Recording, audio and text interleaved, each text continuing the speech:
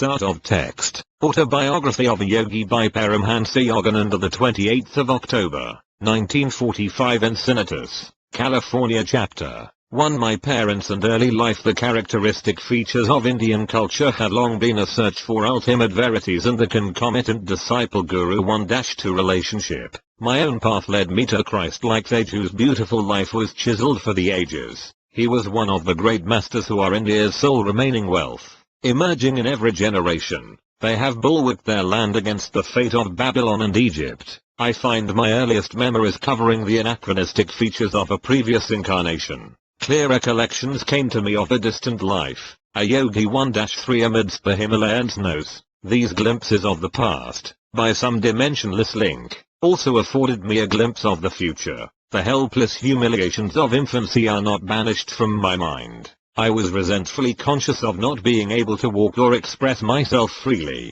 Prayerful surges arose within me as I realized my bodily impotence. My strong emotional life took silent form as words in many languages. Among the inward confusion of tongues, my ear gradually accustomed itself to the circumambient Bengali syllables of my people. The beguiling scope of an infant's mind, adultly considered limited to toys and toes. Psychological ferment and my unresponsive body brought me to many obstinate crying spells. I recall the general family bewilderment at my distress. Happier memories, too, crowd in on me, my mother's caresses, and my first attempts at lisping phrase and toddling step. These early triumphs, usually forgotten quickly, are yet a natural basis of self-confidence. My far-reaching memories are not unique. Many yogis are known to have retained their self-consciousness without interruption by the dramatic transition to and from life and death. If man be solely a body, its loss indeed places the final period to identity. But if prophets down the millennium spake with truth, man is essentially of incorporeal nature.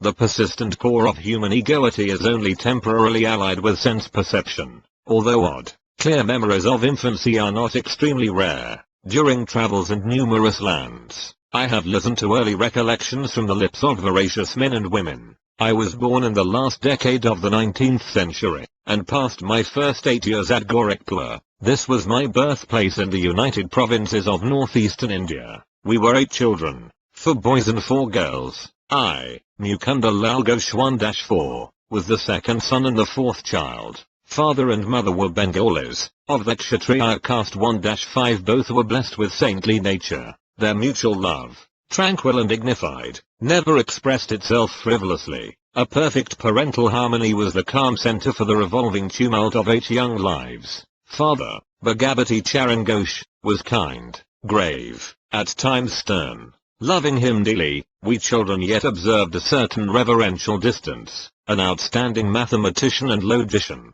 he was guided principally by his intellect, but mother was a queen of hearts, and taught us only through love. After her death, father displayed more of his inner tenderness. I noticed then that his gaze often metamorphosed into my mother's. In mother's presence we tasted our earliest but a sweet acquaintance with the scriptures. Tales from the Mahabharata and Ramayana 1-6 were resourcefully summoned to meet the exigencies of discipline. Instruction and chastisement went hand in hand. A daily gesture of respect to father was given by mother's dressing us carefully in the afternoons to welcome him home from the office. His position was similar to that of a vice president, in the Bengal Nagpur Railway, one of India's large companies. His work involved traveling, and our family lived in several cities during my childhood. Mother held an open hand toward the needy. Father was also kindly disposed, but his respect for law and order extended to the budget. One fortnight mother spent in feeding the poor, more than father's monthly income.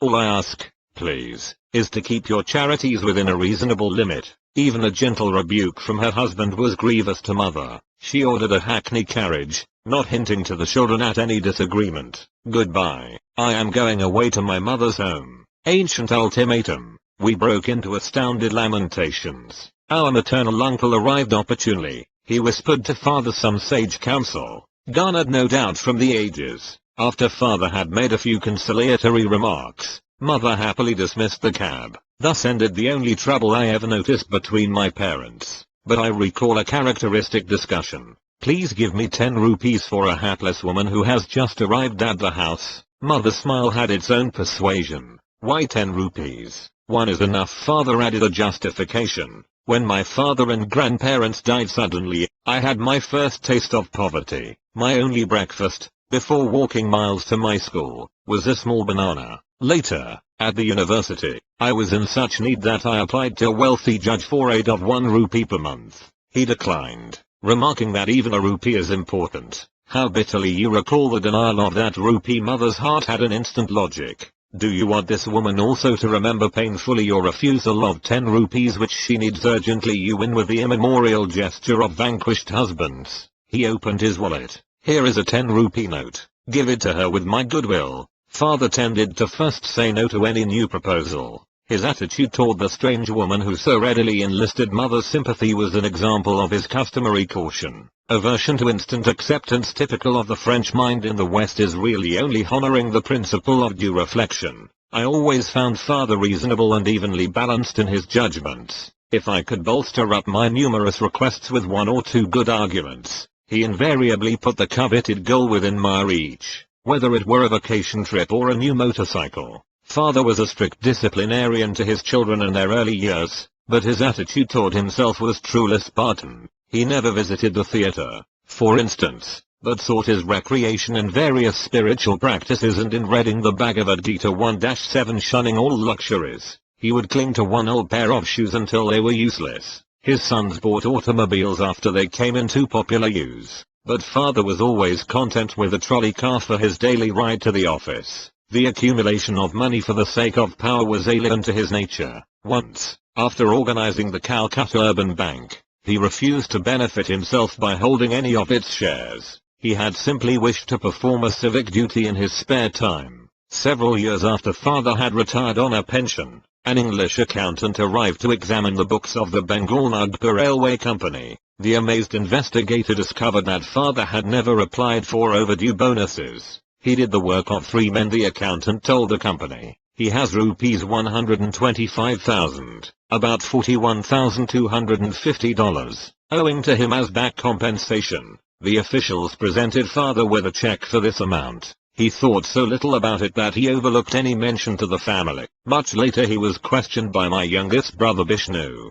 who noticed the large deposit on a bank statement. Why be elated by material profit? Father replied. The one who pursues the goal of even-mindedness is neither jubilant with gain nor depressed by loss. He knows that man arrives penniless in this world, and departs without a single rupee. Father Bhagavati Charan Ghosha, disciple of Lahiri Mahasaya. Early in their married life, my parents became disciples of a great master, Lahiri Mahasaya of Benares. This contact strengthened father's naturally ascetical temperament. Mother made a remarkable admission to my eldest sister Roma. Your father and myself lived together as man and wife only once a year, for the purpose of having children. Father first met Lahiri Mahasaya through a Banash Babu, 1-8, an employee in the Gorakhpur office of the Bengal Nagpur Railway. A Banash instructed my young ears with engrossing tales of many Indian saints. He invariably concluded with a tribute to the superior glories of his own guru. Did you ever hear of the extraordinary circumstances under which your father became a disciple of Lahiri Mahasaya? It was on a lazy summer afternoon, as a Banash and I sat together in the compound of my home, that he put this intriguing question. I shook my head with a smile of anticipation. Years ago, before you were born, I asked my superior officer, your father, to give me a week's leave from my Gorakhpur duties in order to visit my guru in Benares. Your father ridiculed my plan. Are you going to become a religious fanatic? He inquired. Concentrate on your office work if you want to forge ahead. Sadly, walking home along a woodland path that day, I met your father in a palanquin. He dismissed his servant and conveyance, and fell into step beside me, seeking to console me. He pointed out the advantages of striving for worldly success, but I heard him listlessly. My heart was repeating, Lahiri Mahasaya, I cannot live without seeing you. Our path took us to the edge of a tranquil field, where the rays of the late afternoon sun were still crowning the tall ripple of the wild grass. We paused in admiration. There in the field, only a few yards from us, the form of my great guru suddenly appeared. 1-9 Bhagavati, you are too hard on your employee. His voice was resonant in our astounded ears. He vanished as mysteriously as he had come. On my knees I was exclaiming, Lahiri Mahasaya, Lahiri Mahasaya, your father was motionless with stupefaction for a few moments. Abhinash, not only do I give you leave, but I give myself leave to start for Benares tomorrow. I must know this great Lahiri Mahasaya, who is able to materialize himself at will in order to intercede for you. I will take my wife and ask this master to initiate us in his spiritual path. Will you guide us to him? Of course. Joy filled me at the miraculous answer to my prayer, and the quick, favorable turn of events. The next evening your parents and I entrained for Benares. We took a horse cart the following day, and then had to walk through narrow lanes to my guru's secluded home. Entering his little parlor, we bowed before the master, enlocked in his habitual lotus posture. He blinked his piercing eyes and leveled them on your father. Bhagavati, you are too hard on your employee. His words were the same as those he had used 2 days before in the Gorakhpur field. He added, I am glad that you have allowed Abhinash to visit me, and that you and your wife have accompanied him. To their joy, he initiated your parents in the spiritual practice of Kriya Yoga 1-10. Your father and I, as brother disciples, have been close friends since the memorable day of the vision. Lahiri Mahasaya took a definite interest in your own birth. Your life shall surely be linked with his own. The master's blessing never fails. Lahiri Mahasaya left this world shortly after I had entered it. His picture, in an ornate frame, always graced our family altar in the various cities to which father was transferred by his office. Many a morning and evening found mother and me meditating before an improvised shrine, offering flowers dipped in fragrant sandalwood paste, with frankincense and myrrh, as well as our united devotions. We honored the divinity which had found full expression in Lahiri Mahasaya. His picture had a surpassing influence over my life. As I grew, the thought of the master grew with me. In meditation I would often see his photographic image emerge from its small frame and, taking a living form, sit before me. When I attempted to touch the feet of his luminous body, it would change and again become the picture. As childhood slipped into boyhood, I found Lahiri Mahasaya transformed in my mind from a little image, cribbed in a frame, to a living, enlightening presence. I frequently prayed to him in moments of trial or confusion, finding within me his solacing direction. At first I grieved because he was no longer physically living. As I began to discover his secret omnipresence, I lamented no more. He had often written to those of his disciples who were over-anxious to see him, "Why come to view my bones and flesh, when I am ever within range of your Kutastha, spiritual sight?" I was blessed about the age of 8 with a wonderful healing through the photograph of Lahiri Mahasaya. This experience gave intensification to my love. While at our family estate in Achapa, Bengal, I was stricken with Asiatic cholera. My life was despaired of. The doctors could do nothing. At my bedside, mother frantically motioned me to look at Lahiri Mahasaya's picture on the wall above my head. Bow to him mentally. She knew I was too feeble even to lift my hands in salutation. "If you really show your devotion and inwardly kneel before him, your life will be spared." I gazed at his photograph and saw there a blinding light, enveloping my body and the entire room. My nausea and other uncontrollable symptoms disappeared. I was well. At once I felt strong enough to bend over and touch mother's feet in appreciation of her immeasurable faith in her guru. Mother pressed her head repeatedly against the little picture. "O omnipresent master, I thank thee that thy light hath healed my son." I realized that she too had witnessed the luminous blaze through which I had instantly recovered from a usually fatal disease. One of my most precious possessions is that same photograph, given to Father by Lahiri Mahasaya himself. It carries a holy vibration. The picture had a miraculous origin. I heard the story from Father's brother disciple, Kali Kumar Roy. It appears that the master had an aversion to being photographed. Over his protest, a group picture was once taken of him and a cluster of devotees, including Kali Kumar Roy. It was an amazed photographer who discovered that the plate, which had clear images of all the disciples, revealed nothing more than a blank space in the center where he had reasonably expected to find the outlines of Lahiri Mahasaya. The phenomenon was widely discussed. A certain student and expert photographer, Gangadhar Babu, boasted that the fugitive figure would not escape him. The next morning, as the guru sat in lotus posture on a wooden bench with a screen behind him, Gangadhar Babu arrived with his equipment. Taking every precaution for success, he greedily exposed 12 plates. On each one he soon found the imprint of the wooden bench and screen. But once again the master's form was missing. With tears and shattered pride, Gangadhar Babu sought out his guru.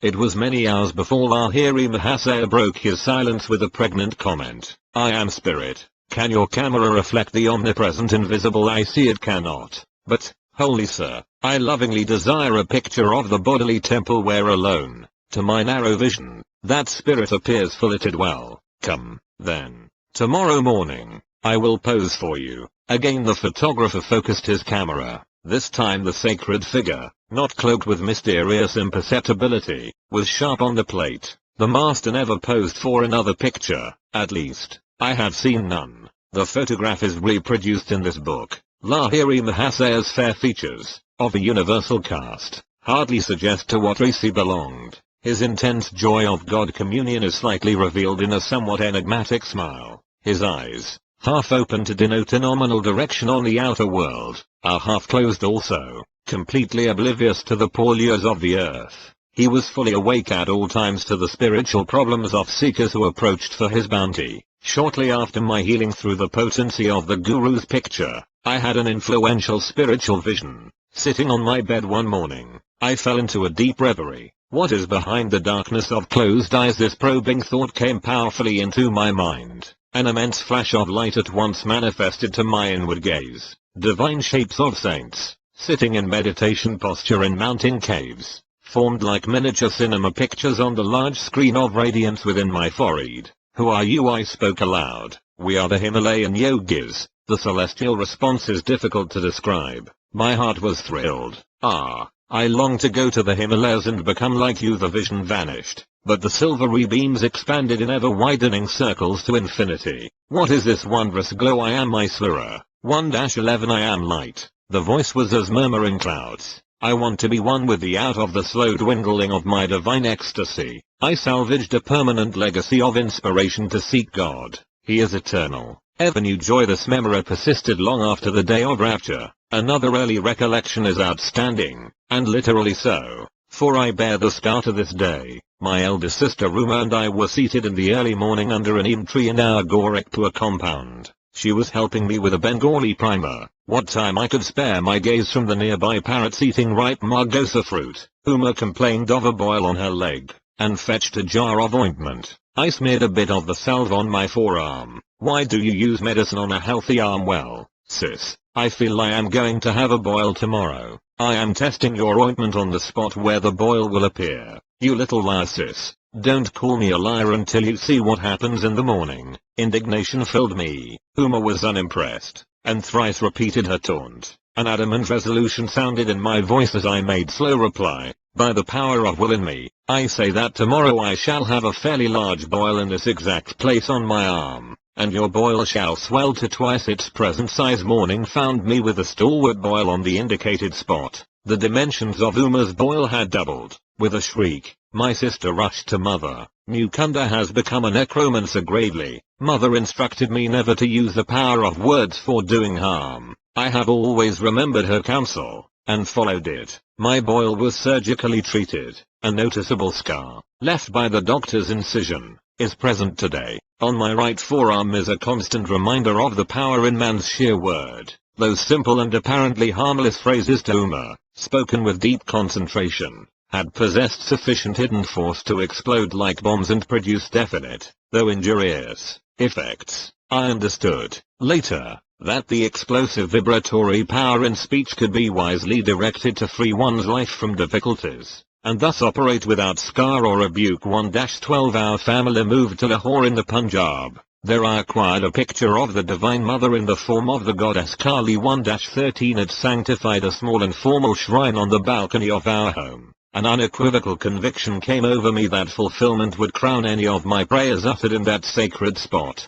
Standing there with Uma one day, I watched two kites flying over the roofs of the buildings on the opposite side of the very narrow lane. Why are you so quiet? Uma pushed me playfully. I am just thinking how wonderful it is that Divine Mother gives me whatever I ask. I suppose she would give you those two kites. My sister laughed derisively. Why not? I began silent prayers for their possession. Matches are played in India with kites whose strings are covered with glue and ground glass. Each player attempts to sever the string of his opponent. A freed kite sails over the roofs. There is great fun in catching it. Inasmuch as Uma and I were on the balcony, it seemed impossible that any loose kite could come into our hands. Its string would naturally dangle over the roofs. The players across the lane began their match. One string was cut. Immediately the kite floated in my direction. It was stationary for a moment, through sudden abatement of breeze, which sufficed to firmly entangle the string with a cactus plant on top of the opposite house. A perfect loop was formed for my seizure. I handed the prize to Uma. It was just an extraordinary accident, and not an answer to your prayer. If the other kite comes to you, then I shall believe. Sister's dark eyes conveyed more amazement than her words. I continued my prayers with a crescendo intensity. A forcible tug by the other player resulted in the abrupt loss of his kite. It headed toward me, dancing in the wind. My helpful assistant, the cactus plant, again secured the kite string in the necessary loop by which I could grasp it. I presented my second trophy to Uma. Indeed, Divine Mother listens to you. This is all too uncanny for me. Sister bolted away like a frightened fawn. Chapter 2. My mother's death and the mystic amulet. My mother's greatest desire was the marriage of my elder brother. When I behold the face of him and his wife, I shall find heaven on this earth. I frequently heard mother express in these words her strong Indian sentiment for family continuity. I was about 11 years old at the time of Ananta's betrothal. Mother was in Calcutta, joyously supervising the wedding preparations. Father and I alone remained at our home in Bareilly in northern India, whence father had been transferred after 2 years at Lahore. I had previously witnessed the splendor of nuptial rites for my 2 elder sisters, Roma and Uma, but for Ananta, as the eldest son, plans were truly elaborate. Mother was welcoming numerous relatives, daily arriving in Calcutta from distant homes. She lodged them comfortably in a large, newly acquired house at 50 Amherst Street. Everything was in readiness: the banquet delicacies, the gay throne on which brother was to be carried to the home of the bride-to-be, the rows of colorful lights, the mammoth cardboard elephants and camels, the English, Scottish and Indian orchestras, the professional entertainers, the priests for the ancient rituals. Father and I, in gala spirits, were planning to join the family in time for the ceremony. Shortly before the great day, however, I had an ominous vision. It was in Bareilly on a midnight. As I slept beside father on the piazza of our bungalow, I was awakened by a peculiar flutter of the mosquito netting over the bed. The flimsy curtains parted and I saw the beloved form of my mother. "Awaken your father." Her voice was only a whisper. "Take the first available train. At 4 o'clock this morning. Rush to Calcutta if you would see me." The wraith-like figure vanished. Father, mother is dying." The terror in my tone aroused him instantly. I sobbed out the fatal tidings. "Never mind that hallucination of yours." Father gave his characteristic negation to a new situation. "Your mother is in excellent health. If we get any bad news, we shall leave tomorrow. You shall never forgive yourself for not starting now." Anguish caused me to add bitterly, "Nor shall I ever forgive you." The melancholy morning came with explicit words. "Mother dangerously ill. Marriage postponed. Come at once." Father and I left distractedly. One of my uncles met us en route at a transfer point. A train thundered toward us, looming with telescopic increase. From my inner tumult, an abrupt determination arose to hurl myself on the railroad tracks. Already bereft, I felt, of my mother. I could not endure a world suddenly barren to the bone. I loved mother as my dearest friend on earth. Her solacing black eyes had been my surest refuge in the trifling tragedies of childhood. "Does she yet live?" I stopped for one last question to my uncle. "Of course she is alive." He was not slow to interpret the desperation in my face, but I scarcely believed him. When we reached our Calcutta home, it was only to confront the stunning mystery of death. I collapsed into an almost lifeless state. Years passed before any reconciliation entered my heart. Storming the very gates of heaven, my cries at last summoned the Divine Mother.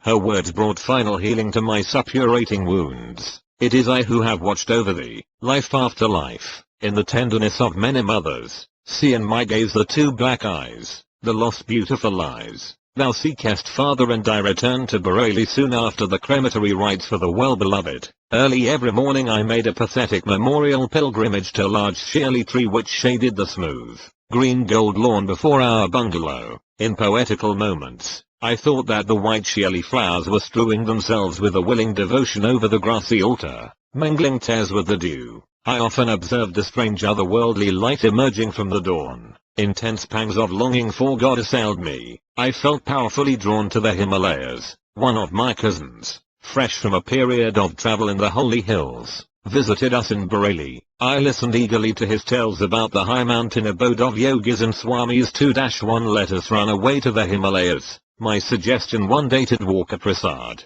the young son of our landlord in Bareilly, fell on unsympathetic ears. He revealed my plan to my elder brother, who had just arrived to see father. Instead of laughing lightly over this impractical scheme of a small boy, Ananta made it a definite point to ridicule me. Where is your orange robe? You can't be a Swami without that. But I was inexplicably thrilled by his words. They brought a clear picture of myself roaming about India as a monk. Perhaps they awakened memories of a past life. In any case, I began to see with what naturalness I would wear the garb of that anciently founded monastic order. Chatting one morning with Dwarka, I felt a love for God descending with avalanchic force. My companion was only partly attentive to the ensuing eloquence, but I was wholeheartedly listening to myself. I fled that afternoon toward Nainital in the Himalayan foothills. Ananta gave determined chase. I was forced to return sadly to Bareilly. The only pilgrimage permitted me was the customary one at dawn to the Shirley tree. My heart wept for the lost mothers, human and divine.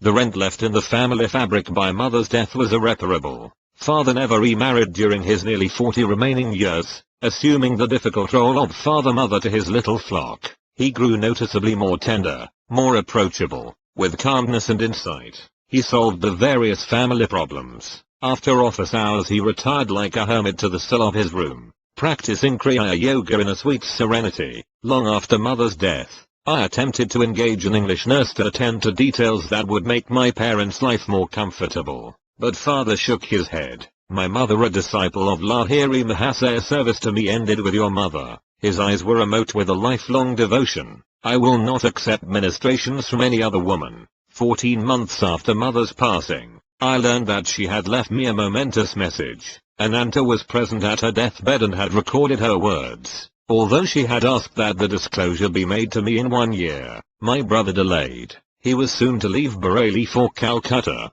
to marry the girl mother had chosen for him. 2-2 One evening he summoned me to his side. Mukunda, I have been reluctant to give you strange tidings. Ananta's tone held a note of resignation. My fear was to inflame your desire to leave home, but in any case you are bristling with divine ardor. When I captured you recently on your way to the Himalayas, I came to a definite resolve. I must not further postpone the fulfillment of my solemn promise. My brother handed me a small box, and delivered mother's message. Let these words be my final blessing. My beloved son Mukunda, mother had said, the hour is here when I must relate a number of phenomenal events following your birth. I first knew your destined path when you were but a babe in my arms. I carried you then to the home of my guru in Benares, almost hidden behind a throng of disciples. I could barely see Lahiri Mahasaya as he sat in deep meditation. While I patted you, I was praying that the great guru take notice and bestow a blessing. As my silent devotional demand grew in intensity, he opened his eyes and beckoned me to approach. The others made a way for me. I bowed at the sacred feet. My master seated you on his lap, placing his hand on your forehead by way of spiritually baptizing you. Little mother, thy son will be a yogi. As a spiritual engine, he will carry many souls to God's kingdom. My heart leaped with joy to find my secret prayer granted by the omniscient guru. Shortly before your birth, he had told me you would follow his path. Later, my son, your vision of the great light was known to me and your sister Roma, as from the next room we observed you motionless on the bed. Your little face was illuminated. Your voice rang with ire and resolve as you spoke of going to the Himalayas in quest of the divine. In these ways, dear son, I came to know that your road lies far from worldly ambitions. The most singular event in my life brought further confirmation, an event which now impels my deathbed message. It was an interview with a sage in the Punjab, while our family was living in Lahore. One morning the servant came precipitately into my room. Mistress, a strange sadhu 2-3 is here. He insists that he see the mother of Mukunda. These simple words struck a profound chord within me. I went at once to greet the visitor. Bowing at his feet, I sensed that before me was a true man of God. Mother, he said, the great masters wish you to know that your stay on earth will not be long. Your next illness shall prove to be your last. 2-4 There was a silence, during which I felt no alarm but only a vibration of great peace. Finally he addressed me again. You are to be the custodian of a certain silver amulet. I will not give it to you today, to demonstrate the truth in my words. The talisman shall materialize in your hands tomorrow as you meditate. On your deathbed, you must instruct your eldest son Ananta to keep the amulet for 1 year and then to hand it over to your second son. Mukunda will understand the meaning of the talisman from the great ones. He should receive it about the time he is ready to renounce all worldly hopes and start his vital search for God. When he has retained the amulet for some years, and when it has served its purpose, it shall vanish. Even if kept in the most secret spot, it shall return whence it came. I proffered arms 2-5 to the son, and bowed before him in great reverence. Not taking the offering, he departed with a blessing. The next evening, as I sat with folded hands in meditation, a silver amulet materialized between my palms, even as the sadhu had promised. It made itself known by a cold, smooth touch. I have jealously guarded it for more than 2 years, and now leave it in Ananta's keeping. Do not grieve for me, as I shall have been ushered by my great guru into the arms of the infinite. Farewell, my child. The cosmic mother will protect you. A blaze of illumination came over me with possession of the amulet. Many dormant memories awakened. The talisman, round and anciently quaint, was covered with Sanskrit characters. I understood that it came from teachers of past lives,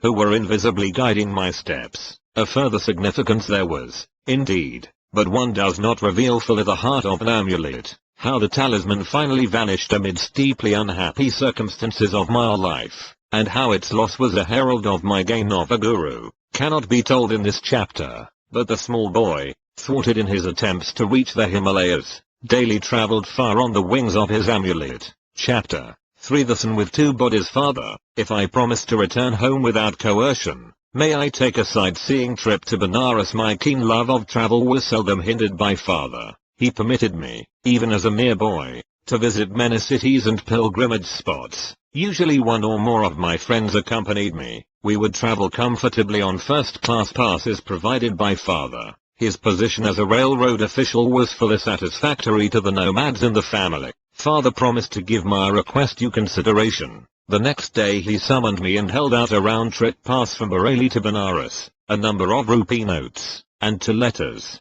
I have a business matter to propose to a Benares friend, Keelanath Babu. Unfortunately I have lost his address, but I believe you will be able to get this letter to him through our common friend, Swami Pranabananda. The Swami, my brother disciple, has attained an exalted spiritual stature. You will benefit by his company. This second note will serve as your introduction. Father's eyes twinkled as he added, mind, no more flights from home. I set forth with the zest of my 12 years, though time has never dimmed my delight in new scenes and strange faces. Reaching Benares, I proceeded immediately to the Swami's residence. The front door was open. I made my way to a long, hall-like room on the 2nd floor. A rather stout man, wearing only a loincloth, was seated in lotus posture on a slightly raised platform. His head and unwrinkled face were clean-shaven. A beatific smile played about his lips. To dispel my thought that I had intruded, he greeted me as an old friend. Baba Anand, bliss to my dear one. His welcome was given heartily in a childlike voice. I knelt and touched his feet. Are you Swami Pranabananda? He nodded. Are you Bhagavati's son? His words were out before I had had time to get father's letter from my pocket. In astonishment, I handed him the note of introduction, which now seemed superfluous. Of course I will locate Keelanath Babu for you. The son again surprised me by his clairvoyance. He glanced at the letter, and made a few affectionate references to my parent. You know, I am enjoying 2 pensions. One is by the recommendation of your father, for whom I once worked in the railroad office. The other is by the recommendation of my heavenly Father, for whom I have conscientiously finished my earthly duties in life. I found this remark very obscure. What kind of pension, sir, do you receive from the heavenly Father? Does he drop money in your lap? He laughed. I mean a pension of fathomless peace, a reward for many years of deep meditation. I never crave money now. My few material needs are amply provided for.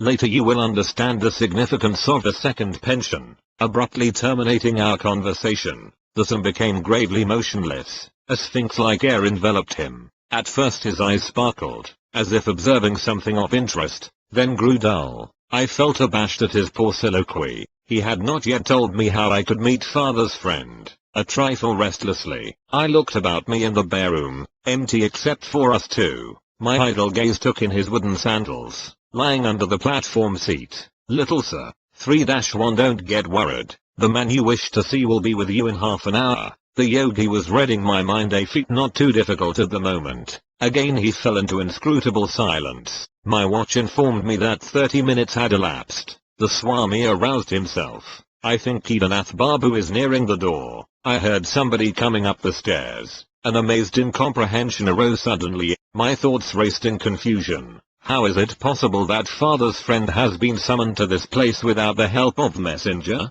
The Swami has spoken to no one but myself since my arrival. Abruptly I quitted the room and descended the steps. Halfway down I met a thin, fair-skinned man of medium height. He appeared to be in a hurry. Are you Kedarnath Babu? Excitement colored my voice. Yes. Are you not Bhagavati's son who has been waiting here to meet me? He smiled in friendly fashion. Sir, how do you happen to come here? I felt baffled resentment over his inexplicable presence. Everything is mysterious today. Less than an hour ago I had just finished my bath in the Ganges when Swami Pranabananda approached me. I have no idea how he knew I was there at that time. Bhagavati's son is waiting for you in my apartment, he said. Will you come with me? I gladly agreed. As we proceeded hand in hand, the Swami in his wooden sandals was strangely able to outpace me, though I wore these stout walking shoes. How long will it take you to reach my place? Pranabanandaji suddenly halted to ask me this question. About half an hour. I have something else to do at present. He gave me an enigmatical glance. I must leave you behind. You can join me in my house, where Bhagavati's son and I will be awaiting you.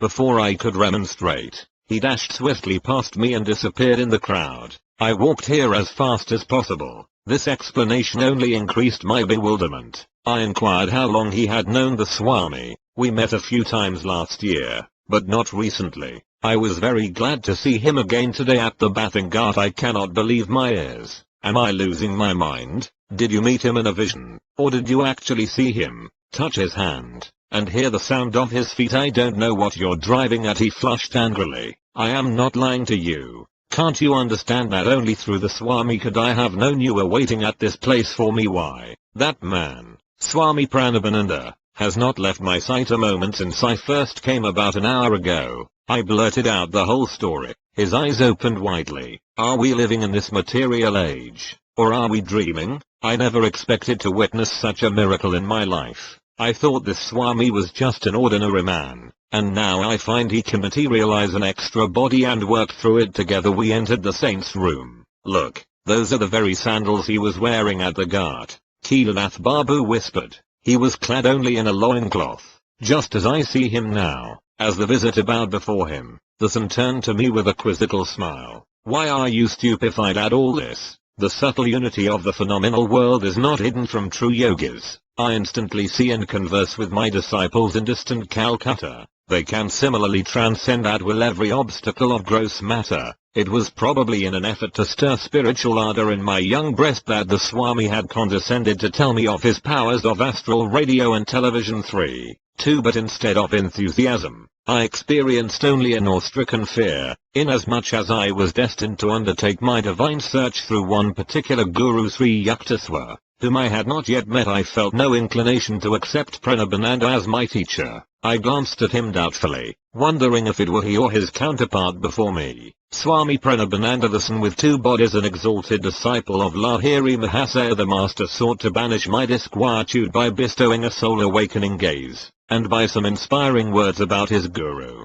Lahiri Mahasaya was the greatest yogi I ever knew. He was divinity itself in the form of flesh. If a disciple, I reflected, could materialize an extra fleshly form at will, what miracles indeed could be barred to his master? I will tell you how priceless is a guru's help. I used to meditate with another disciple for 8 hours every night. We had to work at the railroad office during the day. Finding difficulty in carrying on my clerical duties, I desired to devote my whole time to God. For 8 years I persevered, meditating half the night. I had wonderful results. Tremendous spiritual perceptions illumined my mind, but a little veil always remained between me and the infinite. Even with superhuman earnestness, I found the final irrevocable union to be denied me. One evening I paid a visit to Lahiri Mahasaya and pleaded for his divine intercession. My importunities continued during the entire night. Angelic Guru, my spiritual anguish is such that I can no longer bear my life without meeting the great beloved face to face. What can I do? You must meditate more profoundly. I am appealing to thee, O God my master.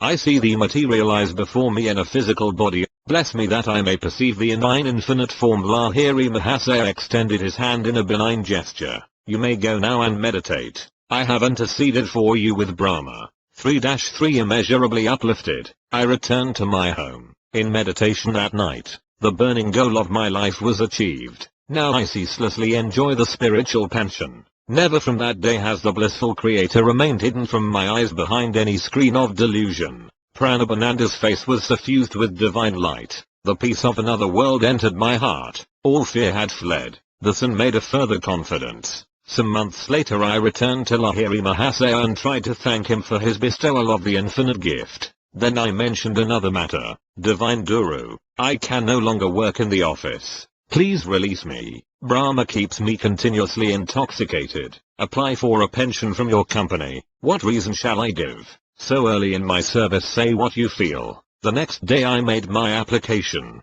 The doctor inquired the grounds for my premature request. At work, I find an overpowering sensation rising in my spine. 3-4 It permeates my whole body, unfitting me for the performance of my duties. Without further questioning, the physician recommended me highly for a pension, which I soon received. I know the divine will of Lahiri Mahasaya worked through the doctor and the railroad officials, including your father. Automatically they obeyed the great Guru's spiritual direction, and freed me for a life of unbroken communion with the beloved. 3-5 After this extraordinary revelation, Swami Pranabananda retired into one of his long silences. As I was taking leave, touching his feet reverently, he gave me his blessing. Your life belongs to the path of renunciation and yoga. I shall see you again, with your father, later on. The years brought fulfillment to both these predictions. 3-6 Kedarnath Babu walked by my side in the gathering darkness. I delivered father's letter,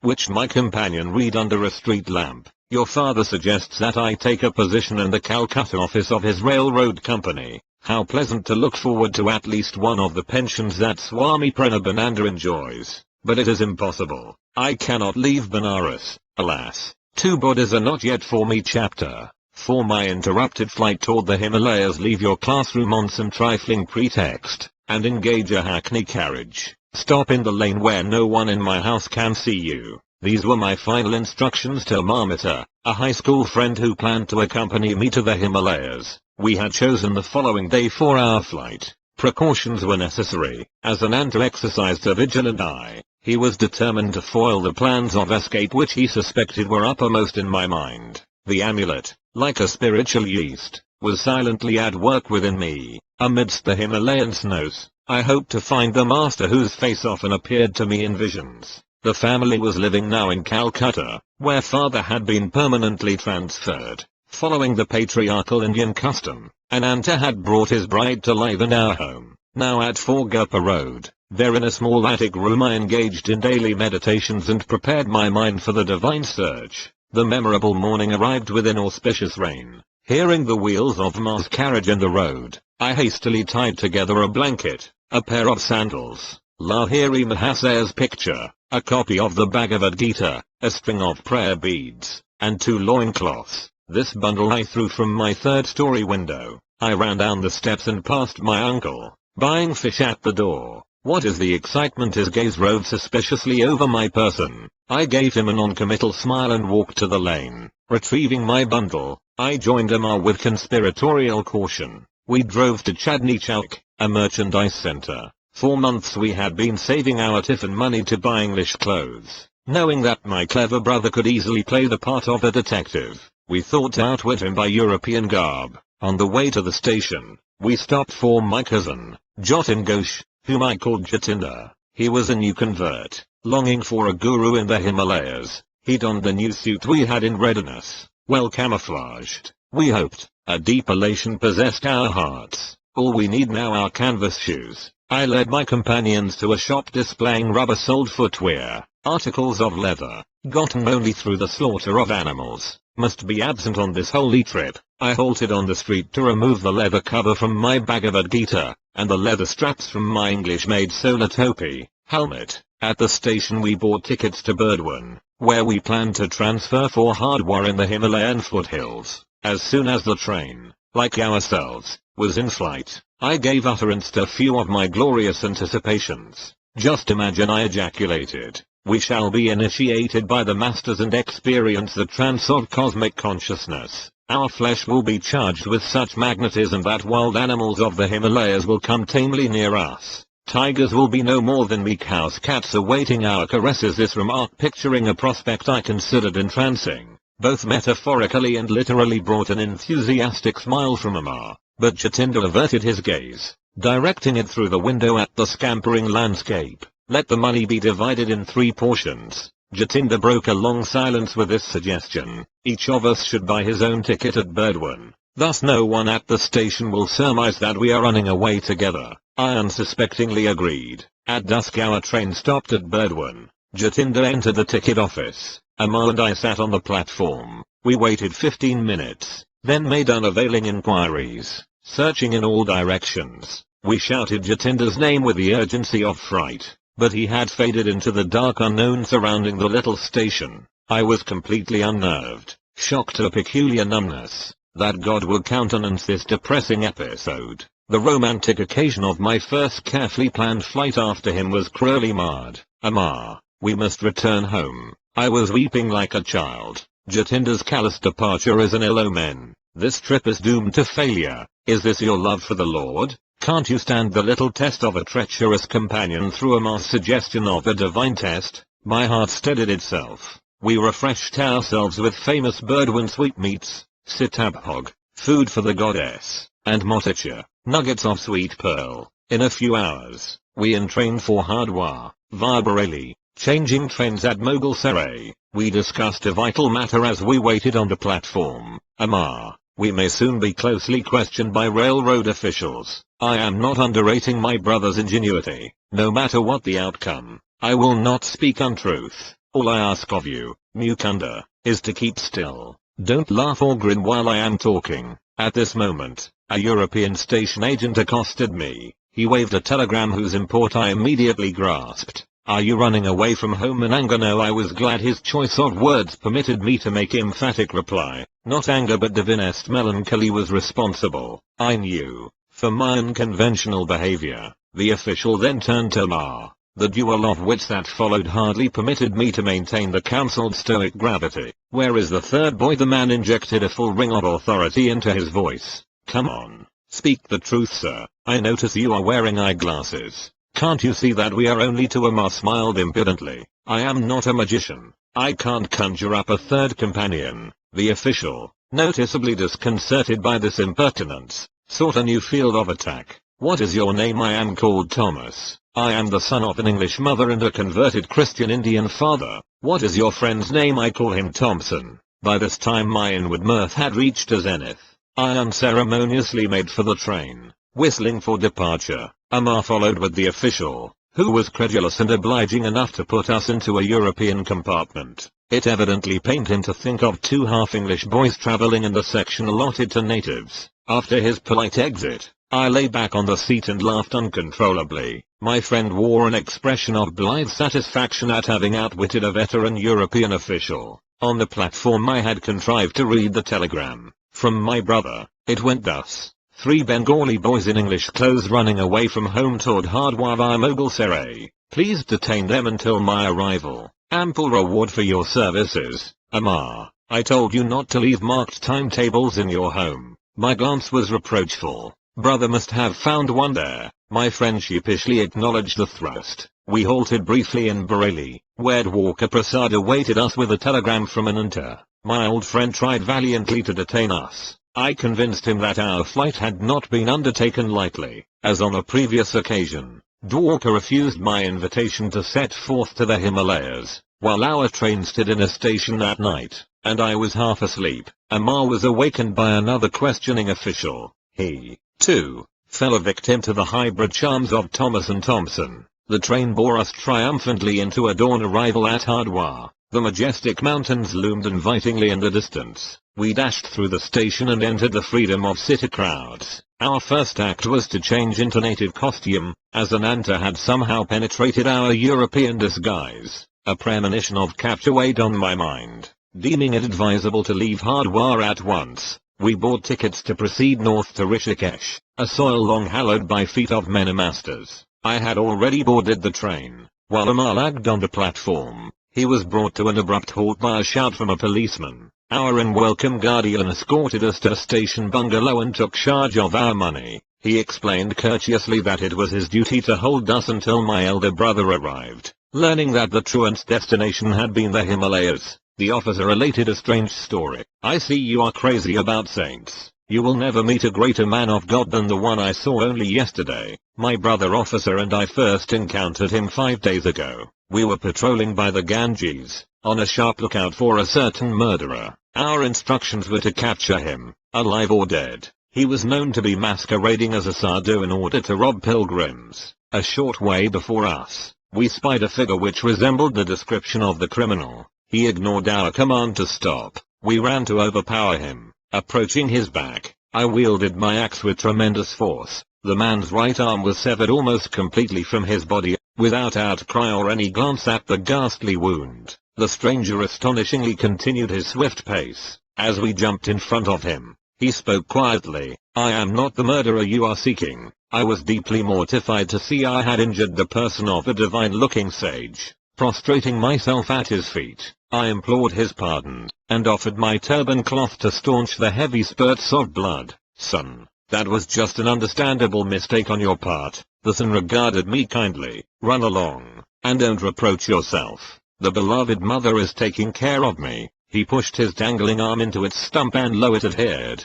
The blood inexplicably ceased to flow. "Come to me under yonder tree in 3 days and you will find me fully healed. Thus you will feel no remorse." Yesterday my brother officer and I went eagerly to the designated spot. The sadhu was there and allowed us to examine his arm. It bore no scar or trace of hurt. "I am going via Rishikesh to the Himalayan solitudes." He blessed us as he departed quickly. "I feel that my life has been uplifted through his sanctity." The officer concluded with a pious ejaculation. His experience had obviously moved him beyond his usual depths. With an impressive gesture, he handed me a printed clipping about the miracle, in the usual garbled manner of the sensational type of newspaper. Not missing. Alas, even in India, the reporter's version was slightly exaggerated. It indicated that the sadhu had been almost decapitated. Amar and I lamented that we had missed the great yogi who could forgive his persecutor in such a Christ-like way. India, materially poor for the last 2 centuries, yet has an inexhaustible fund of divine wealth. Spiritual skyscrapers may occasionally be encountered by the wayside, even by worldly men like this policeman. We thanked the officer for relieving our tedium with his marvelous story. He was probably intimating that he was more fortunate than we. He had met an illumination without effort. Our earnest search had ended, not at the feet of Master, but in a coarse police station, so near the Himalayas and yet, in our captivity. So far, I told him I felt doubly impelled to seek freedom. Let us slip away when opportunity offers. We can go on foot to holy Rishikesh. I smiled encouragingly, but my companion had turned pessimist as soon as the stalwart prop of our money had been taken from us. If we started a trek over such dangerous jungle land, we should finish, not in the city of saints, but in the stomachs of tigers. Ananta and Amar's brother arrived after 3 days. Amar greeted his relative with affectionate relief. I was unreconciled. Ananta got no more from me than a severe upbraiding. "I understand how you feel," my brother spoke soothingly. "All I ask of you is to accompany me to Benares to meet a certain son, and go on to Calcutta to visit your grieving father for a few days. Then you can resume your search here for a master." Amar entered the conversation at this point to disclaim any intention of returning to Hardwar with me. He was enjoying the familial warmth, but I knew I would never abandon the quest for my guru. Our party entrained for Benares. There I had a singular and instant response to my prayers. A clever scheme had been prearranged by Ananta. Before seeing me at Hardwar, he had stopped in Banaras to ask a certain scriptural authority to interview me later. Both the Pundit and his son had promised to undertake my dissuasion from the path of a sannyasi 4-1 and Anta took me to their home. The son, a young man of ebullient manner, greeted me in the courtyard. He engaged me in a lengthy philosophic discourse, professing to have a clairvoyant knowledge of my future. He discountenanced my idea of being a monk. You will meet continual misfortune, and be unable to find God, if you insist on deserting your ordinary responsibilities. You cannot work out your past karma 4-2 without worldly experiences. Krishna's immortal words rose to my lips in reply. Even he with the worst of karma who ceaselessly meditates on me quickly loses the effects of his past bad actions. Becoming a high soul being, he soon attains perennial peace. Arjuna, know this for certain. The devotee who puts his trust in me never perishes 4-3 but the forceful prognostications of the young man had slightly shaken my confidence.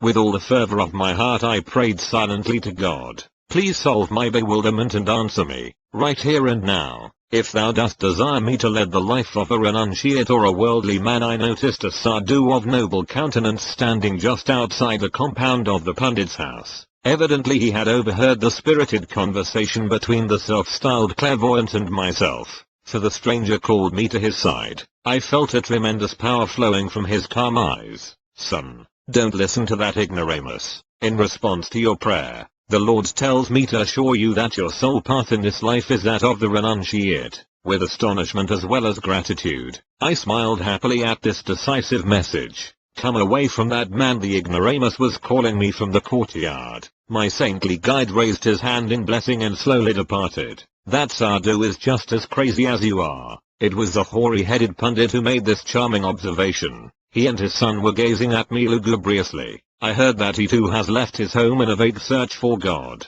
I turned away. To Ananda I remarked that I would not engage in further discussion with our hosts. My brother agreed to an immediate departure. We soon entrained for Calcutta. I stand behind my elder brother, Ananta. Last solstice festival celebrated by Sri Yukteswar, December, 1935. My guru is seated in the center. I am at his right, in the large courtyard of his hermitage in Serampore. Mr. Detective, how did you discover I had fled with two companions? I vented my lively curiosity to Ananta during our homeward journey. He smiled mischievously. At your school, I found that Amar had left his classroom and had not returned. I went to his home the next morning and unearthed a marked timetable. Amar's father was just leaving by carriage and was talking to the coachman. My son will not ride with me to his school this morning. He has disappeared, the father moaned. I heard from a brother coachman that your son and two others, dressed in European suits, boarded the train at Howrah station. The man stated, they made a present of their leather shoes to the cab driver. Thus I had 3 clues: the timetable, the trio of boys, and the English clothing. I was listening to Ananta's disclosures with mingled mirth and vexation. Our generosity to the coachman had been slightly misplaced. Of course I rushed to send telegrams to station officials in all the cities which Amar had underlined in the timetable. He had checked Bareilly, so I wired your friend Walker there. After inquiries in our Calcutta neighborhood, I learned that cousin Jatinder had been absent one night but had arrived home the following morning in European garb. I sought him out and invited him to dinner. He accepted, quite disarmed by my friend Limana. On the way I led him unsuspectingly to police station. He was surrounded by several officers whom I had previously selected for their ferocious appearance. Under their formidable gaze, Jatinder agreed to account for his mysterious conduct. I started for the Himalayas in a buoyant spiritual mood, he explained. Inspiration filled me at the prospect of meeting the masters. But as soon as Mukunda said, during our ecstasies in the Himalayan caves, tigers will be spellbound and sit around us like tame pussies, my spirits froze. Beads of perspiration formed on my brow. What then, I thought, if the vicious nature of the tigers be not changed through the power of our spiritual trance? Shall they treat us with the kindness of house cats? In my mind's eye, I already saw myself the compulsory inmate of some tiger's stomach, entering there not at once with the whole body, but by installments of its several parts. My anger at Jatinder's vanishment was evaporated in laughter. The hilarious sequel on the train was worth all the anguish he had caused me. I must confess to a slight feeling of satisfaction. Jatinder too had not escaped an encounter with the police. Ananta, 4-4 You are a born sleuthhound. My glance of amusement was not without some exasperation.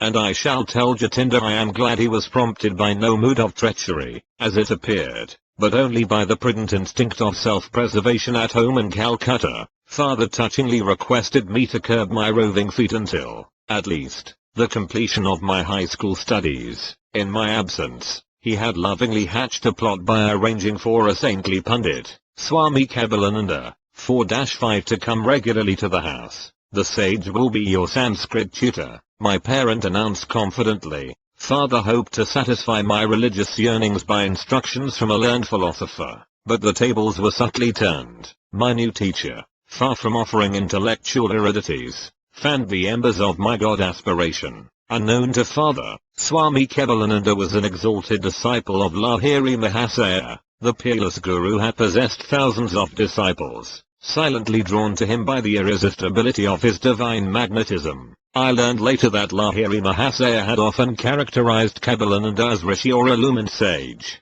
Luxuriant curls framed my tutor's handsome face. His dark eyes were guileless, with the transparency of a child's. All the movements of his slight body were marked by a restful deliberation. Ever gentle and loving, he was firmly established in the infinite consciousness. Many of our happy hours together were spent in deep Kriya meditation. Kebalananda was a noted authority on the ancient Shastras or sacred books. His erudition had earned him the title of Shastri Mahasaya, by which he was usually addressed. But my progress in Sanskrit scholarship was unnoteworthy. I sought every opportunity to forsake prosaic grammar and to talk of yoga and Lahiri Mahasaya. My tutor obliged me one day by telling me something of his own life with the master. Rarely fortunate, I was able to remain near Lahiri Mahasaya for 10 years. His Banaras home was my nightly goal of pilgrimage. The guru was always present in a small front parlor on the first floor, as he sat in lotus posture on a backless wooden seat.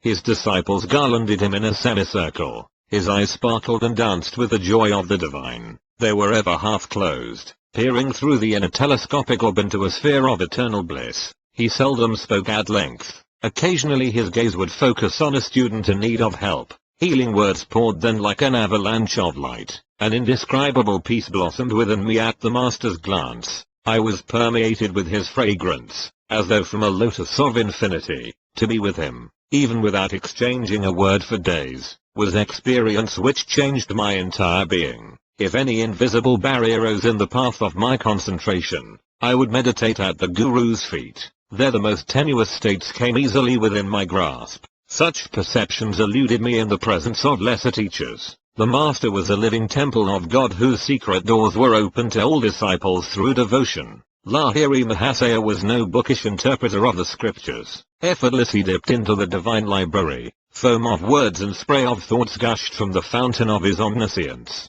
He had the wondrous clavis which unlocked the profound philosophical science embedded ages ago in the Vedas. 4-6 If asked to explain the different planes of consciousness mentioned in the ancient texts, he would smilingly assent, I will undergo those states, and presently tell you what I perceive. He was thus diametrically unlike the teachers who commit scripture to memory and then give forth unrealized abstractions. Please expound the holy stanzas as the meaning occurs to you. The taciturn guru often gave this instruction to a nearby disciple. I will guide your thoughts, that the right interpretation be uttered. In this way many of Lahiri Mahasaya's perceptions came to be recorded, with voluminous commentaries by various students. The master never counseled slavish belief. Words are only shells, he said. Win conviction of God's presence through your own joyous contact and meditation. No matter what the disciple's problem, the Guru advised Kriya Yoga for its solution. The yogic key will not lose its efficiency when I am no longer present in the body to guide you.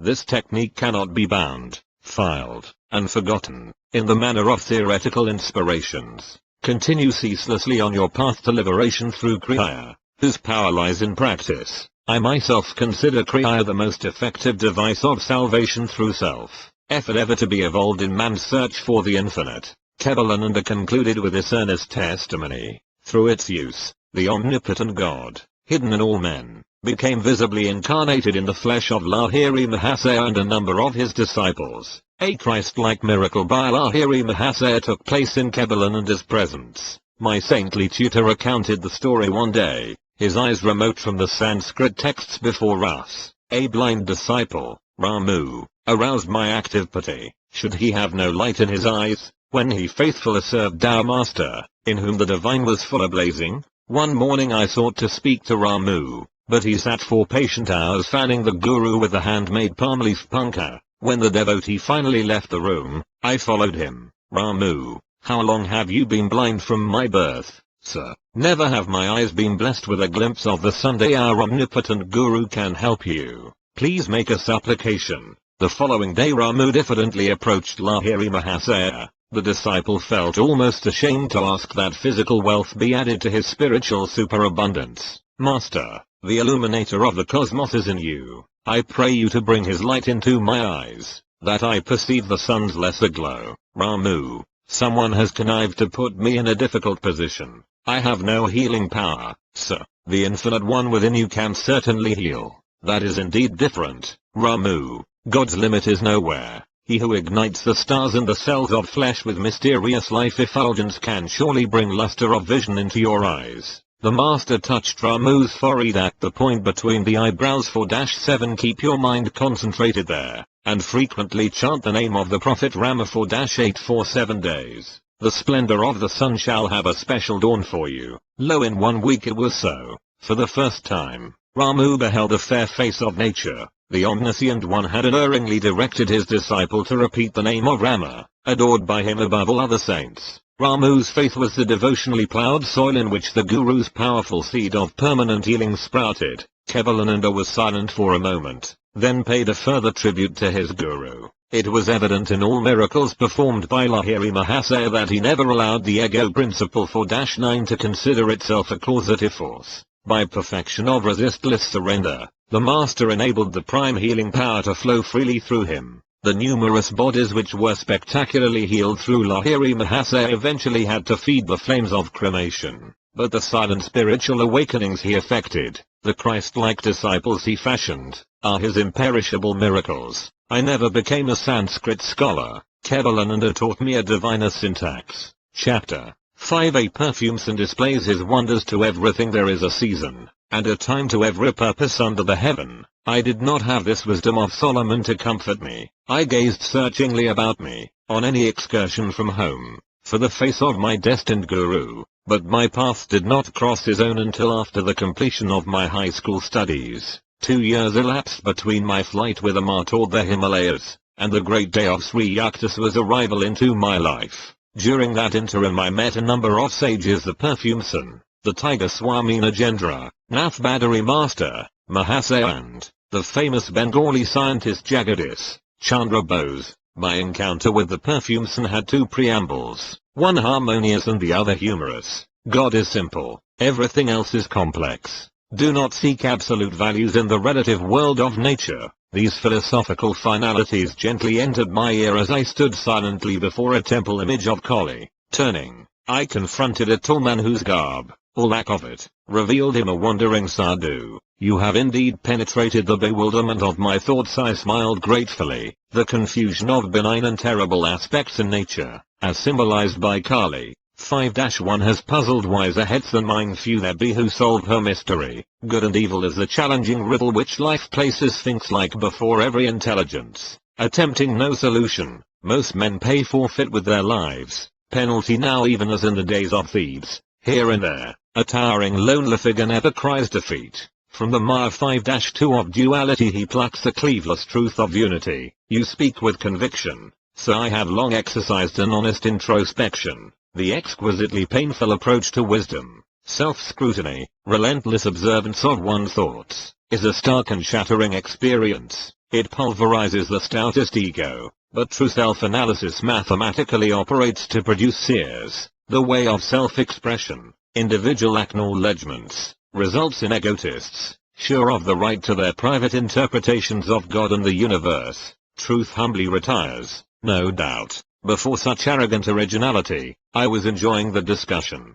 Man can understand no eternal verity until he has freed himself from pretensions. The human mind, bared to centuried slime, is teeming with repulsive life of countless world delusions. Struggles of the battlefields pale into insignificance here, when man first contends with inward enemies, no mortal foes these, to be overcome by harrowing array of might, omnipresent, unresting, pursuing man even in sleep, subtly equipped with a miasmic weapon. These soldiers of ignorant lust seek to slay us all. Thoughtless is the man who buries his ideals, surrendering to the common fate. Can he seem other than impotent, wooden, ignominious? Respected sir, have you no sympathy for the bewildered masses? The sage was silent for a moment, then answered obliquely, to love both the invisible God, repository of all virtues, and visible man, apparently possessed of none, is often baffling, but ingenuity is equal to the maze. Inner research soon exposes a unity in all human minds, the stalwart kinship of selfish motive. In one sense at least, the brotherhood of man stands revealed. An august humility follows this leveling discovery. It ripens into compassion for one's fellows. Blind to the healing potencies of the soul awaiting exploration, the saints of every age, sir, have felt like yourself for the sorrows of the world. Only the shallow man loses responsiveness to the woes of others' lives, as he sinks into narrow suffering of his own. The sadhu's austere face was noticeably softened. The one who practices a scalpel self-dissection will know an expansion of universal pity. Release is given him from the deafening demands of his ego. The love of God flowers on such soil. The creature finally turns to his Creator, if for no other reason than to ask in anguish, "Why, Lord, why by ignoble whips of pain, man is driven at last into the infinite presence, whose beauty alone should lure him?" The sage and I were present in Calcutta's Kalyat temple, whither I had gone to view its famed magnificence. With a sweeping gesture, my chance companion dismissed the ornate dignity. Bricks and mortar sing us no audible tune. The heart opens only to the human chant of being. We strolled to the inviting sunshine at the entrance, where throngs of devotees were passing to and fro. "You are young," the sage surveyed me thoughtfully. "India too is young." The ancient rishis 5-3 laid down ineradicable patterns of spiritual living. Their hoary dictums suffice for this day and land, not outmoded, not unsophisticated against the guiles of materialism. The disciplinary precepts mold India still. By millenniums more than embarrassed scholars care to compute, the skeptic time has validated Vedic worth. Take it for your heritage. As I was reverently bidding farewell to the eloquent sadhu, he revealed a clairvoyant perception. "After you leave here today, an unusual experience will come your way." I quitted the temple precincts and wandered along aimlessly. Turning a corner, I ran into an old acquaintance, one of those long-winded fellows whose conversational powers ignore time and embrace eternity. "I will let you go in a very short while, if you will tell me all that has happened during the 6 years of our separation." What a paradox! I must leave you now. But he held me by the hand, forcing out tidbits of information. He was like a ravenous wolf, I thought in amusement. The longer I spoke, the more hungrily he sniffed for news. Inwardly I petitioned the goddess Kali to devise a graceful means of escape. My companion left me abruptly. I sighed with relief and doubled my pace, dreading any relapse into the garrulous fever. Hearing rapid footsteps behind me, I quickened my speed. I dared not look back, but with a bound, the youth rejoined me, jovially clasping my shoulder. "I forgot to tell you of Gandha Baba Paramahamsa, who is gracing yonder house." He pointed to a dwelling a few yards distant. "Do meet him. He is interesting. You may have an unusual experience. Goodbye." And he actually left me. The similarly worded prediction of the sadhu at Kalyat temple flashed to my mind. Definitely intrigued, I entered the house and was ushered into a commodious parlor. A crowd of people were sitting, orient-wise, here and there on a thick orange-colored carpet. An awed whisper reached my ear. "Behold Gandha Baba on the leopard skin. He can give the natural perfume of any flower to a scentless one, or revive a wilted blossom, or make a person's skin exude delightful fragrance." I looked directly at the son. His quick gaze rested on mine. He was plump and bearded, with dark skin and large, gleaming eyes. "Son, I am glad to see you. Say what you want. Would you like some perfume?" What for? I thought his remark rather childish. To experience the miraculous way of enjoying perfumes, harnessing God to make odors. What of it? God makes perfume anyway. Yes, but he fashions frail bottles of petals for fresh use and discard. Can you materialize flowers? I materialize perfumes, little friend. Then scent factories will go out of business. I will permit them to keep their trade. My own purpose is to demonstrate the power of God. Sir, is it necessary to prove God? Isn't he performing miracles in everything, everywhere? Yes, but we too should manifest some of his infinite creative variety. How long did it take to master your art? 12 years for manufacturing scent by astral means. It seems, my honored son, you have been wasting a dozen years for fragrances which you can obtain with a few rupees from a florist's shop. Perfumes fade with flowers. Perfumes fade with death. Why should I desire that which pleases the body only? Mr. Philosopher, you please my mind. Now, stretch forth your right hand. He made a gesture of blessing. I was a few feet away from Gandha Baba. No one else was near enough to contact my body. I extended my hand, which the yogi did not touch. What perfume do you want? Rose. Be it so. To my great surprise, the charming fragrance of rose was wafted strongly from the center of my palm. I smilingly took a large white scentless flower from a nearby vase. Can this odorless blossom be permeated with jasmine? Be it so. A jasmine fragrance instantly shot from the petals. I thanked the wonder worker and seated myself by one of his students. He informed me that Gandha Baba, whose proper name was Yogananda, had learned many astonishing yoga secrets from a master in Tibet. The Tibetan yogi, I was assured, had attained the age of over 1,000 years. His disciple Gandha Baba does not always perform his perfume feats in the simple verbal manner you have just witnessed. The student spoke with obvious pride in his master. His procedure differs widely, to accord with diversity in temperaments. He is marvelous. Many members of the Calcutta intelligentsia are among his followers. I inwardly resolved not to add myself to their number. A guru too literally marvelous was not to my liking. With polite thanks to Gandha Baba, I departed. Sauntering home, I reflected on the 3 varied encounters the day had brought forth. My sister Ruma met me as I entered our Gurpa Road door. You are getting quite stylish, using perfumes without a word. I motioned her to smell my hand. What an attractive rose fragrance. It is unusually strong. Thinking it was strongly unusual, I silently placed the astrally scented blossom under her nostrils. Oh, I love jasmine. She seized the flower. A ludicrous bafflement passed over her face as she repeatedly sniffed the odor of jasmine from a type of flower she well knew to be scentless. Her actions disarmed my suspicion that Gandha Baba had induced an auto-suggestive state whereby I alone could detect the fragrances. Later I heard from a friend, Yogananda, that the perfume scent had a power which I wish were possessed by the starving millions of Asia and, today, of Europe as well. I was present with 100 other guests at Gandha Baba's home in Burdwan. Yogananda told me, it was a gala occasion, because the yogi was reputed to have the power of extracting objects out of thin air. I laughingly requested him to materialize some out of season tangerines. Immediately the luscious 5-4 which were present on all the banana leaf plates became puffed up. Each of the bread envelopes proved to contain a peeled tangerine. I bit into my own with some trepidation, but found it delicious. Years later I understood by inner realization how Gandha Baba accomplished his materializations. The method, alas, is beyond the reach of the world's hungry hordes. The different sensory stimuli to which man reacts, tactile, visual, gustatory, auditory, and olfactory, are produced by vibratory variations in electrons and protons. The vibrations in turn are regulated by lifetrons, subtle life forces or finer than atomic energies intelligently charged with the 5 distinctive sensory idea substances. Gandha Baba, tuning himself with the cosmic force by certain yogic practices, was able to guide the lifetrons to rearrange their vibratory structure and objectivize the desired result. His perfume, fruit and other miracles were actual materializations of mundane vibrations, and not in a sensations hypnotically produced 5-5 performances of miracles such as shown by the perfumes are spectacular but spiritually useless, having little purpose beyond entertainment. They are digressions from a serious search for God.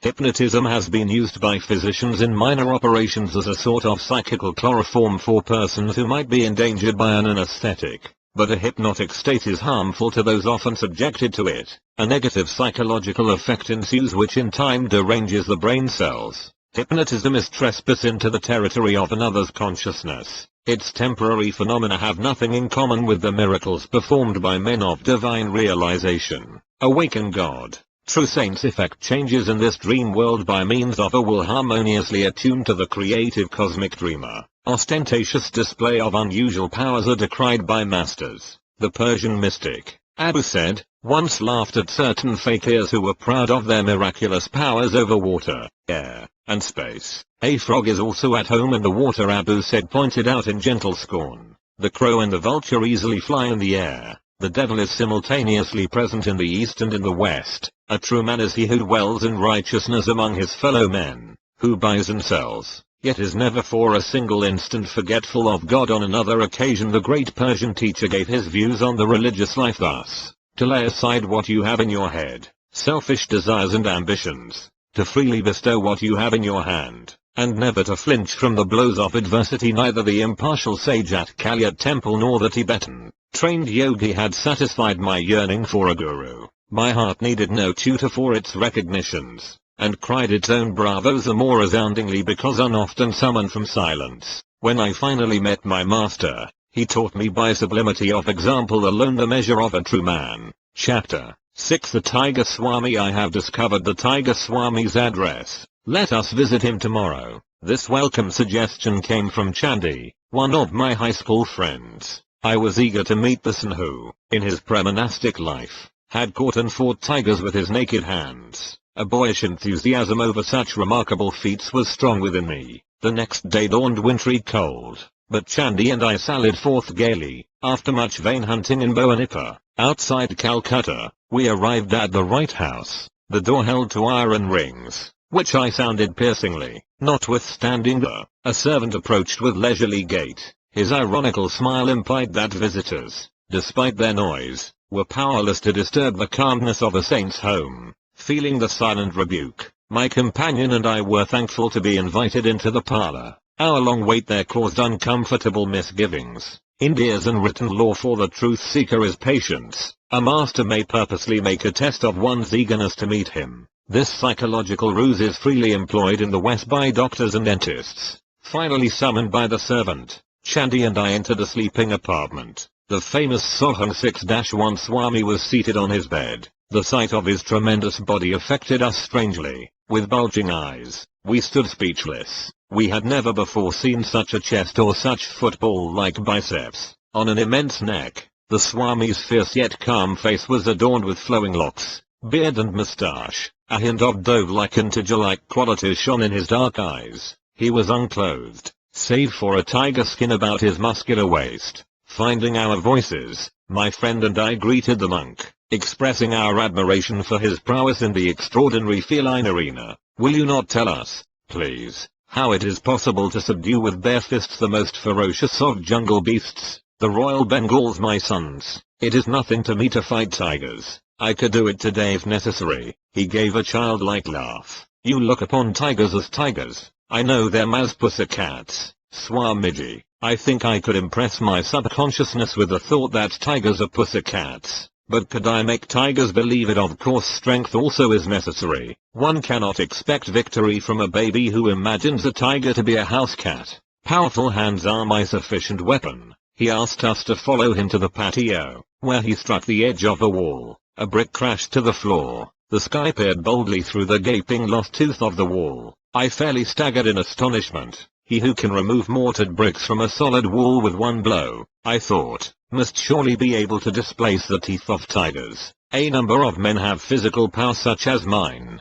but still lack in cool confidence. Those who are bodily but not mentally stalwart may find themselves fainting at mere sight of a wild beast bounding freely in the jungle. The tiger in its natural ferocity and habitat is vastly different from the opium-fed circus animal. Many a man with Herculean strength has nonetheless been terrorized into abject helplessness before the onslaught of a Royal Bengal. Thus the tiger has converted the man, in his own mind, to a state as nerveless as the pussycats. It is possible for a man, owning a fairly strong body and an immensely strong determination, to turn the tables on the tiger, and force it to a conviction of pussycat defenselessness. How often I have done just that. I was quite willing to believe that the titan before me was able to perform the tiger pussycat metamorphosis. He seemed in a didactic mood, Chandi and I listened respectfully. Mind is the wielder of muscles. The force of the hammer blow depends on the energy applied. The power expressed by a man's bodily instrument depends on his aggressive will and courage. The body is literally manufactured and sustained by mind, through pressure of instincts from past lives. Strengths or weaknesses percolate gradually into human consciousness. They express as habits, which in turn ossify into a desirable or an undesirable body. Outward frailty has mental origin. In a vicious circle, the habit-bound body thwarts the mind. If the master allows himself to be commanded by a servant, the latter becomes autocratic. The mind is similarly enslaved by submitting to bodily dictation. At our entreaty, the impressive Swami consented to tell us something of his own life. My earliest ambition was to fight tigers. My will was mighty, but my body was feeble. An ejaculation of surprise broke from me. It appeared incredible that this man, now with Atlantean shoulders, fit to bear, could ever have known weakness. It was by indomitable persistency in thoughts of health and strength that I overcame my handicap. I have every reason to extol the compelling mental vigor which I found to be the real subduer of Royal Bengals. Do you think, revered Swami, that I could ever fight tigers? This was the first, and the last, time that the bizarre ambition ever visited my mind. Yes, he was smiling, but there are many kinds of tigers. Some roam in jungles of human desires. No spiritual benefit accrues by knocking beasts unconscious. Rather be victor over the inner prowlers. May we hear, sir, how you changed from a tamer of wild tigers to a tamer of wild passions? The Tiger Swami fell into silence. Remoteness came into his gaze, summoning visions of bygone years. I discerned his slight mental struggle to decide whether to grant my request. Finally he smiled in acquiescence. When my fame reached a zenith, it brought the intoxication of pride. I decided not only to fight tigers but to display them in various tricks. My ambition was to force savage beasts to behave like domesticated ones. I began to perform my feats publicly, with gratifying success. One evening my father entered my room in pensive mood. Son, I have words of warning. I would save you from coming ills, produced by the grinding wheels of cause and effect. Are you a fatalist, father? Should superstition be allowed to discolor the powerful waters of my activities? I am no fatalist, son, but I believe in the just law of retribution, as taught in the Holy Scriptures. There is resentment against you in the jungle family. Sometime it may act to your cost. Father, you astonish me. You well know what tigers are beautiful but merciless. Even immediately after an enormous meal of some hapless creature, a tiger is fired with fresh lust at sight of new prey. It may be a joyous gazelle, frisking over the jungle grass, capturing it and biting an opening in the soft throat. The malevolent beast tastes only a little of the mutely crying blood, and goes its wanton way. Tigers are the most contemptible of the jungle breed. Who knows, my blows may inject some slight sanity of consideration into their thick heads. I am headmaster in a forest finishing school, to teach them gentle manners. Please, father, think of me as tiger tamer and never as tiger killer. How could my good actions bring ill upon me? I beg you not to impose any command that I change my way of life. Chandi and I were all attention, understanding the past dilemma. In India a child does not lightly disobey his parents' wishes. In stoic silence father listened to my explanation. He followed it with a disclosure which he uttered gravely. Son, you compel me to relate an ominous prediction from the lips of a son. He approached me yesterday as I sat on the veranda in my daily meditation.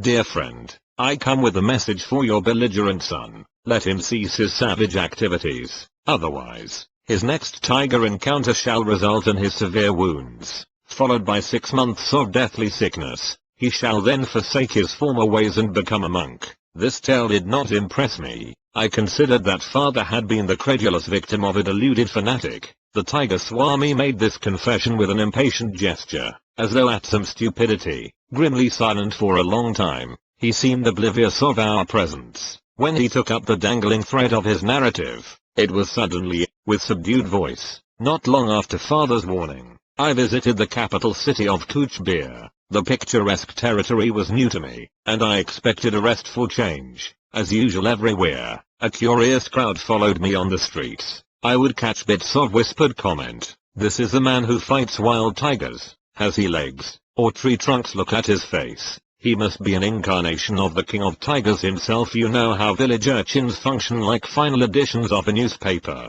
With what speed do the even later speech bulletins of the women circulate from house to house? Within a few hours, the whole city was in a state of excitement over my presence. I was relaxing quietly in the evening, when I heard the hoofbeats of galloping horses. They stopped in front of my dwelling place. In came a number of tall, turbaned policemen. I was taken aback. All things are possible unto these creatures of human law, I thought. I wonder if they are going to take me to task about matters utterly unknown to me. But the officers bowed with unwonted courtesy. "Honored sir, we are sent to welcome you on behalf of the Prince of Kuchbir. He is pleased to invite you to his palace tomorrow morning." I speculated a while on the prospect. For some obscure reason I felt sharp regret at this interruption in my quiet trip, but the suppliant manner of the policeman moved me. I agreed to go. I was bewildered the next day to be obsequiously escorted from my door into a magnificent coach drawn by 4 horses. A servant held an ornate umbrella to protect me from the scorching sunlight. I enjoyed the pleasant ride through the city and its woodland outskirts.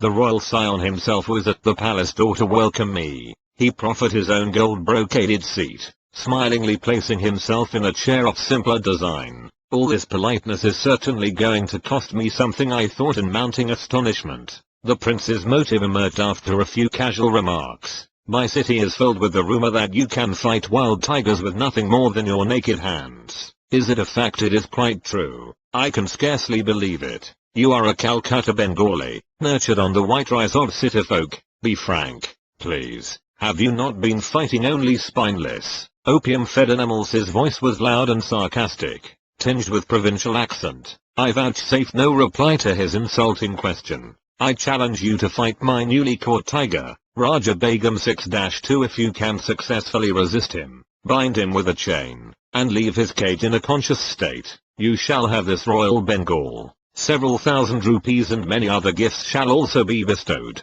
If you refuse to meet him in combat, I shall blazon your name throughout the state as an impostor." His insolent words struck me like a volley of bullets. I shot an angry acceptance. Half risen from the chair in his excitement, the prince sank back with a sadistic smile. I was reminded of the Roman emperors who delighted in setting Christians in bestial arenas. "The match will be set for a week hence. I regret that I cannot give you permission to view the tiger in advance." Whether the prince feared I might seek to hypnotize the beast, or secretly feed him opium, I know not. I left the palace, noting with amusement that the royal umbrella and panoplied coach were now missing. The following week I methodically prepared my mind and body for the coming ordeal. Through my servant I learned of fantastic tales. The saint's direful prediction to my father had somehow got abroad, enlarging as it ran. Many simple villagers believed that an evil spirit, cursed by the gods, had reincarnated as a tiger which took various demoniac forms at night, but remained a striped animal during the day. This demon tiger was supposed to be the one sent to humble me. Another imaginative version was that animal prayers to Tiger Heaven had achieved a response in the shape of Raja Begum.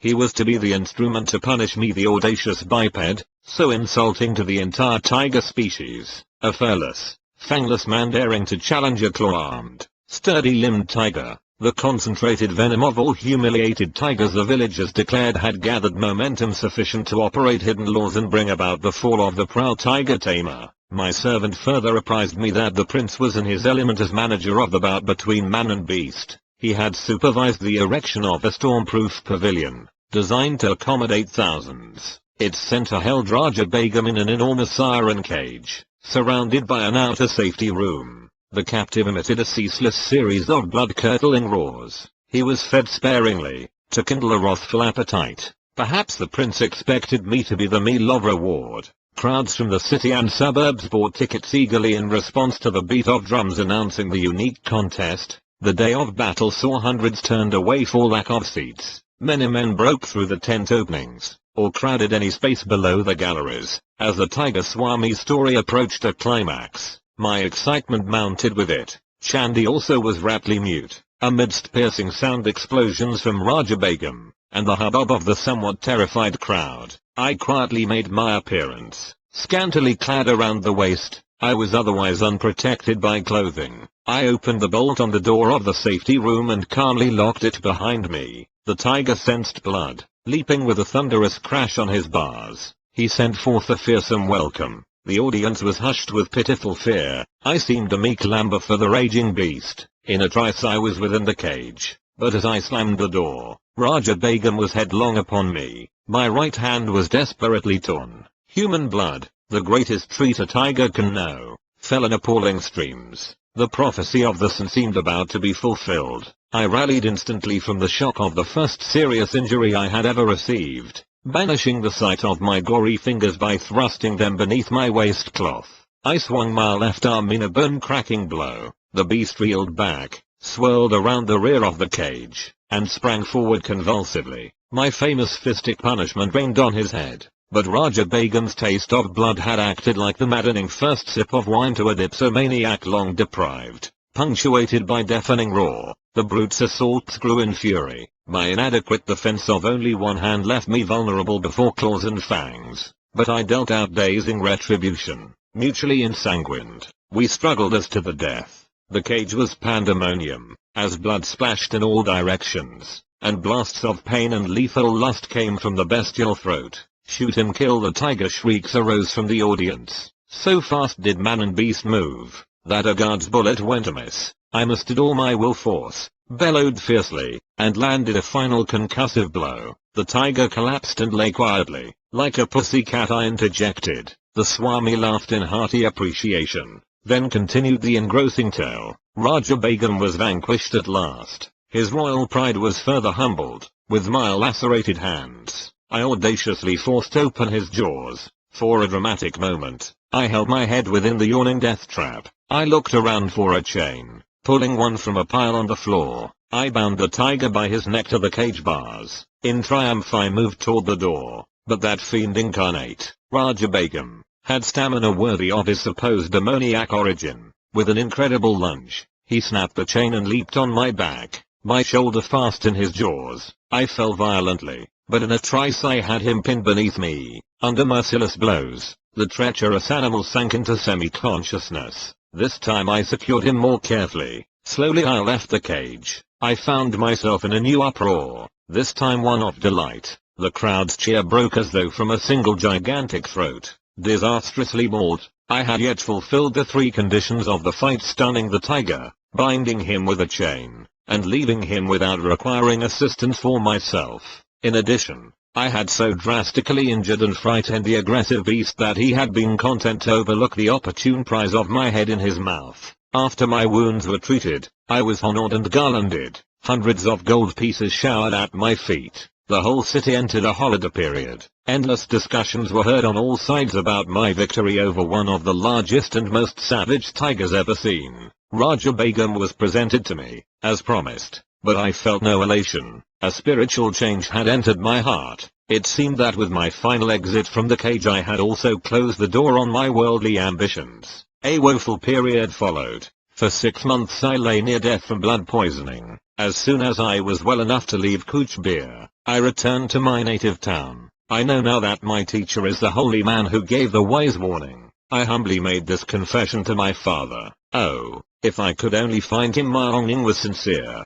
for one day the sun arrived and heralded, enough of tiger taming. He spoke with calm assurance. Come with me, I will teach you to subdue the beasts of ignorance roaming in jungles of the human mind. You are used to an audience, let it be a galaxy of angels. Entertained by your thrilling mastery of yoga, I was initiated into the spiritual path by my saintly guru. He opened my soul doors, rusty and resistant with long disuse. Hand in hand, we soon set out for my training in the Himalayas. Chandi and I bowed at the Swami's feet, grateful for his vivid outline of a life truly cyclonic. I felt amply repaid for the long probationary wait in the cold parlor. Chapter 7. The levitating sun. I saw a yogi remain in the air, several feet above the ground. Last night at a group meeting, my friend, Upendra Mohan Chowdhury, spoke impressively. I gave him an enthusiastic smile. Perhaps I can guess his name. Was it Badari Mahasaya, of Upper Circular Road? Upendra nodded, a little crestfallen not to be a newsbearer. My inquisitiveness about saints was well known among my friends. They delighted in setting me on a fresh track. The yogi lives so close to my home that I often visit him. My words brought keen interest to Upendra's face, and I made a further confidence. I have seen him in remarkable feats. He has expertly mastered the various pranayamas 7-1 of the ancient eightfold yoga outlined by Patanjali 7:2. Once Badari Mahasaya performed the Bastrika pranayama before me with such amazing force that it seemed an actual storm had arisen in the room. Then he extinguished the thundering breath and remained motionless in a high state of superconsciousness 7:3. The aura of peace after the storm was vivid beyond forgetting. I heard that the sun never leaves his home. Upendra's tone was a trifle incredulous. Indeed it is true. He has lived indoors for the past 20 years. He slightly relaxes his self-imposed rule at the times of our holy festivals. When he goes as far as his front sidewalk, the beggars gather there, because St. Badari is known for his tender heart. How does he remain in the air, defying the law of gravitation? A yogi's body loses its grossness after use of certain pranayamas. Then it will levitate or hop about like a leaping frog. Even saints who do not practice a formal yoga 7-4 have been known to levitate during a state of intense devotion to God. I would like to know more of this sage. Do you attend his evening meetings? Upendra's eyes were sparkling with curiosity. Yes, I go often. I am vastly entertained by the wit in his wisdom. Occasionally my prolonged laughter mars the solemnity of his gatherings. The sun is not displeased, but his disciples look daggers. On my way home from school that afternoon, I passed Badari Mahasaya's cloister and decided on a visit. The yogi was inaccessible to the general public. A lone disciple, occupying the ground floor, guarded his master's privacy. The student was something of a martinet. He now inquired formally if I had an engagement. His guru put in an appearance just in time to save me from summary ejection. Let Mukunda come when he will. The sage's eyes twinkled. My rule of seclusion is not for my own comfort, but for that of others. Worldly people do not like the candor which shatters their delusions. Saints are not only rare but disconcerting. Even in scripture, they are often found embarrassing. I followed Badari Mahasaya to his austere quarters on the top floor, from which he seldom stirred. Masters often ignore the panorama of the world's ado, out of focus till centered in the ages. The contemporaries of a sage are not alone those of the narrow present. Maharishi, 7-5. You are the first yogi I have known who always stays indoors. God plants his saints sometimes in unexpected soil, lest we think we may reduce him to a rule. The sage locked his vibrant body in the lotus posture. In his 70s, he displayed no unpleasing signs of age or sedentary life. Stalwart and straight, he was ideal in every respect. His face was that of a rishi, as described in the ancient texts. Noble-headed, abundantly bearded, he always sat firmly upright, his quiet eyes fixed on omnipresence. The sun and I entered the meditative state. After an hour, his gentle voice roused me. You go often into the silence, but have you developed another? The 7-6. He was reminding me to love God more than meditation. Do not mistake the technique for the goal. He offered me some mangoes. With that good-humored wit that I found so delightful in his grave nature, he remarked, people in general are more fond of jolly yoga, union with food, than of dhyana yoga, union with God. His yogic pun affected me uproariously. What a laugh you have! An affectionate gleam came into his gaze. His own face was always serious, yet touched with an ecstatic smile. His large, lotus eyes held a hidden divine laughter. Those letters come from far-off America. The sage indicated several thick envelopes on a table. I correspond with a few societies there whose members are interested in yoga. They are discovering India anew, with a better sense of direction than Columbus. I am glad to help them. The knowledge of yoga is free to all who will receive, like the ungarnishable daylight. What rishis perceived as essential for human salvation need not be diluted for the West. Alike in soul though diverse in outer experience, neither West nor East will flourish if some form of disciplinary yoga be not practiced. The sun held me with his tranquil eyes. I did not realize that his speech was a veiled prophetic guidance. It is only now, as I write these words,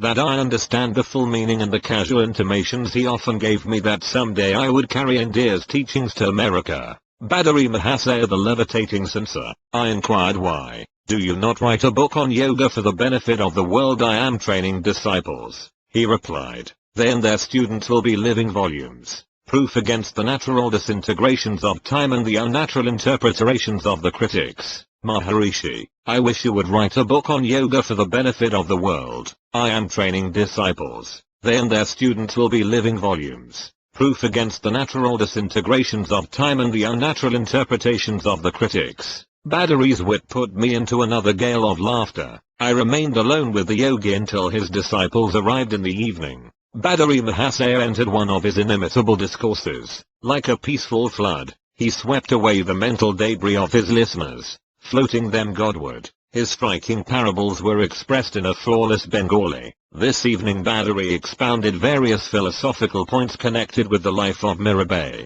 a medieval Rajputani princess who abandoned her court life to seek the company of sadhus. One great sannyasi refused to receive her because she was a woman. Her reply brought him humbly to her feet. "Tell the master," she had said, "that I did not know there was any male in the universe save God. Are we all not females before him?" A scriptural conception of the Lord as the only positive creative principle, his creation being naught but a passive maya. Mirabai composed many ecstatic songs which are still treasured in India. I translate one of them here. If by bathing daily God could be realized sooner would I be a whale in the deep. If by eating roots and fruits he could be known gladly would I choose the form of a goat. If the counting of rosaries uncovered him I would say my prayers on mammoth beads. If bowing before stone images unveiled him a flinty mountain I would humbly worship. If by drinking milk the Lord could be imbibed many calves and children would know him. If abandoning one's wife would summon God would not thousands be eunuchs.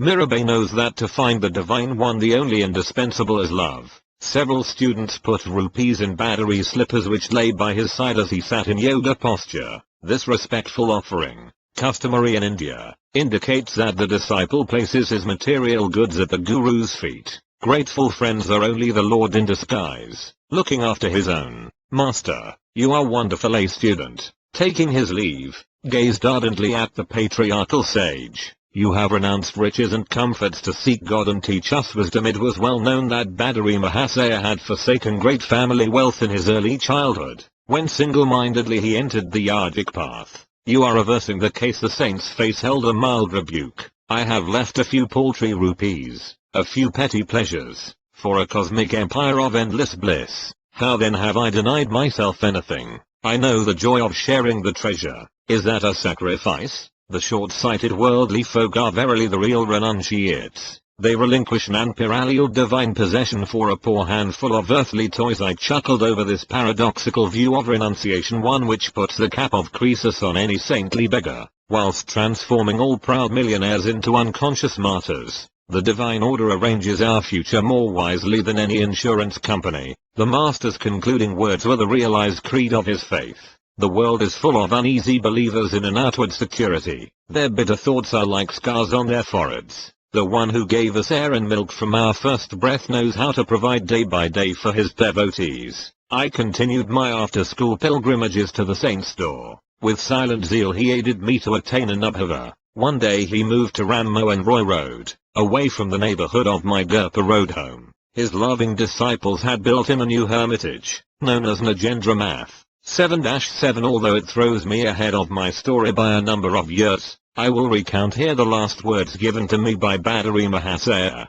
Shortly before I embarked for the West, I sought him out and humbly knelt for his farewell blessing. "Son, go to America. Take the dignity of hoary India for your shield. Victory is written on your brow. The noble distant people will well receive you." Chapter 8. India's great scientist, J.C. Bose. Jagadish Chandra Bose's wireless inventions antedated those of Marconi. Overhearing this provocative remark, I walked closer to a sidewalk group of professors engaged in scientific discussion. If my motive in joining them was racial pride, I regret it. I cannot deny my keen interest in evidence that India can play a leading part in physics, and not metaphysics alone. "What do you mean?" So the professor obligingly explained. Bose was the first one to invent a wireless coherer and an instrument for indicating the refraction of electric waves. But the Indian scientist did not exploit his inventions commercially. He soon turned his attention from the inorganic to the organic world. His revolutionary discoveries as a plant physiologist are outpacing even his radical achievements as a physicist. I politely thanked my mentor.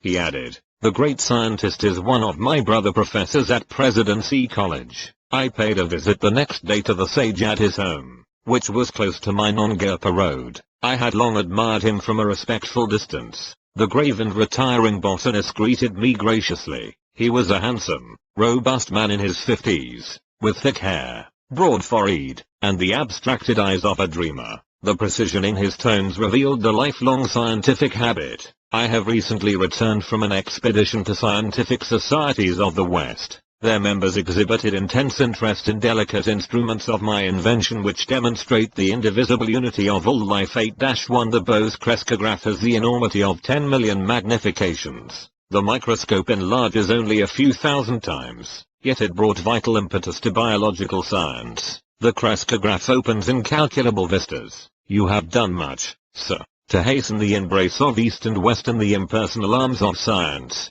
I was educated at Cambridge. How admirable is the Western method of submitting all theory to scrupulous experimental verification. That empirical procedure has gone hand in hand with the gift for introspection which is my Eastern heritage. Together they have enabled me to sunder the silences of natural realms long uncommunicative. The telltale charts of my crescograph 8-2 are evidence for the most skeptical that plants have a sensitive nervous system and a varied emotional life. Love, hate, joy, fear, pleasure, pain, excitability, stupor, and countless appropriate responses to stimuli are as universal in plants as in animals. The unique throb of life in all creation could seem only poetic imagery before your advent. Professor, a sin I once knew would never pluck flowers. Shall I rob the rosebush of its pride and beauty? Shall I cruelly affront its dignity by my rude divestment? His sympathetic words are verified literally through your discoveries. The poet is intimate with truth, while the scientist approaches awkwardly. Come someday to my laboratory and see the unequivocal testimony of the crescograph. Gratefully I accepted the invitation, and took my departure. I heard later that the botanist had left Presidency College, and was planning a research center in Calcutta. When the Bose Institute was opened, I attended the dedicatory services. Enthusiastic hundreds strolled over the premises. I was charmed with the artistry and spiritual symbolism of the new home of science. Its front gate, I noted, was a centuried relic from a distant shrine. Behind the Lotus 8-3 fountain, a sculptured female figure with a torch conveyed the Indian respect for woman as the immortal light-bearer. The garden held a small temple consecrated to the noumenon beyond phenomena. Thought of the divine incorporeity was suggested by absence of any altar image. Myself at age 6, Jagadish Chandra Bose, India's great physicist, botanist, and inventor of the crescograph. Bose's speech on this great occasion might have issued from the lips of one of the inspired ancient rishis. I dedicate today this institute as not merely a laboratory but a temple. His reverent solemnity stole like an unseen cloak over the crowded auditorium. In the pursuit of my investigations I was unconsciously led into the border region of physics and physiology. To my amazement, I found boundary lines vanishing, and points of contact emerging, between the realms of the living and the non-living. Inorganic matter was perceived as anything but inert. It was ethereal under the action of multitudinous forces. A universal reaction seemed to bring metal, plant and animal under a common law. They all exhibited essentially the same phenomena of fatigue and depression, with possibilities of recovery and of exaltation, as well as the permanent irresponsiveness associated with death. Filled with awe at this stupendous generalization, it was with great hope that I announced my results before the Royal Society. Results demonstrated by experiments, but the physiologists present advised me to confine myself to physical investigations, in which my success had been assured, rather than encroach on their preserves. I had unwittingly strayed into the domain of an unfamiliar caste system and so offended its etiquette.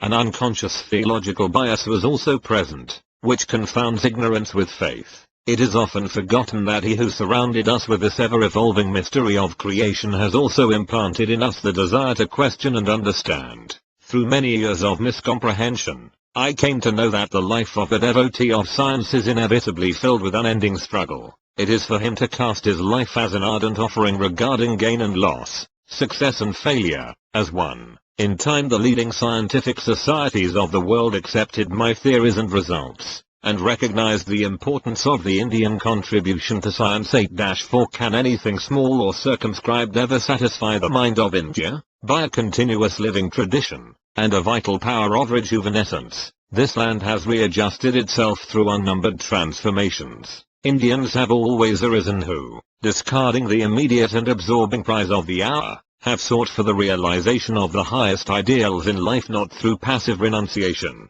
but through active struggle. The weakling who has refused the conflict, acquiring nothing, has had nothing to renounce. He alone who has striven and won can enrich the world by bestowing the fruits of his victorious experience. The work already carried out in the Bose laboratory on the response of matter, and the unexpected revelations in plant life, have opened out very extended regions of inquiry in physics, in physiology, in medicine, in agriculture, and even in psychology. Problems hitherto regarded as insoluble have now been brought within the sphere of experimental investigation, but high success is not to be obtained without rigid exactitude. Hence the long battery of supersensitive instruments and apparatus of my design, which stand before you today in their cases in the entrance hall. They tell you of the protracted efforts to get behind the deceptive seeming into the reality that remains unseen, of the continuous toil and persistence and resourcefulness called forth to overcome human limitations. All creative scientists know that the true laboratory is the mind, where behind illusions they uncover the laws of truth.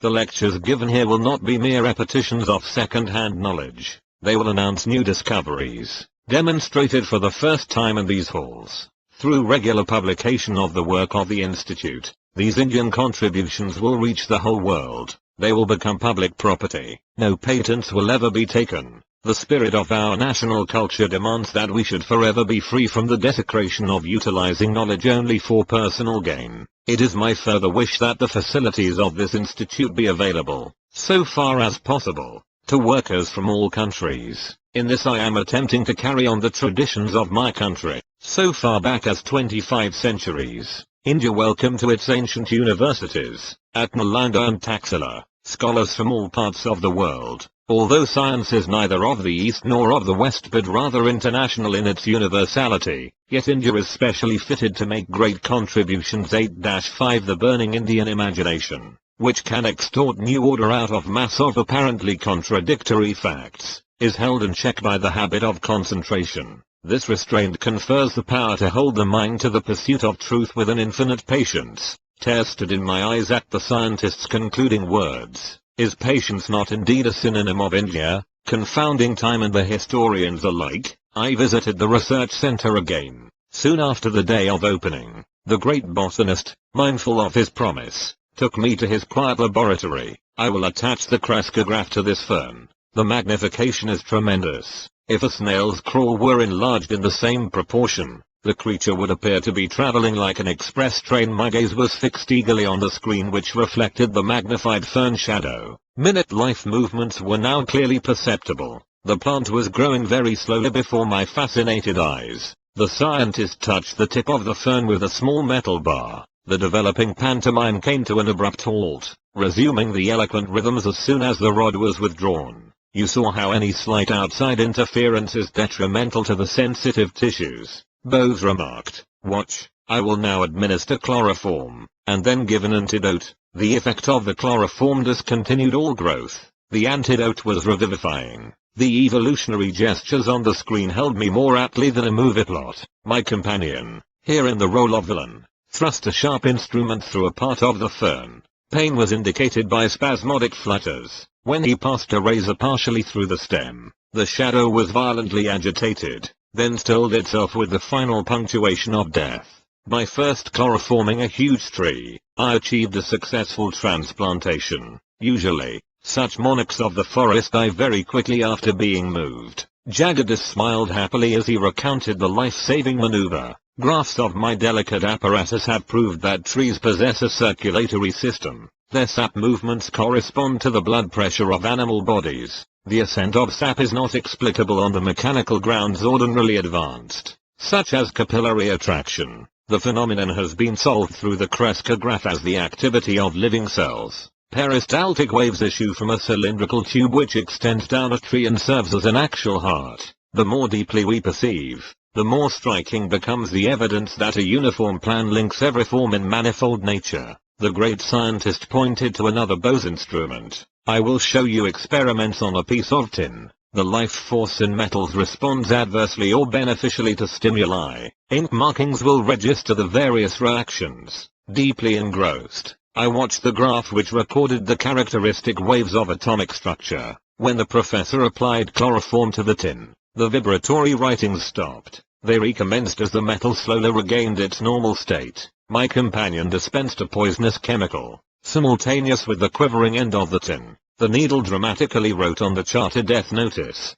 Bose instruments have demonstrated that metals, such as the steel used in scissors and machinery, are subject to fatigue, and regain efficiency by periodic rest. The life pulse in metals is seriously harmed or even extinguished through the application of electric currents or heavy pressure. I looked around the room at the numerous inventions, eloquent testimony of a tireless ingenuity. Sir, it is lamentable that mass agricultural development is not speeded by fuller use of your marvelous mechanisms. Would it not be easily possible to employ some of them in quick laboratory experiments to indicate the influence of various types of fertilizers on plant growth? You are right. Countless uses of Bose instruments will be made by future generations. The scientist seldom knows contemporaneous reward. It is enough to possess the joy of creative service. With expressions of unreserved gratitude to the indefatigable sage, I took my leave. Can the astonishing fertility of his genius ever be exhausted? I thought. No diminution came with the years, inventing an intricate instrument, the resonant cardiograph.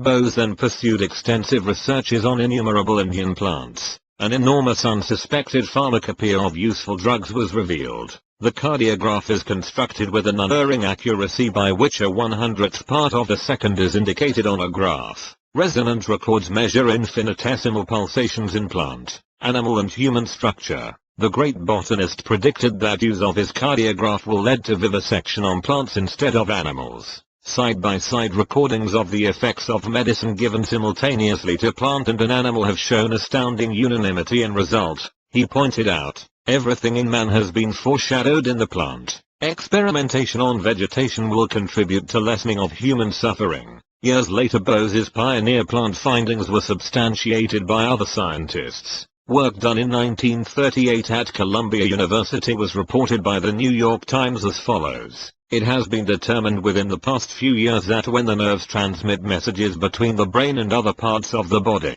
tiny electrical impulses are being generated. These impulses have been measured by delicate galvanometers and magnified millions of times by modern amplifying apparatus. Until now, no satisfactory method had been found to study the passages of the impulses along the nerve fibers in living animals or man because of the great speed with which these impulses travel. Doctors K.S. Cole and H.J. Curtis reported having discovered that the long single cells of the freshwater plant Nutella, used frequently in goldfish bowls, are virtually identical with those of single nerve fibers. Furthermore, they found that Nutella fibers, on being excited, propagate electrical waves that are similar in every way, except velocity, to those of the nerve fibers in animals and man. The electrical nerve impulses in the plant were found to be much slower than those in animals. This discovery was therefore seized upon by the Columbia workers as a means for taking slow-motion pictures of the passage of the electrical impulses in nerves.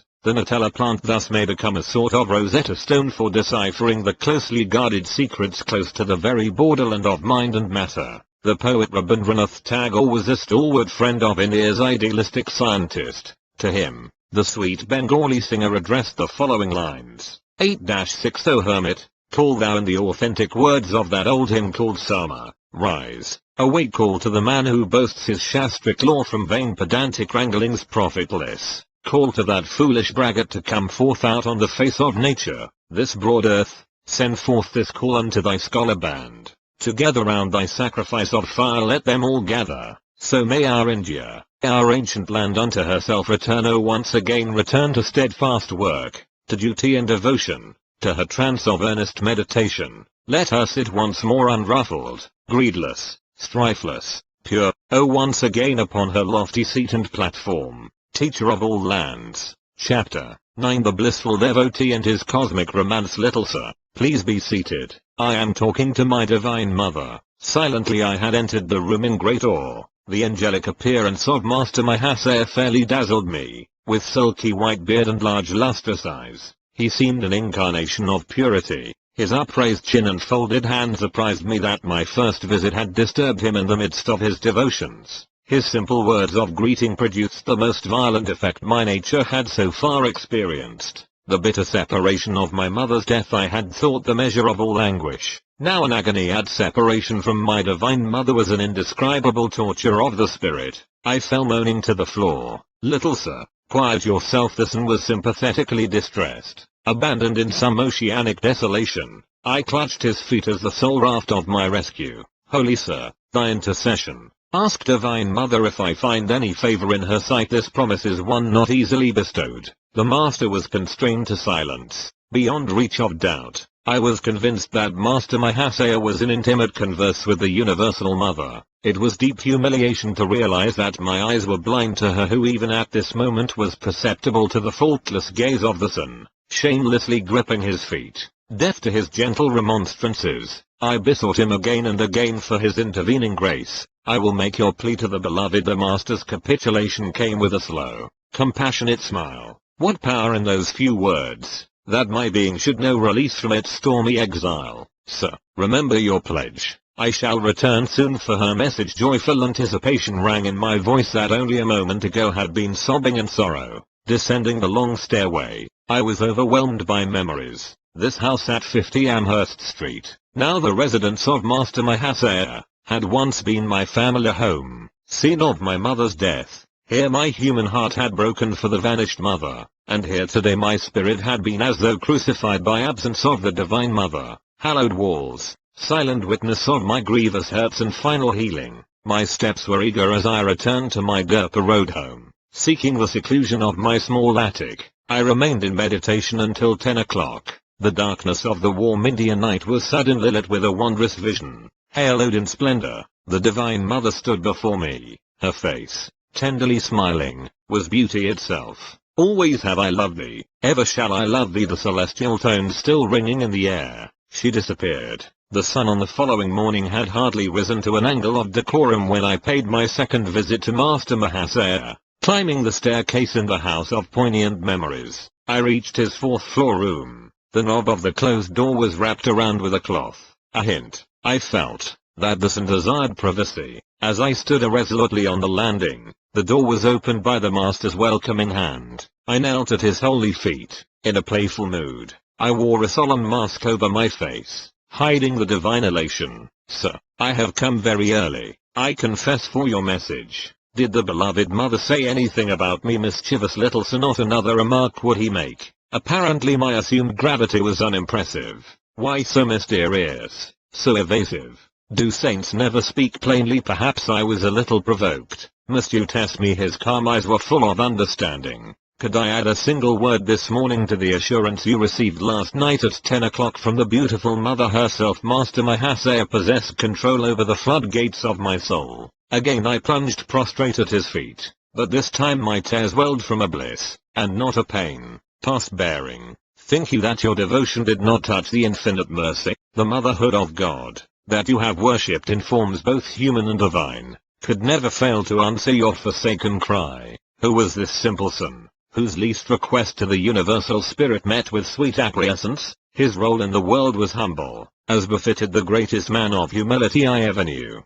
In this Amherst Street house, Master Mahasaya 9-1 conducted a small high school for boys. No words of chastisement passed his lips, no rule unfair maintained his discipline. Higher mathematics indeed were taught in these modest classrooms, and a chemistry of love absent from the textbooks. He spread his wisdom by spiritual contagion rather than impermeable precept. Consumed by an unsophisticated passion for the Divine Mother, the son no more demanded the outward forms of respect than a child. "I am not your guru. He shall come a little later," he told me. Through his guidance, your experiences of the divine in terms of love and devotion shall be translated into his terms of fathomless wisdom. Every late afternoon, I betook myself to Amherst Street. I sought Master Mahasaya's divine cup, so full that its drops daily overflowed on my being. Never before had I bowed in utter reverence. Now I felt it an immeasurable privilege even to tread the same ground which Master Mahasaya sanctified.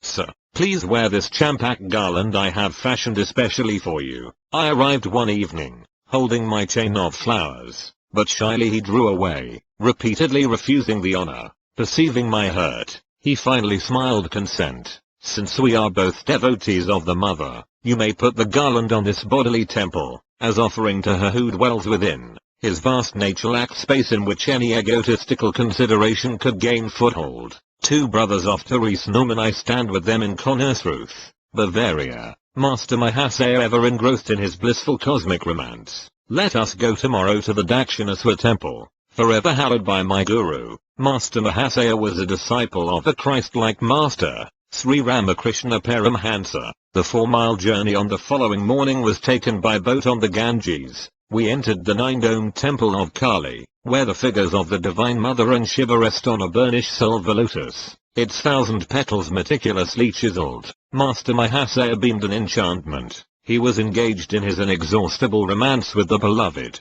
As he chanted her name, my enraptured heart seemed shattered into 1,000 pieces. We strolled later through the sacred precincts, halting in a tamarisk grove. The manner characteristically exuded by this tree was symbolic of the heavenly food Master Mahasaya was bestowing. His divine invocations continued. I sat rigidly motionless on the grass amid the pink feathery tamarisk flowers, temporarily absent from the body. I sought in a supernal visit. This was the first of many pilgrimages to Dakshinaswar with the holy teacher. From him I learned the sweetness of God in the aspect of mother, or divine mercy. The childlike son found little appeal in the father aspect, or divine justice. Stern, exacting, mathematical judgment was alien to his gentle nature. He can serve as an earthly prototype for the very angels of heaven, I thought fondly, watching him one day at his prayers. Without a breath of censure or criticism, he surveyed the world with eyes long familiar with the primal purity. His body, mind,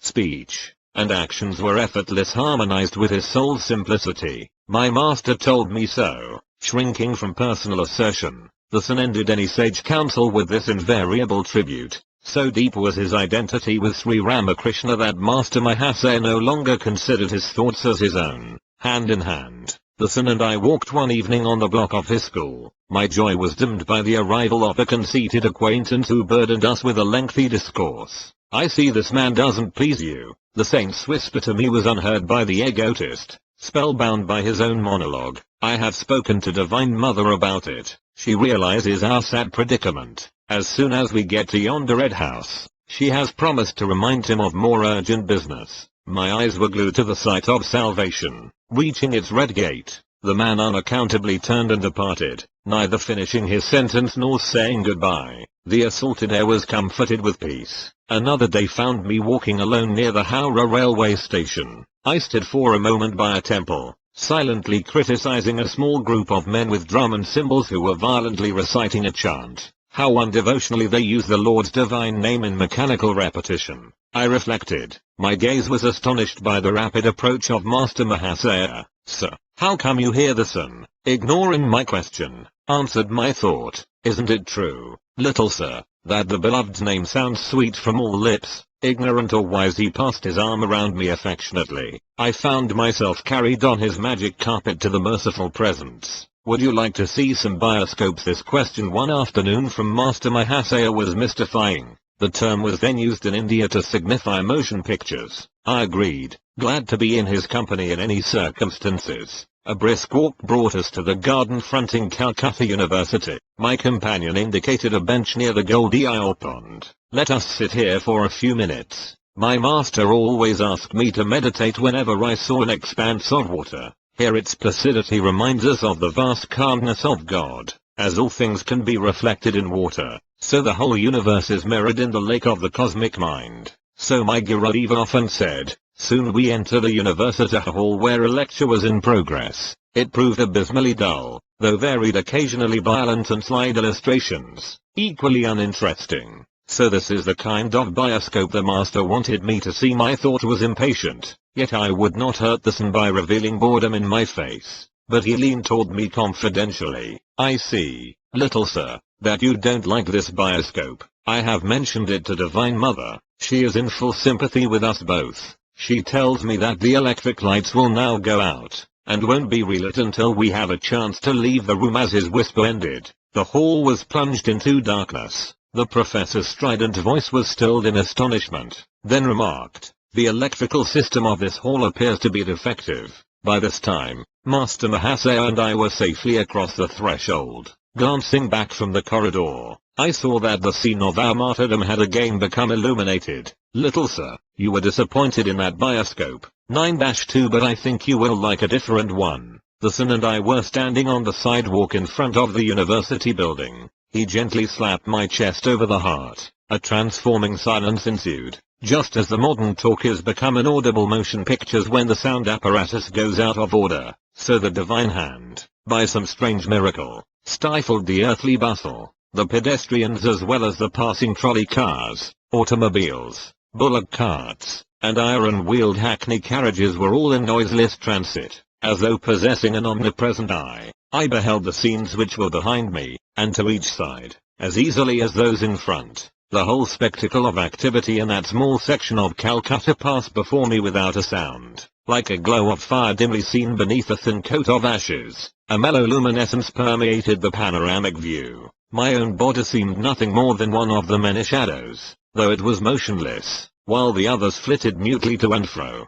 Several boys, friends of mine, approached and passed on, though they had looked directly at me. It was without recognition. The unique pantomime brought me an inexpressible ecstasy. I drank deep from some blissful fount. Suddenly my chest received another soft blow from Master Mahasaya. The pandemonium of the world burst upon my unwilling ears. I staggered, as though harshly awakened from a gossamer dream. The transcendental wine removed beyond my reach. Little sir, I see you found the second bioscope to your liking. The son was smiling. I started to drop in gratitude on the ground before him. You can't do that to me now. You know God is in your temple also. I won't let Divine Mother touch my feet through your hands. If anyone observed the unpretentious master and myself as we walked away from the crowded pavement, the onlooker surely suspected us of intoxication. I felt that the falling shades of evening were sympathetically drunk with God. When darkness recovered from its nightly swoon,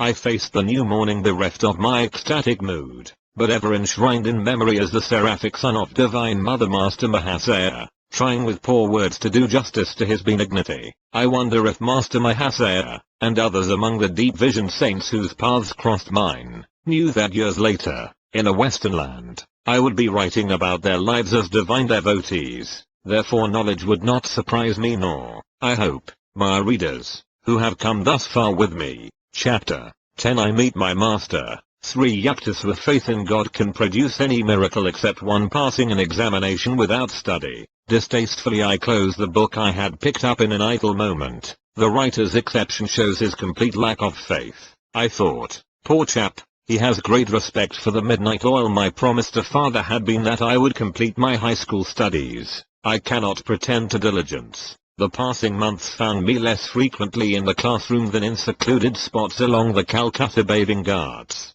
The adjoining crematory grounds, especially gruesome at night, are considered highly attractive by the yogi. He who would find the deathless essence must not be dismayed by a few unadorned skulls. Human inadequacy becomes clear in the gloomy abode of miscellaneous bones. My midnight vigils were thus of a different nature from the scholars. The week of final examinations at the Hindu high school was fast approaching. This interrogatory period, like the sepulchral haunts, inspires a well-known terror. My mind was nevertheless at peace. Braving the ghouls, I was exhuming a knowledge not found in lecture halls, but it lacked the art of Swami Paramahamsa, who easily appeared in two places at one time. My educational dilemma was plainly a matter for the infinite ingenuity. This was my reasoning, though to many it seems illogic. The devotee's irrationality springs from 1,000 inexplicable demonstrations of God's instancy in trouble. Hello, Mukunda. I catch hardly a glimpse of you these days. A classmate accosted me one afternoon on Gurpa Road. Hello, Nantu. My invisibility at school has actually placed me there in a decidedly awkward position. I unburdened myself under his friendly gaze. Nantu, who was a brilliant student, laughed heartily. My predicament was not without a comic aspect. You are utterly unprepared for the finals. I suppose it is up to me to help you. The simple words conveyed divine promise to my ears. With alacrity I visited my friend's home. He kindly outlined the solutions to various problems he considered likely to be set by the instructors. These questions are the bait which will catch many trusting boys in the examination trap. Remember my answers, and you will escape without injury. The night was far gone when I departed, bursting with unseasoned erudition. I devoutly prayed it would remain for the next few critical days. Nanta had coached me in my various subjects but, under press of time, had forgotten my course in Sanskrit. Fervently I reminded God of the oversight. I set out on a short walk the next morning, assimilating my new knowledge to the rhythm of swinging footsteps. As I took a shortcut through the weeds of a corner lot, my eye fell on a few loose printed sheets. A triumphant pounce proved them to be Sanskrit verse. I sought out a pundit for aid in my stumbling interpretation. His rich voice filled the air with the edgeless, honeyed beauty of the ancient tongue. 10-1 These exceptional stanzas cannot possibly be of aid in your Sanskrit test. The scholar dismissed them skeptically, but familiarity with that particular poem enabled me on the following day to pass the Sanskrit examination. Through the discerning help Nanta had given, I also attained the minimum grade for success in all my other subjects. Father was pleased that I had kept my word and concluded my secondary school course. My gratitude sped to the Lord, whose sole guidance I perceived in my visit to Nanta and my walk by the unhabitual route of the debris-filled lot. Playfully he had given a dual expression to his timely design for my rescue. I came across the discarded book whose author had denied God precedence in the examination halls. I could not restrain a chuckle at my own silent comment. It would only add to this fellow's confusion if I were to tell him that divine meditation among the cadavers is a shortcut to a high school diploma in my new dignity. I was now openly planning to leave home, together with a young friend, Jitendra Mazumdar. 10-2 I decided to join a Mahamandal hermitage in Benares, and receive its spiritual discipline. A desolation fell over me one morning at thought of separation from my family. Since mother's death, my affection had grown especially tender for my two younger brothers, Sananda and Vishnu. I rushed to my retreat, the little attic which had witnessed so many scenes in my turbulence at Hana 10-3 after a 2-hour flood of tears. I felt singularly transformed, as by some alchemical cleanser. All attachment 10-4 disappeared. My resolution to seek God as the friend of friends set like granite within me. I quickly completed my travel preparations. I make one last plea. Father was distressed as I stood before him for final blessing. Do not forsake me and your grieving brothers and sisters. Revered Father, how can I tell my love for you? But even greater is my love for the Heavenly Father,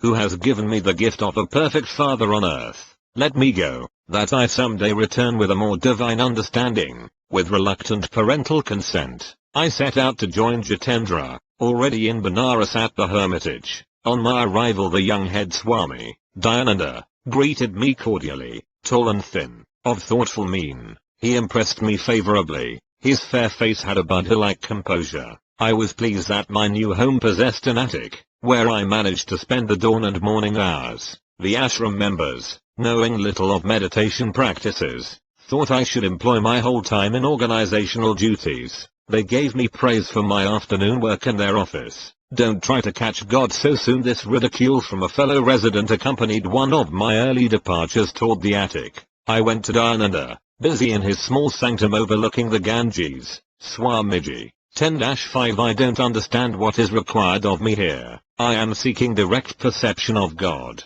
Without him, I cannot be satisfied with affiliation or creed or performance of good works. The orange-robed ecclesiastic gave me an affectionate pat. Staging a mock rebuke, he admonished a few nearby disciples. Don't bother Mukunda. He will learn our ways. I politely concealed my doubt. The students left the room, not overly bent with their chastisement. Dayananda had further words for me. Mukunda, I see your father is regularly sending you money. Please return it to him. You require none here. A second injunction for your discipline concerns food. Even when you feel hunger, don't mention it. Whether famishment gleamed in my eye, I knew not. That I was hungry, I knew only too well. The invariable hour for the first hermitage meal was 12 noon. I had been accustomed in my own home to large breakfast at 9 o'clock. The 3-hour gap became daily more interminable. Gone were the Calcutta years when I could rebuke the cook for a 10-minute delay. Now I tried to control my appetite. One day I undertook a 24-hour fast. With double zest I awaited the following midday.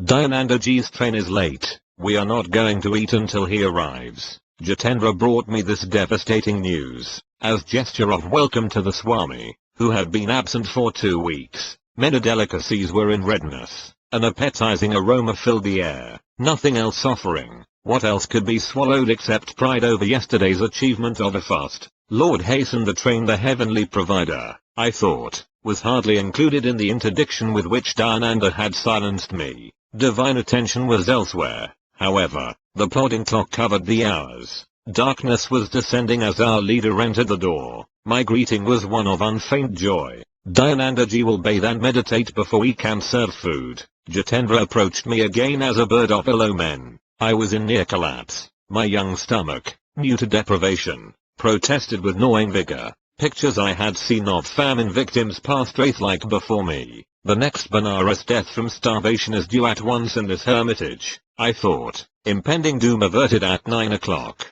Ambrosial summons. In memory that meal is vivid as one of life's perfect hours. Intense absorption yet permitted me to observe that Yogananda ate absent-mindedly. He was apparently above my gross pleasures. Swamiji, weren't you hungry? Happily surfeited. I was alone with the leader in his study. Oh yes, I have spent the last 4 days without food or drink. I never eat on trains, filled with the heterogeneous vibrations of worldly people. Strictly I observe the Shastric 10-6 rules for monks of my particular order. Certain problems of our organizational work lie on my mind. Tonight at home I neglected my dinner. What's the hurry? Tomorrow I'll make it a point to have a proper meal. He laughed merrily. Shame spread within me like a suffocation, but the past day of my torture was not easily forgotten. I ventured a further remark. Swamiji, I am puzzled. Following your instruction, suppose I never asked for food, and nobody gives me any, I should starve to death.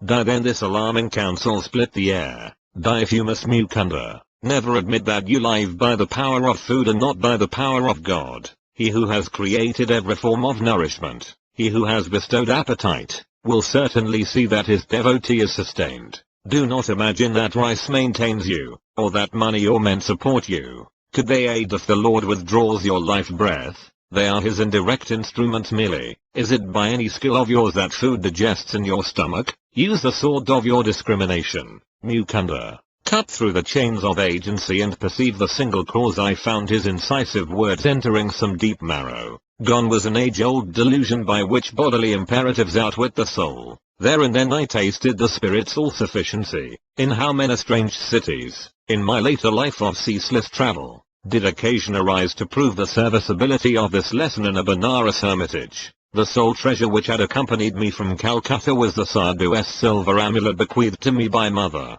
Guarding it for years, I now had it carefully hidden in my ashram room. To renew my joy in the talismanic testimony, one morning I opened the locked box, the sealed covering, and touched. Lo, the amulet was gone. Mournfully I tore open its envelope and made unmistakably sure it had vanished, in accordance with the Sadhu's prediction, into the ether whence he had summoned it. My relationship with Yogananda's followers grew steadily worse. The household was alienated, hurt by my determined aloofness, my strict adherence to meditation on the very ideal for which I had left home, and all worldly ambitions called forth shallow criticism on all sides. Torn by spiritual anguish, I entered the attic one dawn, resolved to pray until answer was vouchsafed. Merciful Mother of the Universe, teach me thyself through visions, or through a guru sent by thee. The passing hours found my sobbing pleas without response. Suddenly I felt lifted as though bodily to a sphere uncircumscribed. Thy master cometh today. A divine womanly voice came from everywhere and nowhere. This supernal experience was pierced by a shout from a definite locale.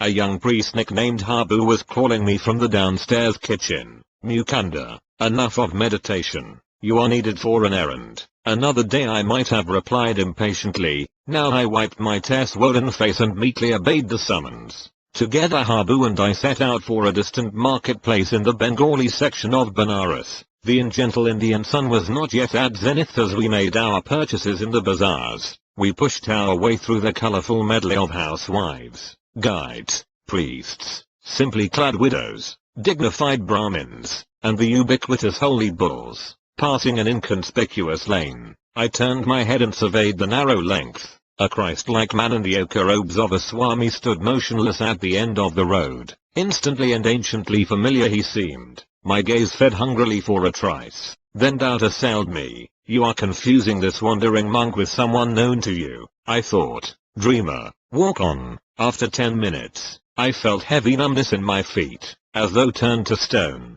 They were unable to carry me farther. Laboriously I turned around. My feet regained normalcy. I faced the opposite direction. Again the curious weight oppressed me. The sun is magnetically drawing me to him. With this thought, I heaped my parcels into the arms of Habu. He had been observing my erratic footwork with amazement, and now burst into laughter. "What ails you? Are you crazy?" My tumultuous emotion prevented any retort. I sped silently away, retracing my steps as though wingshod. I reached the narrow lane. My quick glance revealed the quiet figure, steadily gazing in my direction. A few eager steps and I was at his feet. Gurudeva 10-7. The divine face was none other than he of my thousand visions. These halcyon eyes, in leonine head with pointed beard and flowing locks, had oft peered through gloom of my nocturnal reveries, holding a promise I had not fully understood. "Oh my own, you have come to me." My guru uttered the words again and again in Bengali, his voice tremulous with joy. "How many years I have waited for you." We entered a oneness of silence. Words seemed the rankest superfluities. Eloquence flowed in soundless chant from heart of master to disciple. With an antenna of irrefragable insight I sensed that my guru knew God, and would lead me to him. The obscuration of this life disappeared in a fragile dawn of prenatal memories. Dramatic time, past, present, and future are its cycling scenes. This was not the first sun to find me at these holy feet. My hand in his, my guru led me to his temporary residence in the Rana Mahal section of the city. His athletic figure moved with firm tread, tall, erect, about 55 at this time. He was active and vigorous as a young man. His dark eyes were large, beautiful with plumbless wisdom. Slightly curly hair softened a face of striking power. Strength mingled subtly with gentleness. As we made our way to the stone balcony of the house overlooking the Ganges, he said affectionately, "I will give you my hermitages and all I possess, sir. I come for wisdom and God contact. Those are your treasure troves." I am after the swift Indian twilight had dropped its half curtain before my master spoke again. His eyes held unfathomable tenderness. "I give you my unconditional love." Precious words. A quarter century elapsed before I had another oracular proof of his love. His lips were strange to ardor. Silence became his oceanic heart. "Will you give me the same unconditional love?" He gazed at me with childlike trust. "I will love you eternally." Gurudeva. Ordinary love is selfish, darkly rooted in desires and satisfactions. Divine love is without condition, without boundary, without change. The flux of the human heart is gone forever at the transfixing touch of pure love. He added humbly, "If ever you find me falling from a state of God realization, please promise to put my head on your lap and help to bring me back to the cosmic beloved we both worship." He rose then in the gathering darkness and guided me to an inner room. As we ate mangoes and almond sweetmeats, he unobtrusively wove into his conversation an intimate knowledge of my nature. I was awestruck at the grandeur of his wisdom, exquisitely blended with an innate humility. "Do not grieve for your amulet. It has served its purpose." Like a divine mirror, my guru apparently had caught a reflection of my whole life. "The living reality of your presence, master, is joy beyond any symbol. It is time for a change. Inasmuch as you are unhappily situated in the hermitage." I had made no references to my life. They now seemed superfluous. By his natural, unemphatic manner, I understood that he wished no astonished ejaculations at his clairvoyance. "You should go back to Calcutta. Why exclude relatives from your love of humanity?" His suggestion dismayed me. My family was predicting my return, though I had been unresponsive to many pleas by letter. "Let the young bird fly in the metaphysical skies," Ananta had remarked. "His wings will tire in the heavy atmosphere. We shall yet see him swoop toward home, fold his pinions, and humbly rest in our family nest." This discouraging simile fresh in my mind, I was determined to do no swooping in the direction of Calcutta. "Sir, I am not returning home, but I will follow you anywhere. Please give me your address, and your name." "Swami Sri Yuktaswagiri. My chief hermitage is in Serampore, on Raigat Lane. I am visiting my mother here for only a few days." I wondered at God's intricate play with his devotees. Serampore is but 12 miles from Calcutta, yet in those regions I had never caught a glimpse of my guru. We had had to travel for our meeting to the ancient city of Kasi, Benares, hallowed by memories of Lahiri Mahasaya, here to the feet of Buddha, Shankaracharya and other yogi Christs had blessed the soil. You will come to me in 4 weeks. For the first time, Sri Yukteswar's voice was stern. Now I have told my eternal affection, and have shown my happiness at finding you. That is why you disregard my request. The next time we meet, you will have to reawaken my interest. I won't accept you as a disciple easily. There must be complete surrender by obedience to my strict training. I remained obstinately silent. My guru easily penetrated my difficulty. Do you think your relatives will laugh at you? I will not return. You will return in 30 days. Never. Bowing reverently at his feet, I departed without lightening the controversial tension. As I made my way in the midnight darkness, I wondered why the miraculous meeting had ended on an inharmonious note. The dual scales of Maya, that balance every joy with the grief. My young heart was not yet malleable to the transforming fingers of my guru. The next morning I noticed increased hostility in the attitude of the hermitage members. My days became spiked with invariable rudeness. In 3 weeks, Yogananda left the ashram to attend a conference in Bombay. Pandemonium broke over my hapless head. Mukunda is a parasite, accepting hermitage hospitality without making proper return. Overhearing this remark, I regretted for the first time that I had obeyed the request to send back my money to father. With heavy heart, I sought out my soul friend, Jitendra. I am leaving. Please convey my respectful regrets to Dayananda ji when he returns. I will leave also. My attempts to meditate here meet with no more favor than your own. Jitendra spoke with determination. I have met a Christ-like son. Let us visit him in Serampore. And so the bird prepared to swoop perilously close to Calcutta. Chapter 11. Two penniless boys in Brindaban. It would serve you right if father disinherited you. Mukunda, how foolishly you are throwing away your life. An elder brother sermon was assaulting my ears. Jitendra and I, fresh from the train, a figure of speech merely, we were covered with dust, had just arrived at the home of Ananta, recently transferred from Calcutta to the ancient city of Agra. Brother was a supervising accountant for the Bengal Nagpur Railway. You well know, Ananta, I seek my inheritance from the Heavenly Father. Money first. God can come later. Who knows? Life may be too long. God first. Money is his slave. Who can tell? Life may be too short. My retort was summoned by the exigencies of the moment, and held no presentiment. Yet the leaves of time unfolded to early finality for Ananta. A few years later 11-1 he entered the land where banknotes avail neither first nor last. Wisdom from the hermitage, I suppose. But I see you have left Benares. Ananta's eyes gleamed with satisfaction. He yet hoped to secure my opinions in the family nest. My sojourn in Benares was not in vain. I found there everything my heart had been longing for. You may be sure it was not your Pandit or his son. Ananta joined me in reminiscent laughter. He had to admit that the Benares clairvoyant he selected was a short-sighted one. What are your plans? My wandering brother Jitendra persuaded me to Agra. We shall view the beauties of the Taj Mahal 11-to here, I explained. Then we are going to my newly found guru, who has a hermitage in Serampore. Ananta hospitably arranged for our comfort.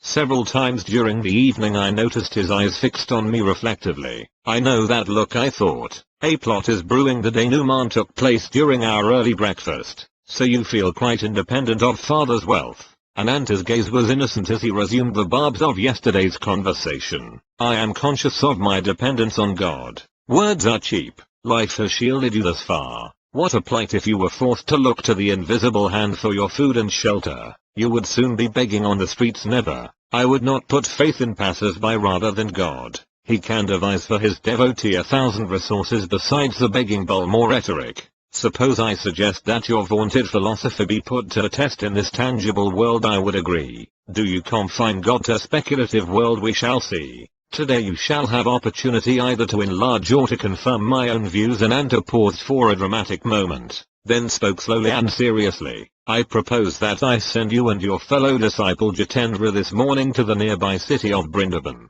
You must not take a single rupee. You must not beg, either for food or money. You must not reveal your predicament to anyone. You must not go without your meals. And you must not be stranded in Brindaban. If you return to my bungalow here before 12 o'clock tonight, without having broken any rule of the test, I shall be the most astonished man in Agra. I accept the challenge. No hesitation was in my words or in my heart. Grateful memories flashed of the instant beneficence, my healing of deadly cholera through appeal to Lahiri Mahasaya's picture, the playful gift of the Tikite Sondala Horuf Wanuma, the opportune amulet amidst my discouragement, the decisive message through the unknown Banaras Sadhu outside the compound of the Pandit's home, the vision of Divine Mother and her majestic words of love, her swift deed through Master Mahasaya to my trifling embarrassments, the last-minute guidance which materialized my high school diploma, and the ultimate boon, my living master from the mist of lifelong dreams. Never could I admit my philosophy unequal to any tussle on the world's harsh proving ground. Your willingness does you credit. I'll escort you to the train at once. Ananta turned to the Apenmouth Jitendra. You must go along as a witness and, very likely, a fellow victim. A half hour later Jitendra and I were in possession of one-way tickets for our impromptu trip. We submitted, in a secluded corner of the station, to a search of our persons. Ananta was quickly satisfied that we were carrying no hidden hoard. Our simple Otis 11-3 concealed nothing more than was necessary. As faith invaded the serious realms of finance, my friend spoke protestingly. Ananta, give me 1 or 2 rupees as a safeguard. Then I can telegraph you in case of misfortune. Jitendra, my ejaculation was sharply reproachful. I will not proceed with the test if you take any money as final security. There is something reassuring about the clink of coins. Jitendra said no more as I regarded him sternly.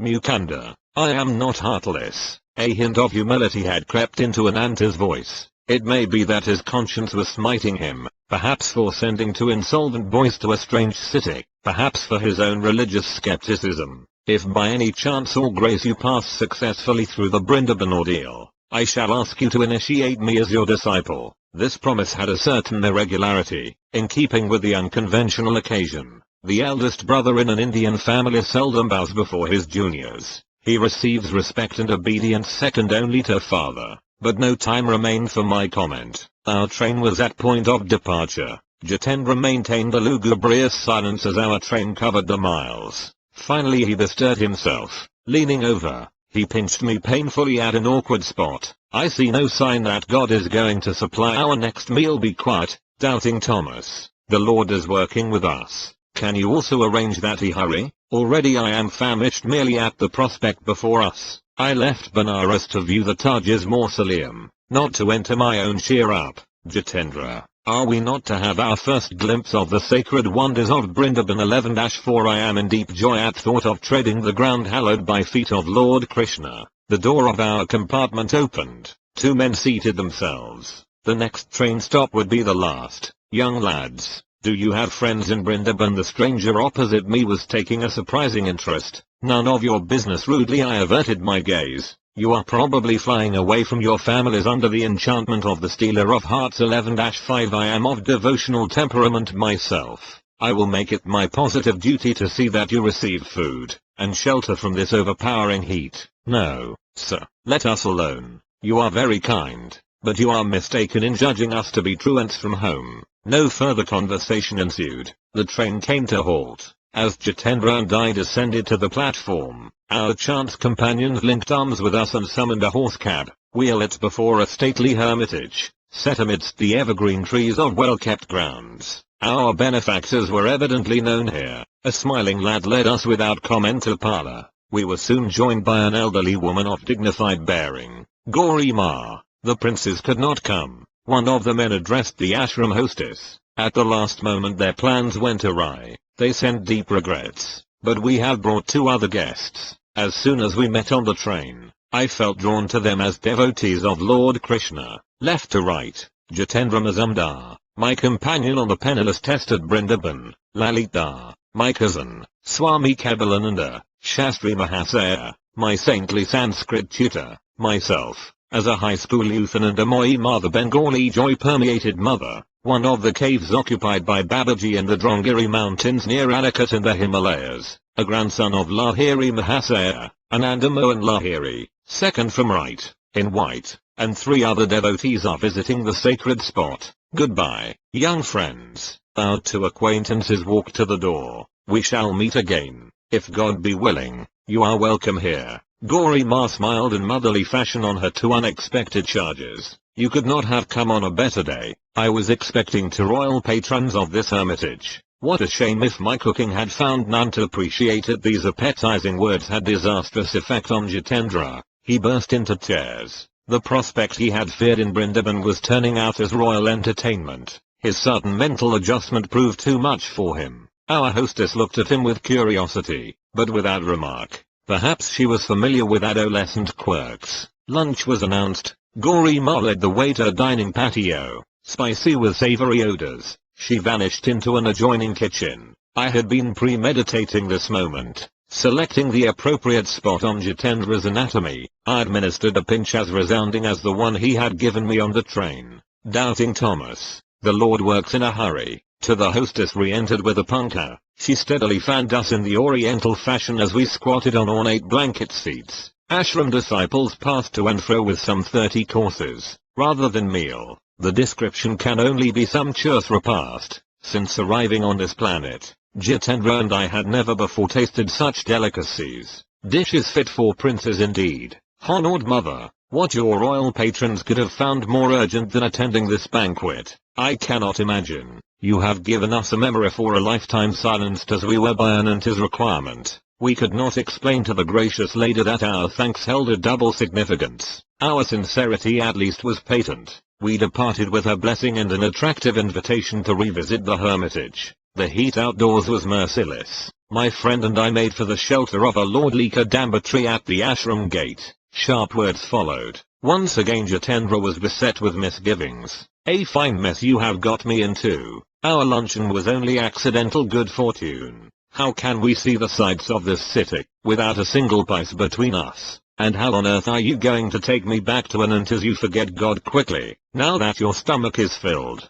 My words, not bitter, were accusatory. How short is human memory for divine favors? No man lives who has not seen certain of his prayers granted. I am not likely to forget my folly in venturing out with a madcap like you. Be quiet, Jitendra. The same Lord who fed us will show us Brindaban, and return us to Agra. A slight young man of pleasing countenance approached at rapid pace. Halting under our tree, he bowed before me. Dear friend, you and your companion must be strangers here. Permit me to be your host and guide. It is scarcely possible for an Indian to pale, but Jitendra's face was suddenly sickly. I politely declined the offer. You are surely not banishing me. The stranger's alarm would have been comic in any other circumstances. Why not? You are my guru. His eyes sought mine trustfully. During my midday devotions, the blessed Lord Krishna appeared in a vision. He showed me two forsaken figures under this very tree. One face was yours, my master. Often have I seen it in meditation. What joy if you accept my humble services. I too am glad you have found me. Neither God nor man has forsaken us. Though I was motionless, smiling at the eager face before me, an inward obeisance cast me at the divine feet. Dear friends, will you not honor my home for a visit? You are kind, but the plan is unfeasible. Already we are guests of my brother in Agra. At least give me memories of touring Brindaban with you. I gladly consented. The young man, who said his name was Pratap Chatterjee, hailed a horse carriage. We visited Madana Mohana temple and other Krishna shrines. Night descended while we were at our temple devotions. Excuse me while I get Sandesh. 11-6 Pratap entered a shop near the railroad station. Jitendra and I sauntered along the wide street, crowded now in the comparative coolness. Our friend was absent for some time, but finally returned with gifts of many sweetmeats. Please allow me to gain this religious merit. Pratap smiled pleadingly as he held out a bundle of rupee notes and 2 tickets, just purchased, to Agra. The reverence of my acceptance was for the invisible hand, scoffed at by Ananta. Had its bounty not far exceeded necessity, we sought out a secluded spot near the station. Pratap, I will instruct you in the Kriya of Lahiri Mahasaya, the greatest yogi of modern times. His technique will be your guru. The initiation was concluded in a half hour. Kriya is your Chintamani. 11-7 I told the new student. The technique, which as you see is simple, embodies the art of quickening man's spiritual evolution. Hindu scriptures teach that the incarnating ego requires 1,000,000 years to obtain liberation from Maya. This natural period is greatly shortened through Kriya Yoga. Just as Jagadish Chandra Bose has demonstrated that plant growth can be accelerated far beyond its normal rate, so man's psychological development can be also speeded by an inner science. Be faithful in your practice, you will approach the guru of all gurus. I am transported to find this yogic key. Long thought Pratap spoke thoughtfully. Its unshackling effect on my sensory bonds will free me for higher spheres. The vision today of Lord Krishna could only mean my highest good.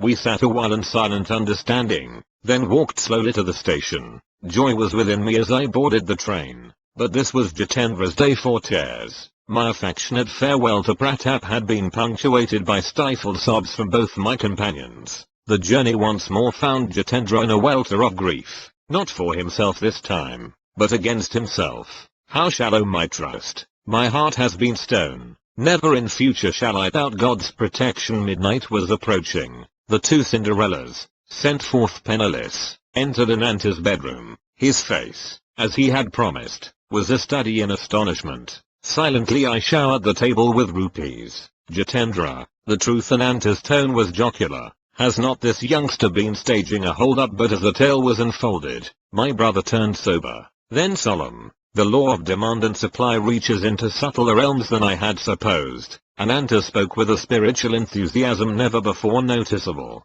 I understand for the first time your indifference to the vaults and vulgar accumulations of the world. Late as it was, my brother insisted that he received Diksha 11-8 into Kriya Yoga. The Guru Mukunda had to shoulder the responsibility of 2 unsought disciples in one day. Breakfast the following morning was eaten in a harmony absent the day before. I smiled at Jitendra. You shall not be cheated of the Taj. Let us view it before starting for Serampore. Bidding farewell to Ananta, my friend and I were soon before the glory of Agra, the Taj Mahal, white marble dazzling in the sun. It stands a vision of pure symmetry. The perfect setting is dark cypress, glossy lawn, and tranquil lagoon. The interior is exquisite with lace-like carvings inlaid with semi-precious stones. Delicate wreaths and scrolls emerge intricately from marbles, brown and violet. Illumination from the dome falls on the cenotaphs of Emperor Shah Jahan and Mumtaz Mahal, queen of his realm and his heart.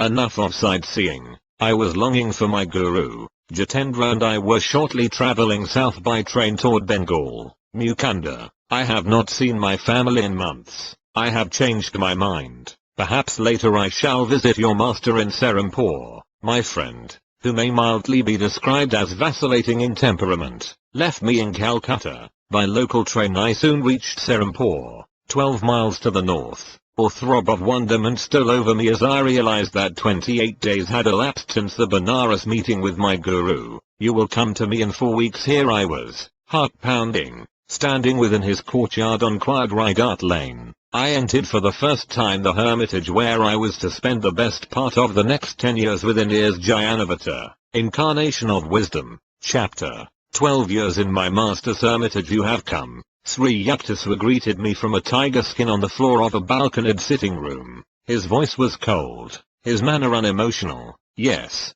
dear master, I am here to follow you. Kneeling, I touched his feet. How can that be? You ignore my wishes. No longer, Guruji. Your wish shall be mine. All that is better. Now I can assume responsibility for your life. I willingly transfer the burden. Master, my first request, then, is that you return home to your family. I want you to enter college in Calcutta. Your education should be continued. Very well. So I hid my consternation. Would importunate books pursue me down the years? First father, now Sri Yukteswar. Someday you will go to the West. Its people will lend ears more receptive to India's ancient wisdom if the strange Hindu teacher has a university degree. You know best, Guruji. My gloom departed. The reference to the West I found puzzling, remote, but my opportunity to please master by obedience was vitally immediate. You will be near in Calcutta. Come here whenever you find time, every day if possible. Master,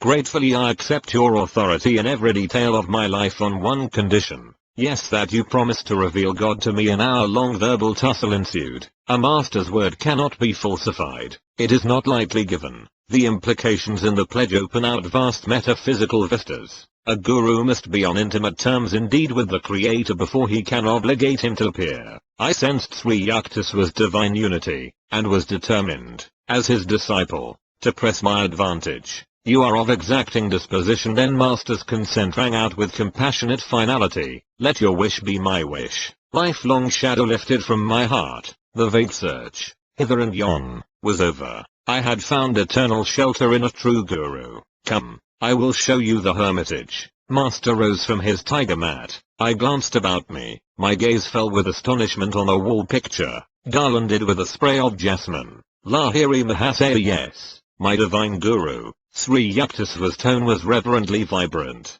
Greater he was, as man and yogi, than any other teacher whose life came within the range of my investigations. Silently I bowed before the familiar picture. Soul homage sped to the peerless master who, blessing my infancy, had guided my steps to this hour. Led by my guru, I strolled over the house and its grounds. Large, ancient and well built, the hermitage was surrounded by a massive pillared courtyard. Outer walls were moss-covered. Pigeons fluttered over the flat grey roof, unceremoniously sharing the ashram quarters. A rear garden was pleasant with jackfruit, mango, and plantain trees. Balustraded balconies of upper rooms in the two-storied building faced the courtyard from three sides. A spacious ground floor hall, with high ceilings supported by colonnades, was used, master said, chiefly during the annual festivities of Durga Puja. 12-1 A narrow stairway led to Sri Yukteswar's sitting room, whose small balcony overlooked the street. The ashram was plainly furnished. Everything was simple,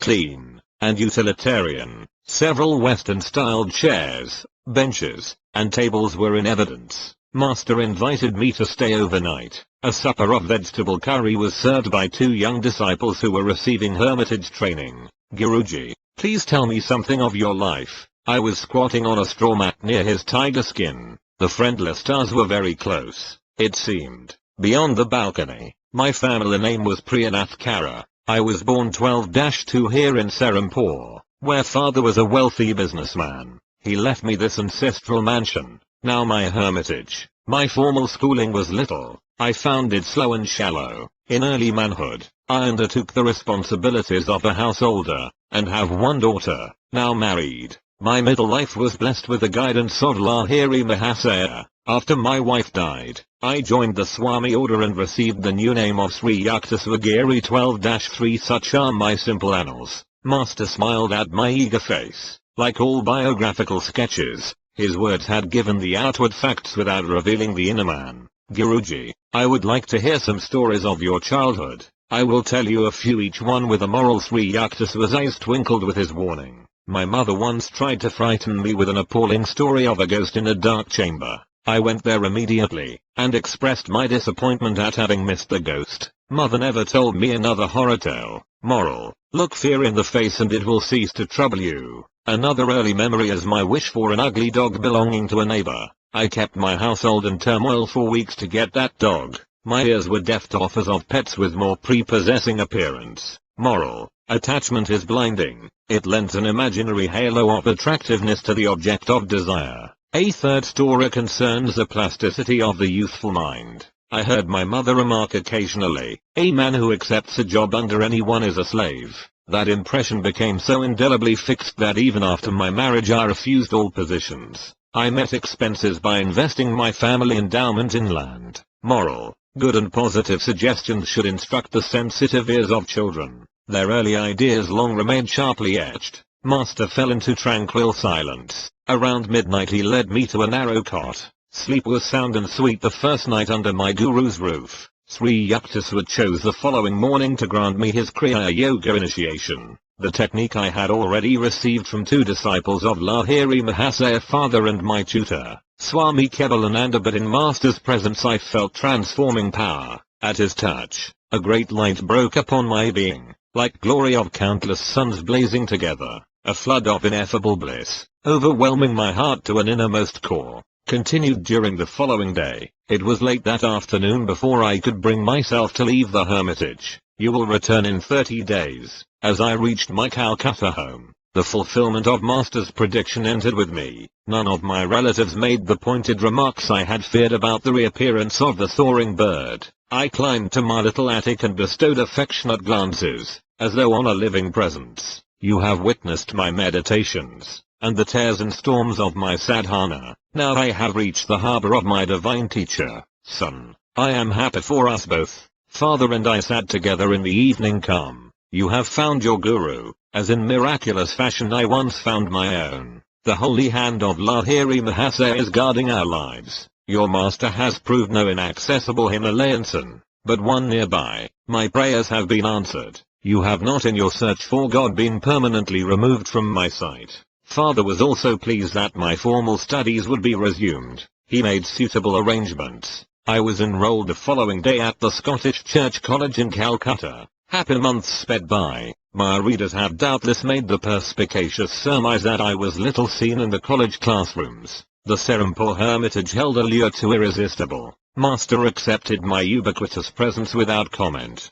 To my relief, he seldom referred to the halls of learning. Though it was plain to all that I was never cut out for a scholar, I managed to attain minimum passing grades from time to time. Daily life at the ashram flowed smoothly, infrequently varied. My guru awoke before dawn, lying down, or sometimes sitting on the bed. He entered a state of samadhi 12-4. It was simplicity itself to discover when master had awakened. Abrupt halt of stupendous snores 12-5 a sigh or two, perhaps a bodily movement, then a soundless state of breathlessness. He was in deep yogic joy. Breakfast did not follow. First came a long walk by the Ganges. Those morning strolls with my guru, how real and vivid still. In the easy resurrection of memory, I often find myself by his side. The early sun is warming the river. His voice rings out, rich with the authenticity of wisdom. A bath, then the midday meal. Its preparation, according to master's daily directions, had been the careful task of young disciples. My guru was a vegetarian. Before embracing monkhood,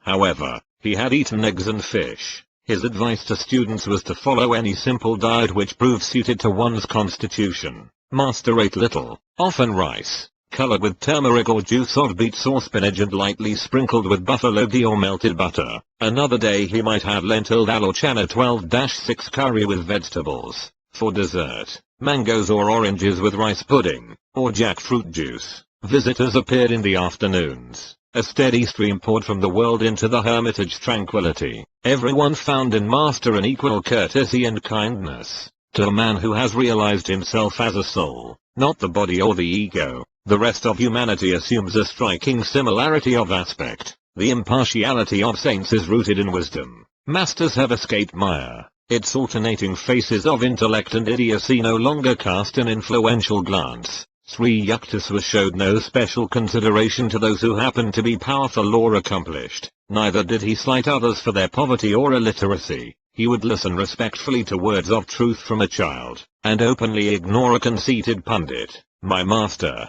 Sri Yukteswar, disciple of Lahiri Mahasaya, 8 o'clock was the supper hour, and sometimes found lingering guests. My guru would not excuse himself to eat alone. None left his ashram hungry or dissatisfied. Sri Yukteswar was never at a loss, never dismayed by unexpected visitors. Scanty food would emerge a banquet under his resourceful direction. Yet he was economical. His modest funds went far. Be comfortable within your purse, he often said. Extravagance will buy you discomfort, whether in the details of hermitage entertainment, or his building and repair work, or other practical concerns. Master manifested the originality of a creative spirit. Quiet evening hours often brought one of my guru's discourses, Treasures Against Time. His every utterance was measured and chiseled by wisdom. A sublime self-assurance marked his mode of expression. It was unique. He spoke as none other in my experience ever spoke. His thoughts were weighed in a delicate balance of discrimination before he permitted them an outward garb. The essence of truth, all pervasive with even a physiological aspect, came from him like a fragrant exudation of the soul. I was conscious always that I was in the presence of the living manifestation of God. The weight of his divinity automatically bowed my head before him. If late guests detected that Sri Yukteswar was becoming engrossed with the infinite, he quickly engaged them in conversation. He was incapable of striking a pose, or of flaunting his inner withdrawal. Always one with the Lord, he needed no separate time for communion. A self-realized master has already left behind the stepping stone of meditation. The flower falls when the fruit appears, but saints often cling to spiritual forms for the encouragement of disciples. As midnight approached, my guru might fall into a doze with the naturalness of a child. There was no fuss about bedding. He often lay down, without even a pillow, on a narrow davenport which was the background for his customary tiger skin seat. A night-long philosophical discussion was not rare. Any disciple could summon it by intensity of interest. I felt no tiredness then, no desire for sleep. Master's living words were sufficient. "Oh, it is dawn. Let us walk by the Ganges." So ended many of my periods of nocturnal edification. My early months with Sri Yukteswar culminated in a useful lesson how to outwit a mosquito. At home my family always used protective curtains at night. I was dismayed to discover that in the Serampore hermitage this prudent custom was honored in the breach. Yet the insects were in full residency. I was bitten from head to foot. My guru took pity on me. "Buy yourself a curtain, and also one for me." He laughed and added, "If you buy only one, for yourself, all mosquitoes will concentrate on me." I was more than thankful to comply. Every night that I spent in Serampore, my guru would ask me to arrange the bedtime curtains. The mosquitoes one evening were especially virulent, but master failed to issue his usual instructions. I listened nervously to the anticipatory hum of the insects. Getting into bed, I threw a propitiatory prayer in their general direction. A half hour later, I coughed pretentiously to attract my guru's attention. I thought I would go mad with the bites and especially the singing drone as the mosquitoes celebrated bloodthirsty rites. No responsive stir from master. I approached him cautiously. He was not breathing. This was my first observation of him in the yogic trance. It filled me with fright. His heart must have failed. I placed a mirror under his nose. No breath vapor appeared. To make doubly certain, 4 minutes I closed his mouth and nostrils with my fingers. His body was cold and motionless. In a daze, I turned toward the door to summon help. "So, a budding experimentalist." My poor nose master's voice was shaky with laughter. "Why don't you go to bed? Is the whole world going to change for you? Change yourself. Be rid of the mosquito consciousness." Meekly I returned to my bed. Not one insect ventured near. I realized that my guru had previously agreed to the curtains only to please me. He had no fear of mosquitoes. His yogic power was such that he either could will them not to bite, or could escape to an inner invulnerability. He was giving me a demonstration. I thought, that is the yogic state I must strive to attain. A yogi must be able to pass into, and continue in, the superconsciousness, regardless of multitudinous distractions never absent from this earth. Whether in the buzz of insects or the pervasive glare of daylight, the testimony of the senses must be barred. Sound and sight come then indeed, but to worlds fairer than the banished Eden. 12-7 The instructive mosquitoes served for another early lesson at the ashram. It was the gentle hour of dusk. My guru was matchlessly interpreting the ancient texts. At his feet, I was in perfect peace. A rude mosquito entered the idyll and competed for my attention. As it dug a poisonous hypodermic needle into my thigh, I automatically raised an avenging hand. Reprieve from impending execution. An opportune memory came to me of one of Patanjali's yoga aphorisms, that on ahimsa, harmlessness. "Why didn't you finish the job, master? Do you advocate taking life?" "No, but the death blow already had been struck in your mind." "I don't understand." Patanjali's meaning was the removal of desire to kill. Sri Yukteswar had found my mental processes an open book. This world is inconveniently arranged for a literal practice of ahimsa. Man may be compelled to exterminate harmful creatures. He is not under similar compulsion to feel anger or animosity. All forms of life have equal right to the air of Maya. The sun who uncovers the secret of creation will be in harmony with its countless bewildering expressions. All men may approach that understanding who curb the inner passion for destruction. Guruji, should one offer himself a sacrifice rather than kill a wild beast? No. Man's body is precious. It has the highest evolutionary value because of unique brain and spinal centers. These enable the advanced devotee to fully grasp and express the loftiest aspects of divinity. No lower form is so equipped. It is true that one incurs a debt of minor sin if he is forced to kill an animal or any living thing.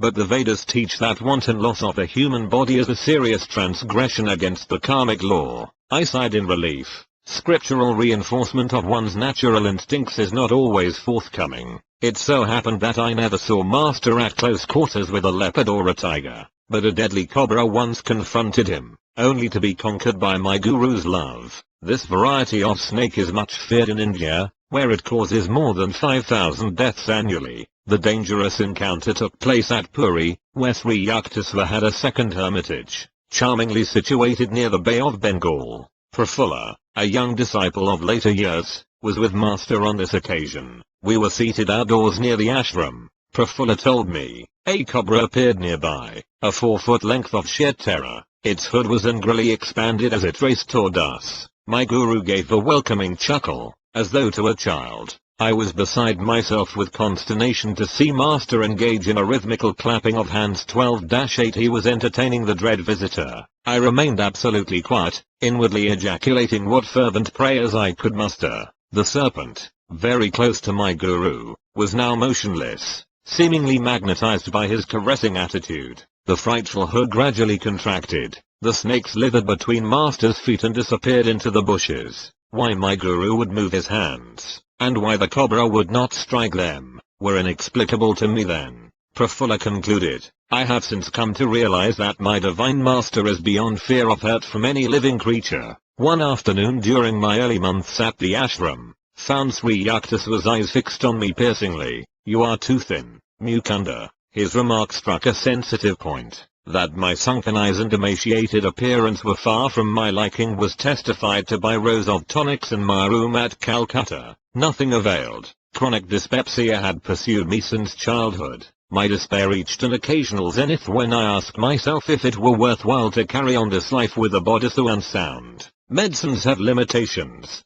The creative life force has none. Believe that. You shall be well and strong. Sri Yukteswar's words aroused a conviction of personally applicable truth which no other healer and I had tried many had been able to summon within me. Day by day, behold, I waxed. 2 weeks after Master's hidden blessing, I had accumulated the invigorating weight which eluded me in the past. My persistent stomach ailments vanished with a lifelong permanency. On later occasions I witnessed my guru's instantaneous divine healings of persons suffering from ominous disease, tuberculosis, diabetes, epilepsy, or paralysis. Not one could have been more grateful for his cure than I was at certain freedom from my cadaverous aspect. Years ago, I too was anxious to put on weight. Sri Yukteswar told me, during convalescence after a severe illness, I visited Lahiri Mahasaya in Benares. Sir, I have been very sick and lost many pounds. I see, Yukteswar.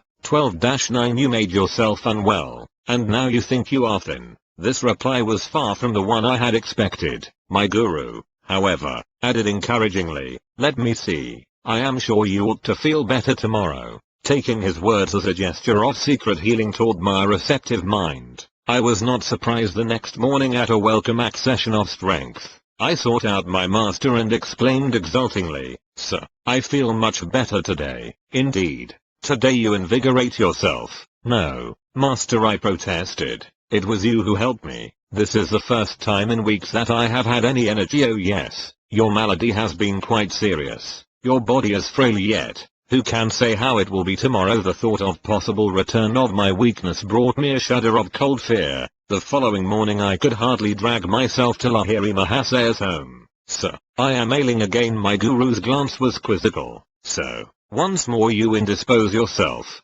Gurudeva. I realize now that day by day you have been ridiculing me. My patience was exhausted. I don't understand why you disbelieve my truthful reports. Really, it has been your thoughts that have made you feel alternately weak and strong. My master looked at me affectionately. You have seen how your health has exactly followed your expectations. Thought is a force, even as electricity or gravitation. The human mind is a spark of the almighty consciousness of God. I could show you that whatever your powerful mind believes very intensely would instantly come to pass. Knowing that Lahiri Mahasaya never spoke idly, I addressed him with great awe and gratitude. Master, if I think I am well and have regained my former weight, shall that happen? It is so. Even at this moment, my guru spoke gravely, his gaze concentrated on my eyes. Lo, I felt an increase not alone of strength but of weight. Lahiri Mahasaya retreated into silence. After a few hours at his feet, I returned to my mother's home, where I stayed during my visits to Benares. My son, what is the matter? Are you swelling with dropsy? Mother could hardly believe her eyes. My body was now of the same robust dimensions it had possessed before my illness. I weighed myself and found that in one day I had gained 50 pounds. They remained with me permanently. Friends and acquaintances who had seen my thin figure were aghast with wonderment. A number of them changed their mode of life and became disciples of Lahiri Mahasaya as a result of this miracle. My guru, awake in God, knew this world to be nothing but an objectivized dream of the Creator. Because he was completely aware of his unity with the Divine Dreamer, Lahiri Mahasaya could materialize or dematerialize or make any change he wished in the Cosmic Vision 12-10. All creation is governed by law, Sri Yukteswar concluded. The ones which manifest in the outer universe, discoverable by scientists, are called natural laws. But there are subtler laws ruling the realms of consciousness which can be known only through the inner science of yoga.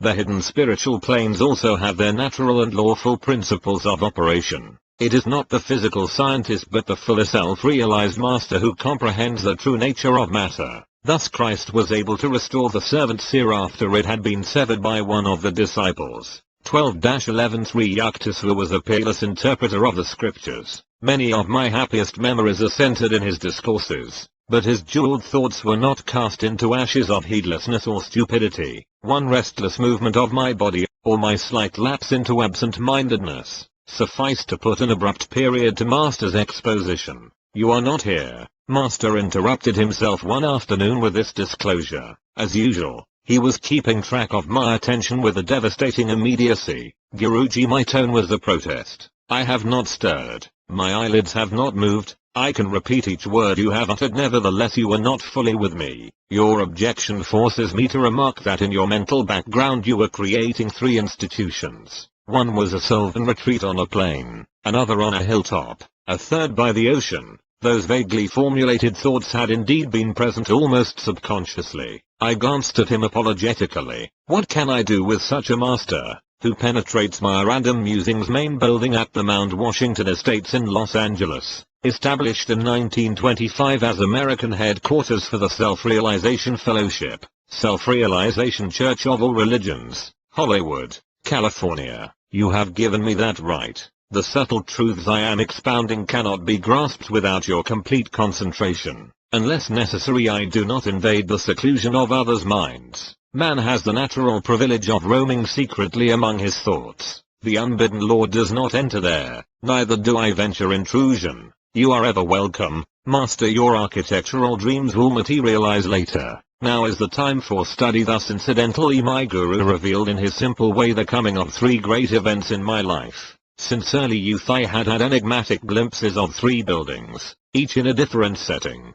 in the exact sequence Sri Yukteswar had indicated. These visions took ultimate form. First came my founding of a boys' yoga school on a Ranchi plain, then my American headquarters on a Los Angeles hilltop, finally a hermitage in Southern California by the vast Pacific. Master never arrogantly asserted, I prophesy that such and such an event shall occur. He would rather hint, don't you think it may happen? But his simple speech had vatic power. There was no recanting. Never did his slightly veiled words prove false. Sri Yukteswar was reserved and matter-of-fact in demeanor. There was naught of the vague or daft visionary about him. His feet were firm on the earth, his head in the haven of heaven. Practical people aroused his admiration. Saintliness is not dumbness. Divine perceptions are not incapacitating, he would say. The active expression of virtue gives rise to the keenest intelligence. In Master's life I fully discovered the cleavage between spiritual realism and the obscure mysticism that spuriously passes as a counterpart. My guru was reluctant to discuss the superphysical realms. His only marvelous aura was one of perfect simplicity. In conversation he avoided startling references.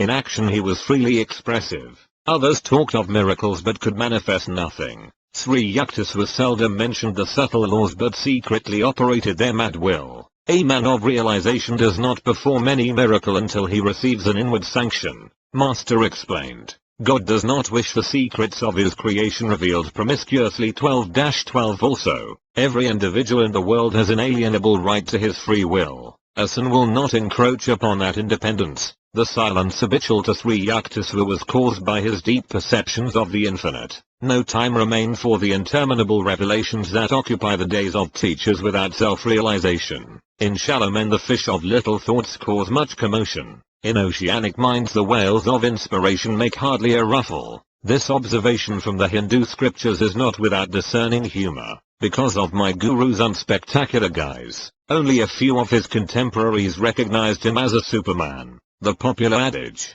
"He is a fool that cannot conceal his wisdom," could never be applied to Sri Yukteswar. Though born a mortal like all others, Master had achieved identity with the ruler of time and space. In his life I perceived a godlike unity. He had not found any insuperable obstacle to mergence of human with divine. No such barrier exists, I came to understand, save in man's spiritual unadventurousness. I always thrilled at the touch of Sri Yukteswar's holy feet. Yogis teach that a disciple is spiritually magnetized by reverent contact with a master. A subtle current is generated. The devotee's undesirable habit mechanisms in the brain are often cauterized. The groove of his worldly tendencies beneficially disturbed. Momentarily at least he may find the secret veils of Maya lifting, and glimpse the reality of bliss. My whole body responded with a liberating glow whenever I knelt in the Indian fashion before my guru. Even when Lahiri Mahasaya was silent, Master told me, or when he conversed on other than strictly religious topics, I discovered that nonetheless he had transmitted to me ineffable knowledge.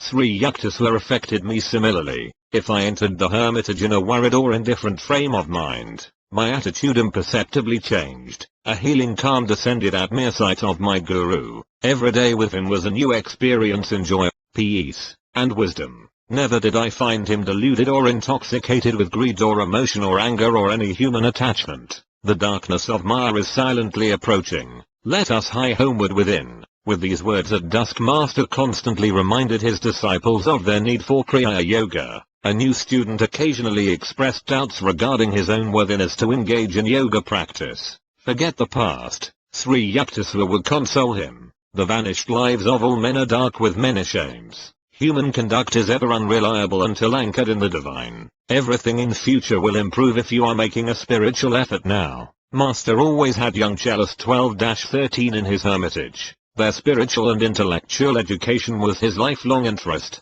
Even shortly before he passed on, he accepted for training 2 6-year-old boys and 1 youth of 16. He directed their minds and lives with that careful discipline in which the word disciple is etymologically rooted. The ashram residents loved and revered their guru. A slight clap of his hand sufficed to bring them eagerly to his side. When his mood was silent and withdrawn, no one ventured to speak. When his laugh rang jovially, children looked upon him as their own. Master seldom asked others to render him a personal service, nor would he accept help from a student unless the willingness was sincere. My guru quietly washed his clothes if the disciples overlooked that privileged task. Sri Yukteswar wore the traditional ochre-colored Swami robe. His laceless shoes, in accordance with Yogi custom, were of tiger or deer skin. Master spoke fluent English, French, Hindi, and Bengali. His Sanskrit was fair. He patiently instructed his young disciples by certain shortcuts which he had ingeniously devised for the study of English and Sanskrit.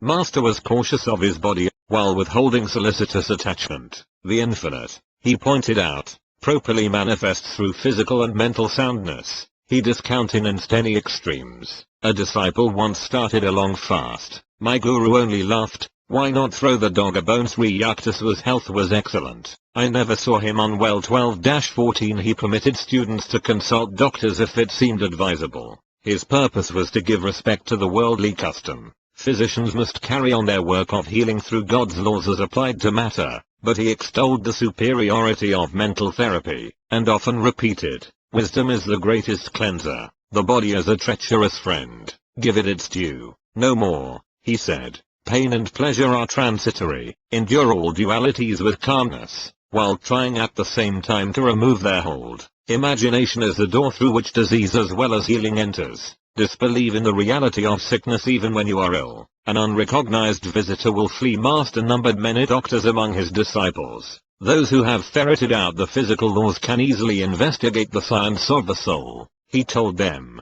a subtle spiritual mechanism is hidden just behind the bodily structure. 12-15 Sri Yukteswar counseled his students to be living liaisons of Western and Eastern virtues. Himself an executive Occidental in outer habits, inwardly he was the spiritual Oriental. He praised the progressive, resourceful and hygienic habits of the West, and the religious ideals which give a century halo to the East. Discipline had not been unknown to me. At home father was strict, and aunt often severe, but Sri Yukteswar's training cannot be described as other than drastic. A perfectionist, my guru was hypercritical of his disciples, whether in matters of moment or in the subtle nuances of behavior. Good manners without sincerity are like a beautiful dead lady, he remarked on suitable occasion. Straightforwardness without civility is like a surgeon's knife, effective but unpleasant. Candor with courtesy is helpful and admirable. Master was apparently satisfied with my spiritual progress, for he seldom referred to it. In other matters my ears were no strangers to reproof. My chief offenses were absent-mindedness, intermittent indulgence in sad moods, non-observance of certain rules of etiquette, and occasional unmethodical ways.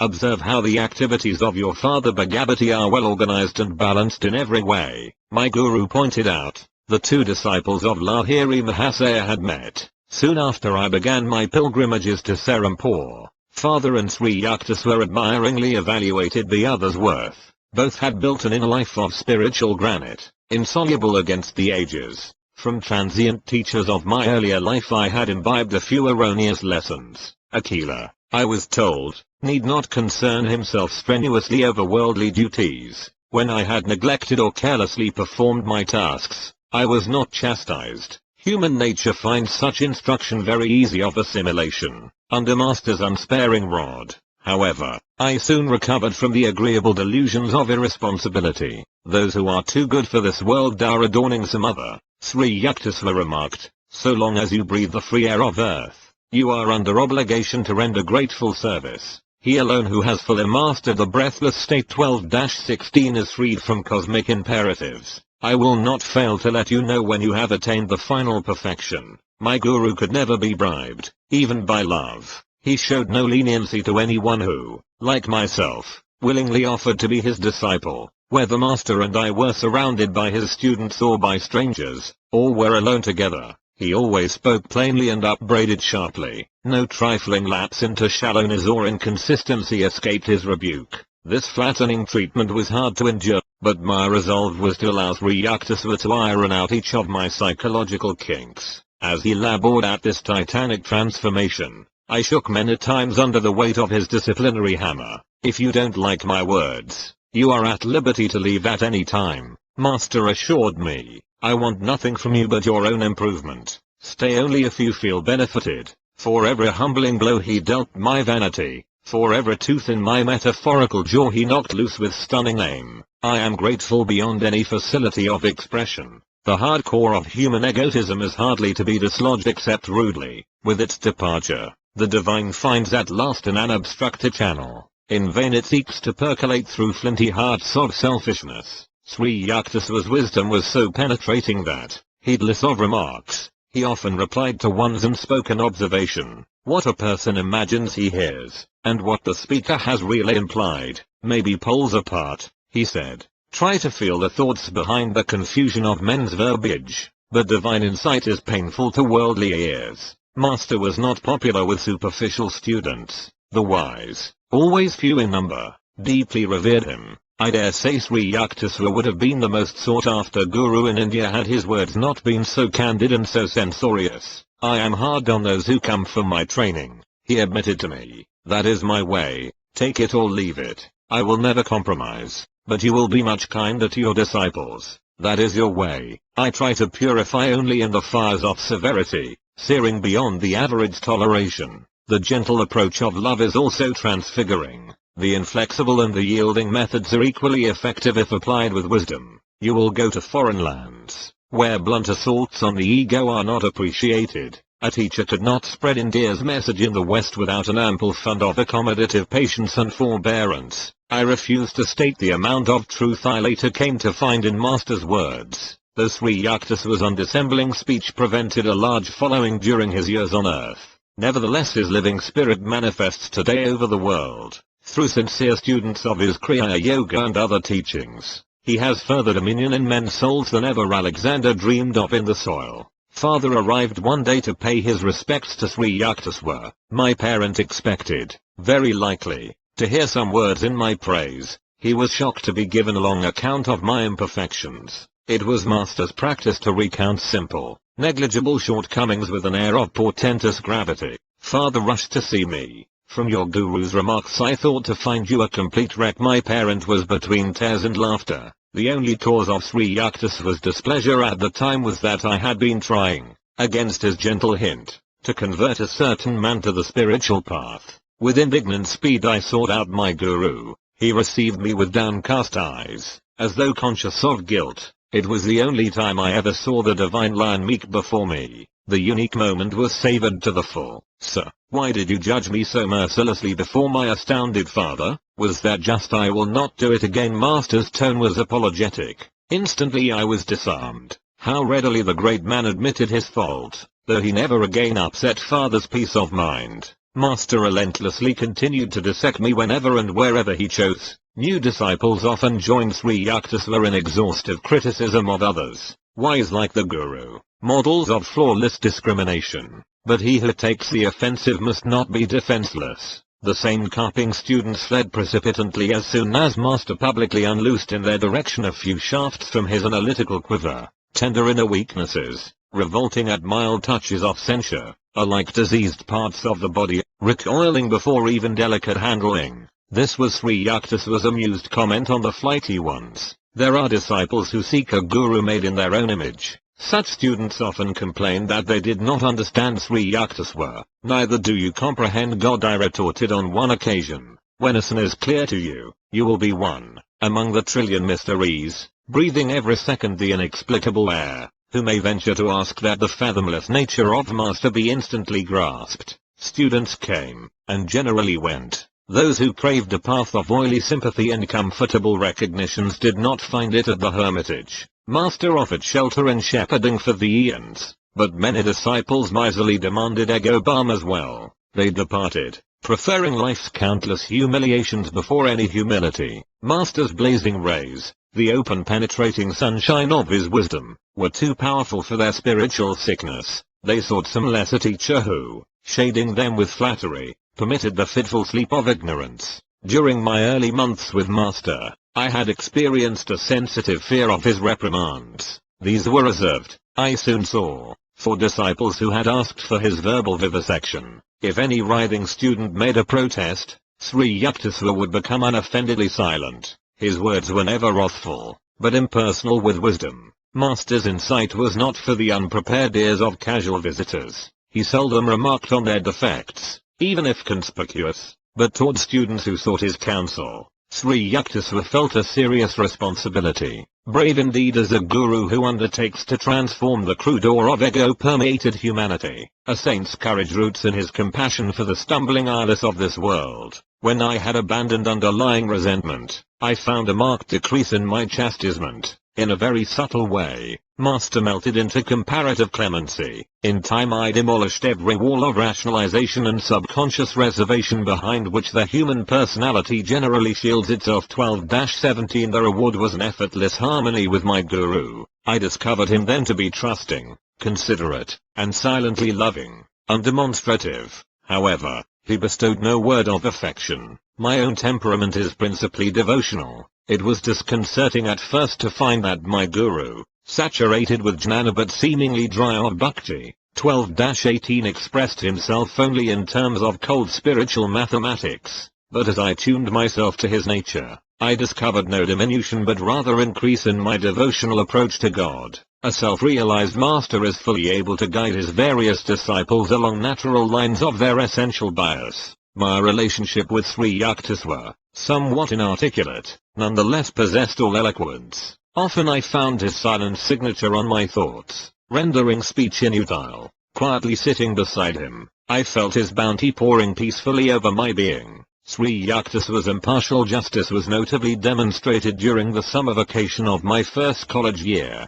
I welcomed the opportunity to spend uninterrupted months at Serampore with my guru. You may be in charge of the hermitage. Master was pleased over my enthusiastic arrival. Your duties will be the reception of guests, and supervision of the work of the other disciples. Kumar, a young villager from East Bengal, was accepted a fortnight later for hermitage training. Remarkably intelligent, He quickly won Sri Yukteswar's affection. For some unfathomable reason, Master was very lenient to the new resident. Mukunda, let Kumar assume your duties. Employ your own time in sweeping and cooking. Master issued these instructions after the new boy had been with us for a month. Exalted to leadership, Kumar exercised a petty household tyranny. In silent mutiny, the other disciples continued to seek me out for daily counsel. Mukunda is impossible. You made me supervisor, yet the others go to him and obey him. 3 weeks later Kumar was complaining to our guru.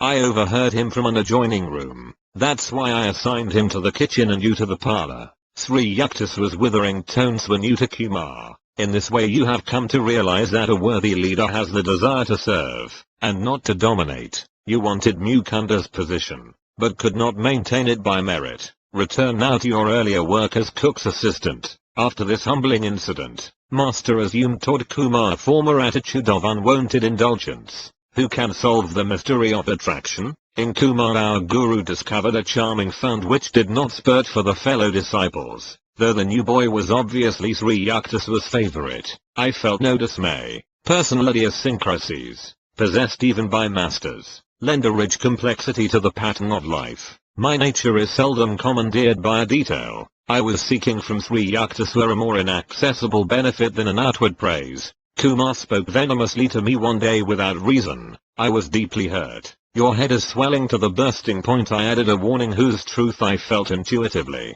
Unless you mend your ways, someday you will be asked to leave this ashram. Laughing sarcastically, Kumar repeated my remark to our guru, who had just entered the room. Fully expecting to be scolded, I retired meekly to a corner. Maybe Mukunda is right. Master's reply to the boy came with unusual coldness. I escaped without castigation. A year later, Kumar set out for a visit to his childhood home. He ignored the quiet disapproval of Sri Yukteswar, who never authoritatively controlled his disciples' movements. On the boy's return to Serampore in a few months, a change was unpleasantly apparent. Gone was the stately Kumar with serenely glowing face. Only an undistinguished peasant stood before us, one who had lately acquired a number of evil habits. Master summoned me and broken-heartedly discussed the fact that the boy was now unsuited to the monastic hermitage life. Mukunda, I will leave it to you to instruct Kumar to leave the ashram tomorrow. I can't do it. Tears stood in Sri Yukteswar's eyes,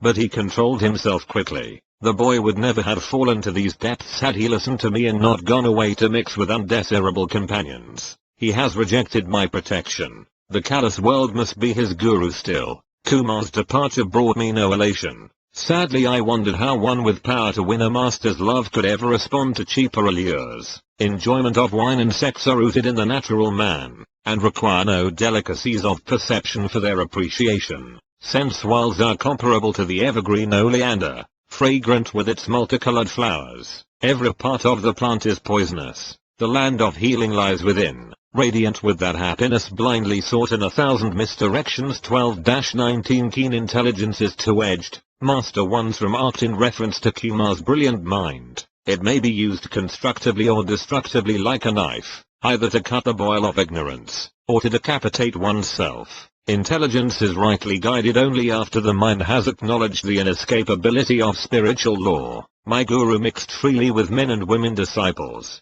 treating all as his children, perceiving their soul equality. He showed no distinction or partiality. In sleep, you do not know whether you are a man or a woman, he said. Just as a man, impersonating a woman, does not become one, so the soul, impersonating both man and woman, has no sex. The soul is the pure, changeless image of God. Sri Yukteswar never avoided or blamed women as objects of seduction. Men, he said, were also a temptation to women. I once inquired of my guru why a great ancient son had called women the daughter hell. A girl must have proved very troublesome to his peace of mind in his early life. My guru answered caustically, otherwise he would have denounced, not woman, but some imperfection in his own self-control. If the visitor dared to relate a suggestive story in the hermitage, Master would maintain an unresponsive silence. Do not allow yourself to be thrashed by the provoking whip of a beautiful face, he told the disciples. How can sense slaves enjoy the world? Its subtle flavors escape them while they grovel in primal mud. All nice discriminations are lost to the man of elemental lusts. Students seeking to escape from the dualistic Maya delusion received from Sri Yukteswar patient and understanding counsel. Just as the purpose of eating is to satisfy hunger, not greed, so the sex instinct is designed for the propagation of the species according to natural law, never for the kindling of insatiable longings. He said, destroy wrong desires now, otherwise they will follow you after the astral body is torn from its physical casing. Even when the flesh is weak, the mind should be constantly resistant. If temptation assails you with cruel force, overcome it by impersonal analysis and indomitable will. Every natural passion can be mastered. Conserve your powers. Be like the capacious ocean, absorbing within all the tributary rivers of the senses. Small yearnings are openings in the reservoir of your inner peace, permitting healing waters to be wasted in the desert soil of materialism.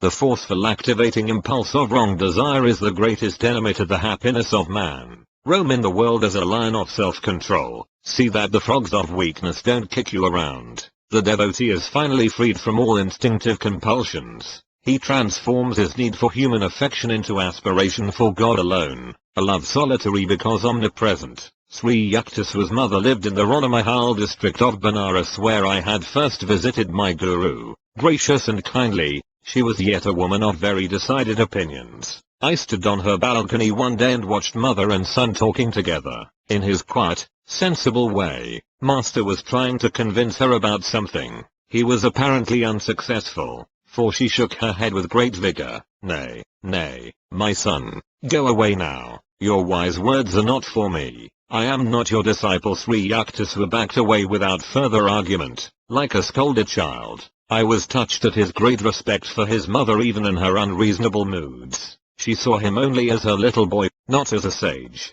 There was a charm about the trifling incident. It supplied a sidelight on my guru's unusual nature, inwardly humble and outwardly unbendable. The monastic regulations do not allow a Swami to retain connection with worldly ties after their formal severance. He cannot perform the ceremonial family rites which are obligatory on the householder. Yet Shankara, the ancient founder of the Swami order, disregarded the injunctions. At the death of his beloved mother, he cremated her body with heavenly fire which he caused to spurt from his upraised hand. Sri Yukteswar also ignored the restrictions. In a fashion less spectacular, when his mother passed on, he arranged the crematory services by the holy Ganges in Benares, and fed many Brahmins in conformance with age-old custom. The Shastric prohibitions were intended to help Swamis overcome narrow identifications. Shankara and Sri Yukteswar had wholly merged their beings in the impersonal spirit. They needed no rescue by rule. Sometimes,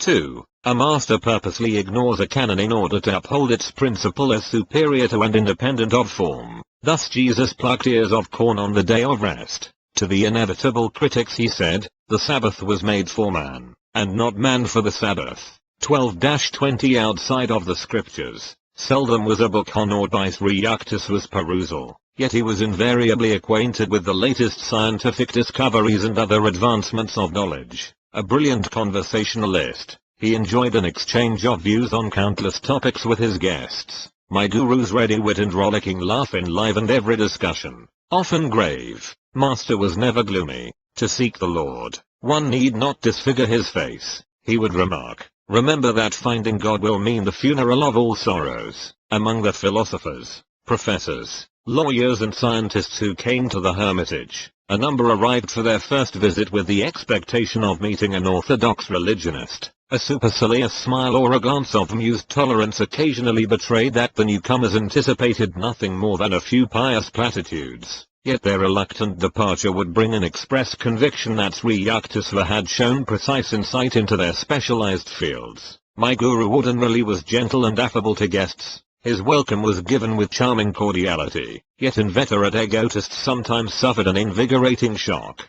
They confronted in Master either a frigid indifference or a formidable opposition. I saw iron. A noted chemist once crossed swords with Sri Yukteswar. The visitor would not admit the existence of God, inasmuch as science has devised no means of detecting him. So you have inexplicably failed to isolate the supreme power in your test tubes. Master's gaze was stern. I recommend an unheard of experiment. Examine your thoughts unremittingly for 24 hours. Then wonder no longer at God's absence. A celebrated pundit received a similar jolt. With ostentatious zeal, The scholar shook the ashram rafters with scriptural lore. Resounding passages poured from the Mahabharata, the Upanishads, 12-21, the Bhasayas, 12-22 of Shankara. I am waiting to hear you. Sri Yukteswar's tone was inquiring, as though utter silence had reigned. The pundit was puzzled. Quotations there have been, in superabundance. Master's words convulsed me with mirth, as I squatted in my corner,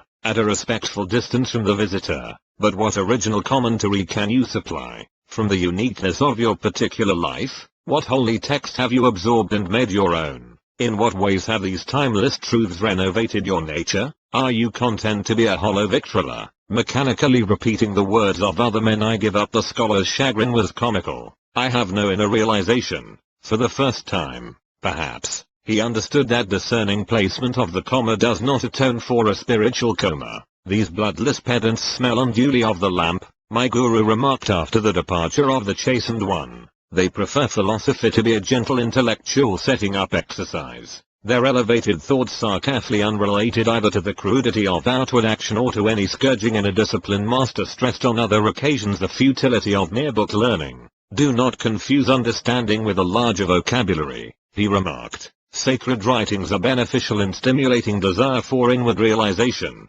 If one stanza at a time is slowly assimilated, continual intellectual study results in vanity and the false satisfaction of an undigested knowledge. Sri Yukteswar related one of his own experiences in scriptural edification. The scene was a forest hermitage in eastern Bengal, where he observed the procedure of a renowned teacher, Dabru Balav. His method, at once simple and difficult, was common in ancient India. Dabru Balav had gathered his disciples around him in the sylvan solitudes. The holy Bhagavad Gita was open before them. Steadfastly they looked at one passage for half an hour, then closed their eyes. Another half hour slipped away. The master gave a brief comment. Motionless, they meditated again for an hour. Finally the guru spoke.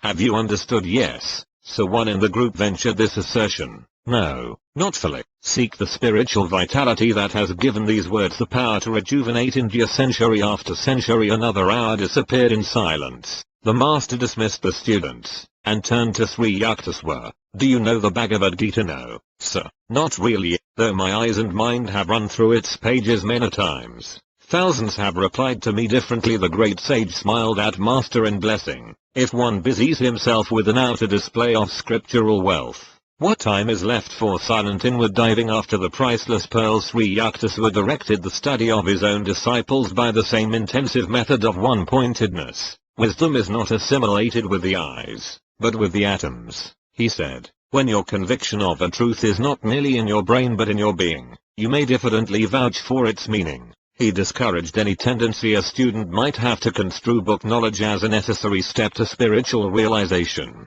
The rishis wrote in one sentence profundities that commentating scholars busy themselves over for generations. He remarked, endless literary controversy is for sluggard minds. What more liberating thought than God is nay, God, but man does not easily return to simplicity. It is seldom God for him, but rather learned pomposities. His ego is pleased that he can grasp such erudition. Men who were pridefully conscious of high worldly position were likely, in master's presence, to add humility to their other possessions. A local magistrate once arrived for an interview at the seaside hermitage in Puri. The man, who held a reputation for ruthlessness, had it well within his power to oust us from the ashram. I cautioned my guru about the despotic possibilities, but he seated himself with an uncompromising air, and did not rise to greet the visitor. Slightly nervous, I squatted near the door. The man had to content himself with a wooden box. My guru did not request me to fetch a chair. There was no fulfillment of the magistrate's obvious expectation that his importance would be ceremoniously acknowledged. A metaphysical discussion ensued. The guest blundered through misinterpretations of the scriptures. As his accuracy sank, his ire rose. Do you know that I stood first in the MA examination? Reason had forsaken him, but he could still shout, Mr. Magistrate, you forget that this is not your courtroom. Master replied evenly. From your childish remarks I would have surmised that your college career was unremarkable. A university degree, in any case, is not remotely related to Vedic realization. Saints are not produced in batches every semester like accountants. After a stunned silence, the visitor laughed heartily. "This is my first encounter with a heavenly magistrate," he said. Later he made a formal request, couched in the legal terms which were evidently part and parcel of his being, to be accepted as a probationary disciple. My guru personally attended to the details connected with the management of his property. Unscrupulous persons on various occasions attempted to secure possession of master's ancestral land, with determination and even by instigating lawsuits. Sri Yukteswar outwitted every opponent. He underwent these painful experiences from a desire never to be a begging guru, or a burden on his disciples. His financial independence was one reason why my alarmingly outspoken master was innocent of the cunnings of diplomacy. Unlike those teachers who have to flatter their supporters, my guru was impervious to the influences, open or subtle, of others' wealth. Never did I hear him ask or even hint for money for any purpose. His hermitage training was given free and freely to all disciples. An insolent court deputy arrived one day at the Serampore ashram to serve Sri Yukteswar with a legal summons. A disciple named Kanai and myself were also present. The officer's attitude toward master was offensive. "It will do you good to leave the shadows of your hermitage and breathe the honest air of a courtroom," the deputy grinned contemptuously. I could not contain myself. "Another word of your impudence and you will be on the floor," I advanced threateningly. "You wretch!" Kanai's shout was simultaneous with my own. "Dare you bring your blasphemies into this sacred ashram?" But master stood protectingly in front of his abuser. "Don't get excited over nothing. This man is only doing his rightful duty." The officer, dazed at his varying reception, respectfully offered a word of apology and sped away. Amazing it was to find that a master with such a fiery will could be so calm within. He fitted the Vedic definition of man of God, softer than the flower, where kindness is concerned, stronger than the thunder, where principles are at stake. There are always those in this world who, in Browning's words, endure no light, being themselves obscure. An outsider occasionally berated Sri Yukteswar for an imaginary grievance. My imperturbable guru listened politely, analyzing himself to see if any shred of truth lay within the denunciation. These scenes would bring to my mind one of master's inimitable observations. Some people try to be tall by cutting off the heads of others. The unfailing composure of a person is impressive beyond any sermon. He that is slow to anger is better than the mighty, and he that ruleth his spirit than he that taketh a city. 12-23 I often reflected that my majestic master could easily have been an emperor or world-shaking warrior had his mind been centered on fame or worldly achievement. He had chosen instead to storm those inner citadels of wrath and egotism whose fall is the height of man. Chapter 13 The Sleepless Son. Please permit me to go to the Himalayas. I hope in unbroken solitude to achieve continuous divine communion. I actually once addressed these ungrateful words to my master, seized by one of the unpredictable delusions which occasionally assail the devotee. I felt a growing impatience with hermitage duties and college studies, a feebly extenuating circumstances that my proposal was made when I had been only 6 months with Sri Yukteswar. Not yet had I fully surveyed his towering stature. Men are hill men live in the Himalayas, yet possess no God perception. My guru's answer came slowly and simply. Wisdom is better sought from a man of realization than from an inert mountain. Ignoring master's plain hint that he, and not a hill, was my teacher, I repeated my plea. Sri Yukteswar vouchsafed no reply. I took his silence for consent, a precarious interpretation readily accepted at one's convenience. In my Calcutta home that evening, I busied myself with travel preparations, tying a few articles inside a blanket. I remembered a similar bundle, surreptitiously dropped from my attic window a few years earlier. I wondered if this were to be another ill-starred flight toward the Himalayas. The first time my spiritual elation had been high. Tonight conscience smote heavily at thought of leaving my guru. The following morning I sought out Bihari Pandit, my Sanskrit professor at Scottish Church College. "Sir, you have told me of your friendship with a great disciple of Lahiri Mahasaya. Please give me his address." "You mean Ram Gopal Muzumdar. I call him the Sleepless Son. He is always awake in an ecstatic consciousness. His home is at Bajpa, near Tarakaswar." I thanked the Pandit, and then trained immediately for Tarakaswar. I hoped to silence my misgivings by wringing a sanction from the Sleepless Son to engage myself in lonely Himalayan meditation. Bihari's friend, I heard, had received illumination after many years of Kriya Yoga practice in isolated caves. At Tarakasura I approached a famous shrine. Hindus regard it with the same veneration that Catholics give to the Lourdes Sanctuary in France. Innumerable healing miracles have occurred at Tarakasura, including one for a member of my family. I sat in the temple there for a week. My eldest aunt once told me, observing a complete fast, I prayed for the recovery of your uncle Sarada from a chronic malady. On the 7th day I found a herb materialized in my hand. I made a brew from the leaves, and gave it to your uncle. His disease vanished at once, and has never reappeared. I entered the sacred Tarakasura shrine. The altar contains nothing but a round stone. Its circumference, beginningless and endless, makes it aptly significant of the infinite. Cosmic abstractions are not alien even to the humblest Indian peasant. He has been accused by Westerners, in fact, of living on abstractions. My own mood at the moment was so austere that I felt disinclined to bow before the stone symbol. God should be sought, I reflected, only within the soul. I left the temple without genuflection and walked briskly toward the outlying village of Ranbajpur. My appeal to a passerby for guidance caused him to sink into long cogitation. When you come to a crossroad, turn right and keep going, he finally pronounced oracularly, obeying the directions. I wended my way alongside the banks of a canal.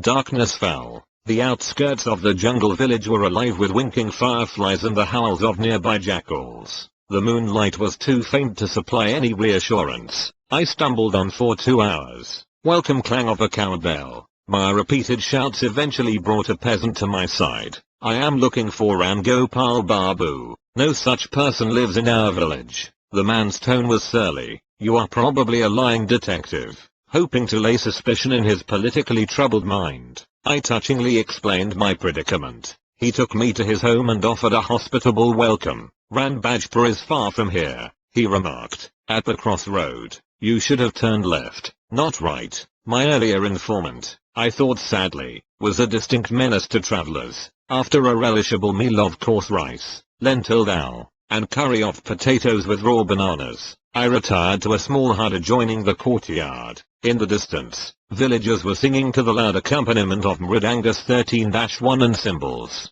Sleep was inconsiderable that night. I prayed deeply to be directed to the secret Yogi, Ram Gopal. As the first streaks of dawn penetrated the fissures of my dark room, I set out for Ranbajpur. Crossing rough paddy fields, I trudged over sickled stumps of the prickly plant and mounds of dried clay. An occasionally met peasant would inform me, invariably, that my destination was only a crochet, 2 miles. In 6 hours the sun traveled victoriously from horizon to meridian, but I began to feel that I would ever be distant from Ranbajpur by 1 crochet. At mid-afternoon my world was still an endless paddy field. Heat pouring from the avoidless sky was bringing me to near collapse. As a man approached at leisurely pace, I hardly dared utter my usual question, lest it summon the monotonous, just a crochet. The stranger halted beside me, short and slight. He was physically unimpressive save for an extraordinary pair of piercing dark eyes. I was planning to leave Ranbajpur, but your purpose was good,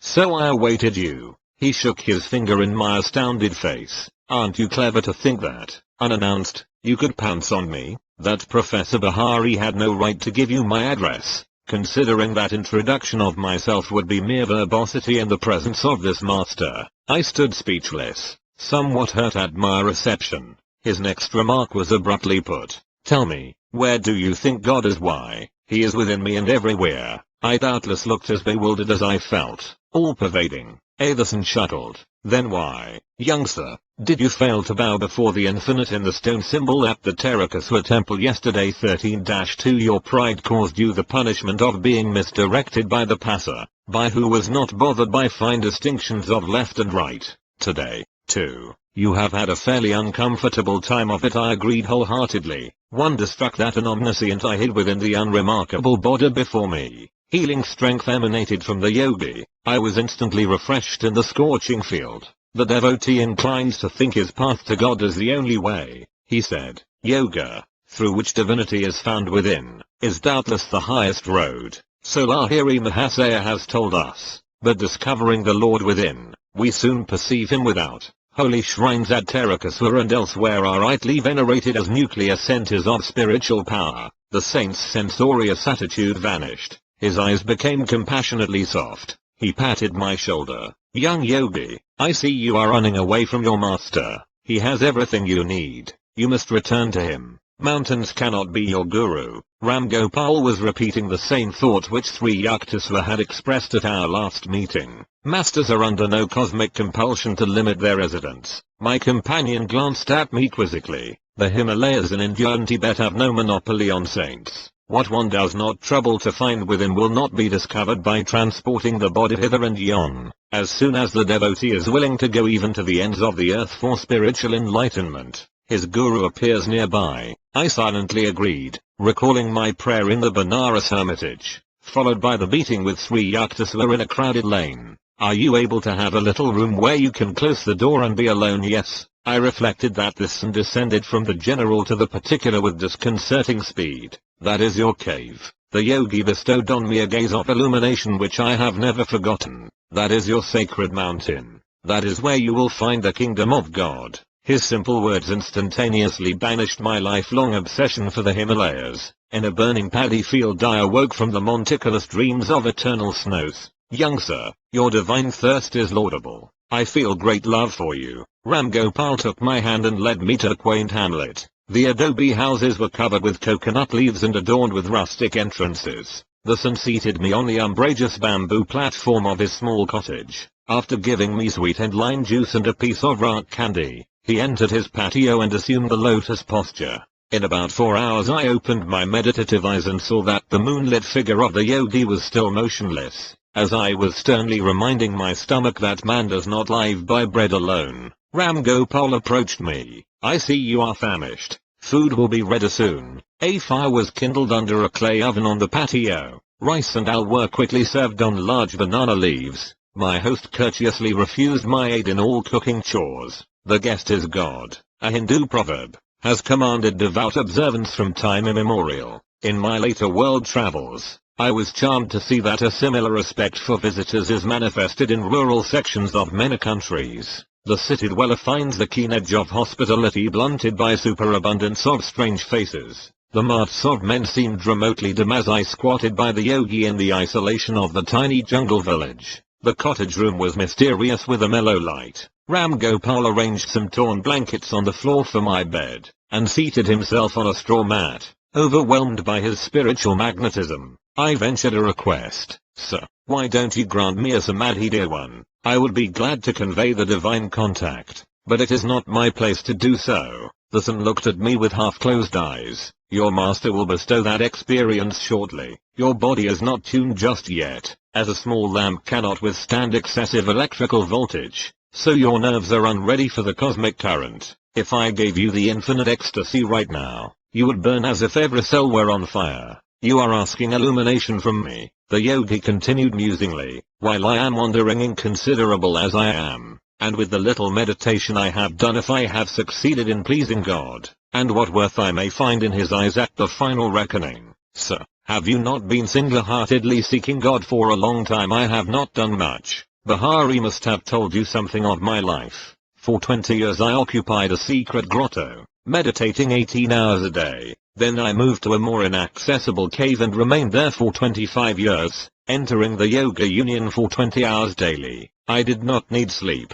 for I was ever with God. My body was more rested in the complete calmness of the superconsciousness than it could be by the partial peace of the ordinary subconscious state. The muscles relaxed during sleep, but the heart, lungs, and circulatory system are constantly at work. They get no rest. In superconsciousness, the internal organs remain in a state of suspended animation, electrified by the cosmic energy. By such means I have found it unnecessary to sleep for years. The time will come when you too will dispense with sleep. My goodness, you have meditated for so long and yet are unsure of the Lord's favor. I gazed at him in astonishment. Then what about us poor mortals? Well, don't you see, my dear boy, that God is eternity itself?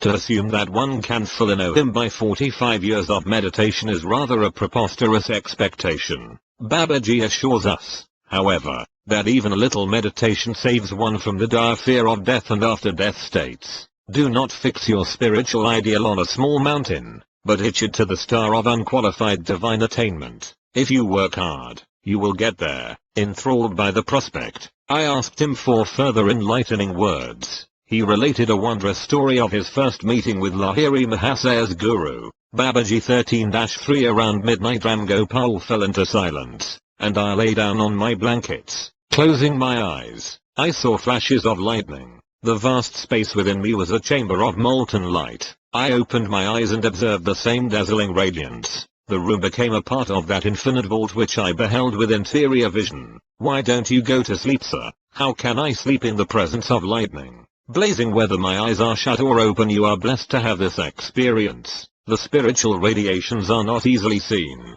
The son added a few words of affection. At dawn Ram Gopal gave me rock candies and said I must depart. I felt such reluctance to bid him farewell that tears coursed down my cheeks. I will not let you go empty-handed. The yogi spoke tenderly. I will do something for you. He smiled and looked at me steadfastly. I stood rooted to the ground, peace rushing like a mighty flood through the gates of my eyes. I was instantaneously healed of a pain in my back, which had troubled me intermittently for years. Renewed, bathed in a sea of luminous joy, I wept no more. After touching the saint's feet, I sauntered into the jungle, making my way through its tropical tangle until I reached Tarakaswa. There I made a second pilgrimage to the famous shrine, and prostrated myself fully before the altar. The round stone enlarged before my inner vision until it became the cosmical spheres, ring within ring, zone after zone, all dowered with divinity. I entrained happily an hour later for Calcutta.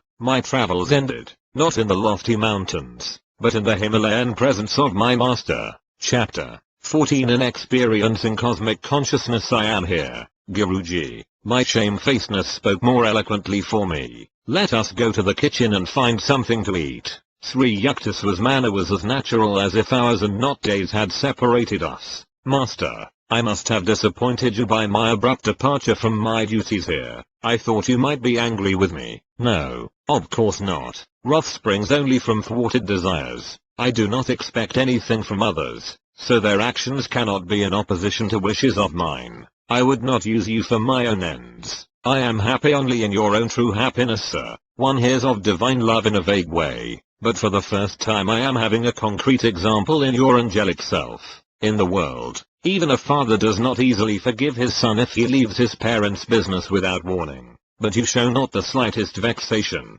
though you must have been put to great inconvenience by the many unfinished tasks I left behind. We looked into each other's eyes, where tears were shining. A blissful wave engulfed me. I was conscious that the Lord, in the form of my guru, was expanding the small ardors of my heart into the incompressible reaches of cosmic love. A few mornings later I made my way to Master's empty sitting room. I planned to meditate, but my inaudible purpose was unshared by disobedient thoughts. They scattered like birds before the hunter. Mukunda Sri Yukteswar's voice sounded from a distant inner balcony. I felt as rebellious as my thoughts. Master always urges me to meditate, I muttered to myself. He should not disturb me when he knows why I came to his room. He summoned me again. I remained obstinately silent. The third time his tone held rebuke. Sir, I am meditating, I shouted protestingly. I know how you are meditating, my guru called out, with your mind distributed like leaves in a storm. Come here to me. Snubbed and exposed, I made my way sadly to his side. Poor boy, the mountains couldn't give what you wanted. Master spoke caressively, comfortingly. His calm gaze was unfathomable. Your heart's desire shall be fulfilled. Sri Yukteswar seldom indulged in riddles. I was bewildered. He struck gently on my chest above the heart. My body became immovably rooted. Breath was drawn out of my lungs as if by some huge magnet. Soul and mind instantly lost their physical bondage, and streamed out like a fluid piercing light from my every pore. The flesh was as though dead, yet in my intense awareness I knew that never before had I been fully alive. My sense of identity was no longer narrowly confined to a body, but embraced the circumambient atoms. People on distant streets seemed to be moving gently over my own remote periphery. The roots of plants and trees appeared through a dim transparency of the soil. I discerned the inward flow of their sap. The whole vicinity lay bare before me. My ordinary frontal vision was now changed to a vast spherical sight, simultaneously all perceptive. Through the back of my head I saw Minsk rolling far down Raighat Road, and noticed also a white cow who was leisurely approaching. When she reached the space in front of the open ashram gate, I observed her with my two physical eyes. As she passed by, behind the brick wall, I saw her clearly still. All objects within my panoramic gaze trembled and vibrated like quick motion pictures. My body, masters, the pillared courtyard, the furniture and floor, the trees and sunshine, occasionally became violently agitated, until all melted into a luminescent sea, even as sugar crystals, thrown into a glass of water, dissolve after being shaken. The unifying light alternated with materializations of form, the metamorphoses revealing the law of cause and effect in creation. An oceanic joy broke upon calm endless shores of my soul. The Spirit of God, I realized, is exhaustless bliss. His body is countless tissues of light. A swelling glory within me began to envelop towns, continents, the earth, solar and stellar systems, tenuous nebulae, and floating universes. The entire cosmos, gently luminous, like a city seen afar at night, glimmered within the infinitude of my being. The sharply etched global outlines faded somewhat at the farthest edges. There I could see a mellow radiance, ever undiminished. It was indescribably subtle. The planetary pictures were formed of a grosser light. The divine dispersion of rays poured from an eternal source, blazing into galaxies, transfigured with ineffable auras. Again and again I saw the creative beams condense into constellations, then resolve into sheets of transparent flame. By rhythmic reversion, sextillion worlds passed into diaphanous luster. Fire became firmament. I cognized the center of the Empyrean as a point of intuitive perception in my heart. Irradiating splendor issued from my nucleus to every part of the universal structure. Blissful Amrita, the nectar of immortality, pulsed through me with a quicksilver-like fluidity. The creative voice of God I heard resounding as Om. 14-1 The vibration of the cosmic motor. Suddenly the breath returned to my lungs. With a disappointment almost unbearable, I realized that my infinite immensity was lost. Once more I was limited to the humiliating cage of the body, not easily accommodative to the spirit. Like a prodigal child, I had run away from my macrocosmic home and imprisoned myself in a narrow microcosm. My guru was standing motionless before me. I started to drop at his holy feet in gratitude for the experience in cosmic consciousness which I had long passionately sought. He held me upright, and spoke calmly, unpretentiously. You must not get overdrunk with ecstasy. Much work yet remains for you in the world. Come, let us sweep the balcony floor. Then we shall walk by the Ganges. I fetched a broom. Master, I knew, was teaching me the secret of balanced living. The soul must stretch over the cosmogonic abysses, while the body performs its daily duties. When we set out later for a stroll, I was still entranced in unspeakable rapture. I saw our bodies as two astral pictures, moving over a road by the river whose essence was sheer light. It is the Spirit of God that actively sustains every form and force in the universe, yet he is transcendental and aloof in the blissful uncreated void beyond the worlds of vibratory phenomena. 14-2 Master explained. Saints who realize their divinity even while in the flesh know a similar twofold existence. Conscientiously engaging in earthly work, they yet remain immersed in an inward beatitude. The Lord has created all men from the limitless joy of his being. Though they are painfully cramped by the body, God nevertheless expects that souls made in his image shall ultimately rise above all sense identifications and reunite with him. The cosmic vision left many permanent lessons. By daily stilling my thoughts, I could win release from the delusive conviction that my body was a mass of flesh and bones. Traversing the hard soil of matter, the breath and the restless mind, I saw, were like storms which lashed the ocean of light into waves of material forms: earth, sky, human beings, animals, birds, trees. No perception of the infinite as one light could be had except by calming those storms. As often as I silenced the two natural tumults, I beheld the multitudinous waves of creation melt into one lucent sea, even as the waves of the ocean, their tempests subsiding, serenely dissolve into unity. A master bestows the divine experience of cosmic consciousness when his disciple, by meditation, has strengthened his mind to a degree where the vast vistas would not overwhelm him. The experience can never be given through one's mere intellectual willingness or open-mindedness. Only adequate enlargement by yoga practice and devotional bhakti can prepare the mind to absorb the liberating shock of omnipresence. It comes with a natural inevitability to the sincere devotee. His intense craving begins to pull at God with an irresistible force. The Lord, as the cosmic vision, is drawn by the seeker's magnetic ardor into his range of consciousness. I wrote, in my later years, the following poem, Samadhi, endeavoring to convey the glory of its cosmic state, vanished the veils of light and shade, lifted every vapor of sorrow, sailed away all dawns of fleeting joy, gone the dim sensory mirage, love, hate, health, disease, life, death, perished these false shadows on the screen of duality, waves of laughter, silas of sarcasm, melancholic whirlpools, melting in the vast sea of bliss, the storm of Maya stilled by magic wand of intuition deep, the universe, forgotten dream, subconsciously lurks, ready to invade my newly wakened memory divine. I live without the cosmic shadow, but it is not bereft of me, as the sea exists without the waves, but they breathe not without the sea. Dreams, wakings, states of deep curious sleep, present,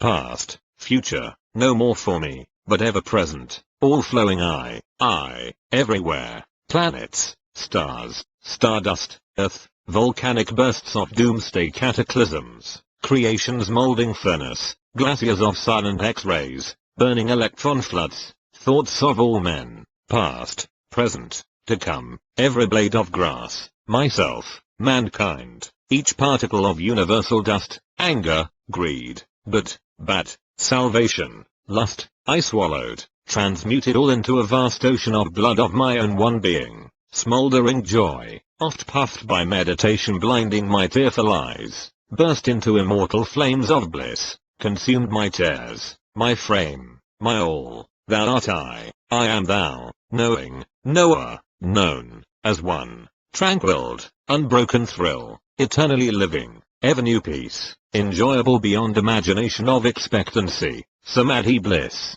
not an unconscious state or mental chloroform without willful return. Samadhi but extends my conscious realm beyond limits of the mortal frame to farthest boundary of eternity where I, the cosmic sea, watch the little ego floating in me, the sparrow, each grain of sand, fall not without my sight. All space floats like an iceberg in my mental sea, colossal container, of all things made, by deeper, longer, thirsty, guru-given meditation comes this celestial samadhi, mobile murmurs of atoms are heard, the dark earth, mountains, vales, low molten liquid, flowing seas change into vapors of nebulae, orm blows upon vapors, opening wondrously their veils, oceans stand revealed, shining electrons, till, at last sound of the cosmic drum, vanish the grosser lights into eternal rays of all-pervading bliss. From joy I came, for joy I live, in sacred joy I melt, ocean of mind,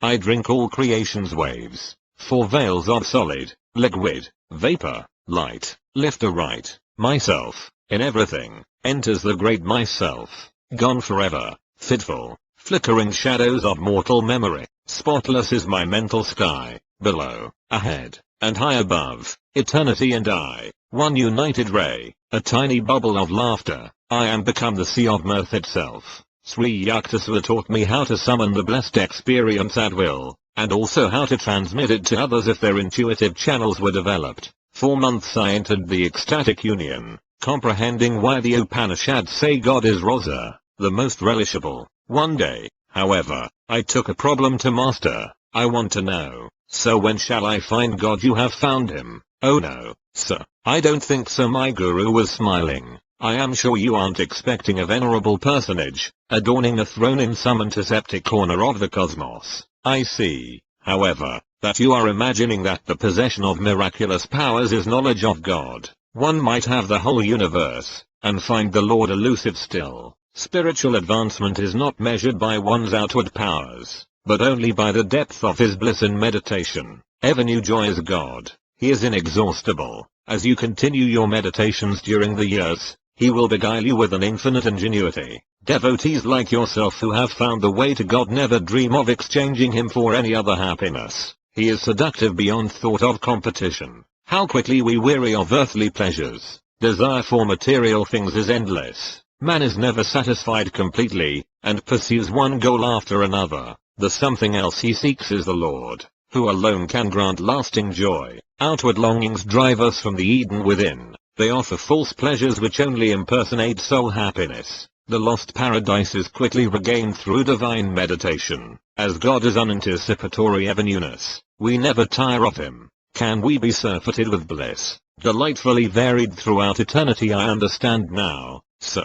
why saints call the Lord unfathomable. Even everlasting life could not suffice to praise him. That is true, but he is also near and dear. After the mind has been cleared by Kriya Yoga of sensory obstacles, meditation furnishes a twofold proof of God. Ever new joy is evidence of his existence, convincing to our very atoms. Also, in meditation one finds his instant guidance, his adequate response to every difficulty. I see, Guruji, you have solved my problem. I smiled gratefully. I do realize now that I have found God. For whenever the joy of meditation has returned subconsciously during my active hours, I have been subtly directed to adopt the right course in everything, even details. Human life is beset with sorrow until we know how to tune in with the divine will, whose right course is often baffling to the egoistic intelligence. God bears the burden of the cosmos. He alone can give unerring counsel. Chapter 15 The Cauliflower Robbery Master,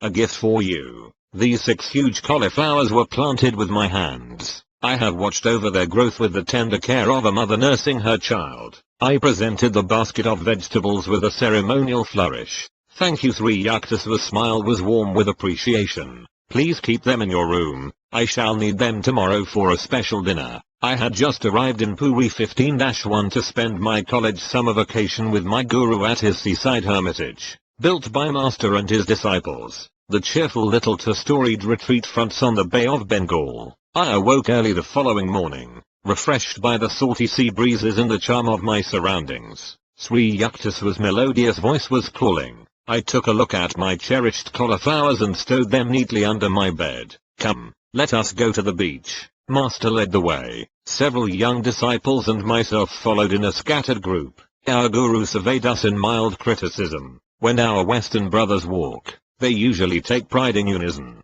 Now, please march into rows. Keep rhythmic step with one another. Sri Yukteswar watched as we obeyed. He began to sing. Boys go to and fro, in a pretty little row. I could not but admire the ease with which Master was able to match the brisk pace of his young students. Halt, my guru's eye sought mine. Did you remember to lock the back door of the hermitage? My guru's seaside hermitage at Puri. A steady stream of visitors poured from the world into the hermitage tranquility. A number of learned men came with the expectation of meeting an orthodox religionist. A supercilious smile or a glance of amused tolerance occasionally betrayed that the newcomers anticipated nothing more than a few pious platitudes. Yet their reluctant departure would bring an express conviction that Sri Yukteswar had shown precise insight into their specialized fields of knowledge. My guru always had young resident disciples in his hermitage. He directed their minds and lives with that careful discipline in which the word disciple is etymologically rooted. I think so. Sri Yukteswar was silent for a few minutes, a half-suppressed smile on his lips. No, you forgot, he said finally. Divine contemplation must not be made an excuse for material carelessness. You have neglected your duty in safeguarding the ashram. You must be punished. I thought he was obscurely joking when he added, your 6 cauliflowers will soon be only 5. We turned around at Master's orders and marched back until we were close to the hermitage. Rest a while, Mukunda. Look across the compound on our left. Observe the road beyond. A certain man will arrive there presently. He will be the means of your chastisement. I concealed my vexation at these incomprehensible remarks. A peasant soon appeared on the road. He was dancing grotesquely and flinging his arms about with meaningless gestures. Almost paralyzed with curiosity, I glued my eyes on the hilarious spectacle. As the man reached a point in the road where he would vanish from our view, Sri Yukteswar said, now, he will return. The peasant at once changed his direction and made for the rear of the ashram. Crossing a sandy tract, he entered the building by the back door. I had left it unlocked, even as my guru had said. The man emerged shortly, holding one of my prized cauliflowers. He now strode along respectably, invested with the dignity of possession.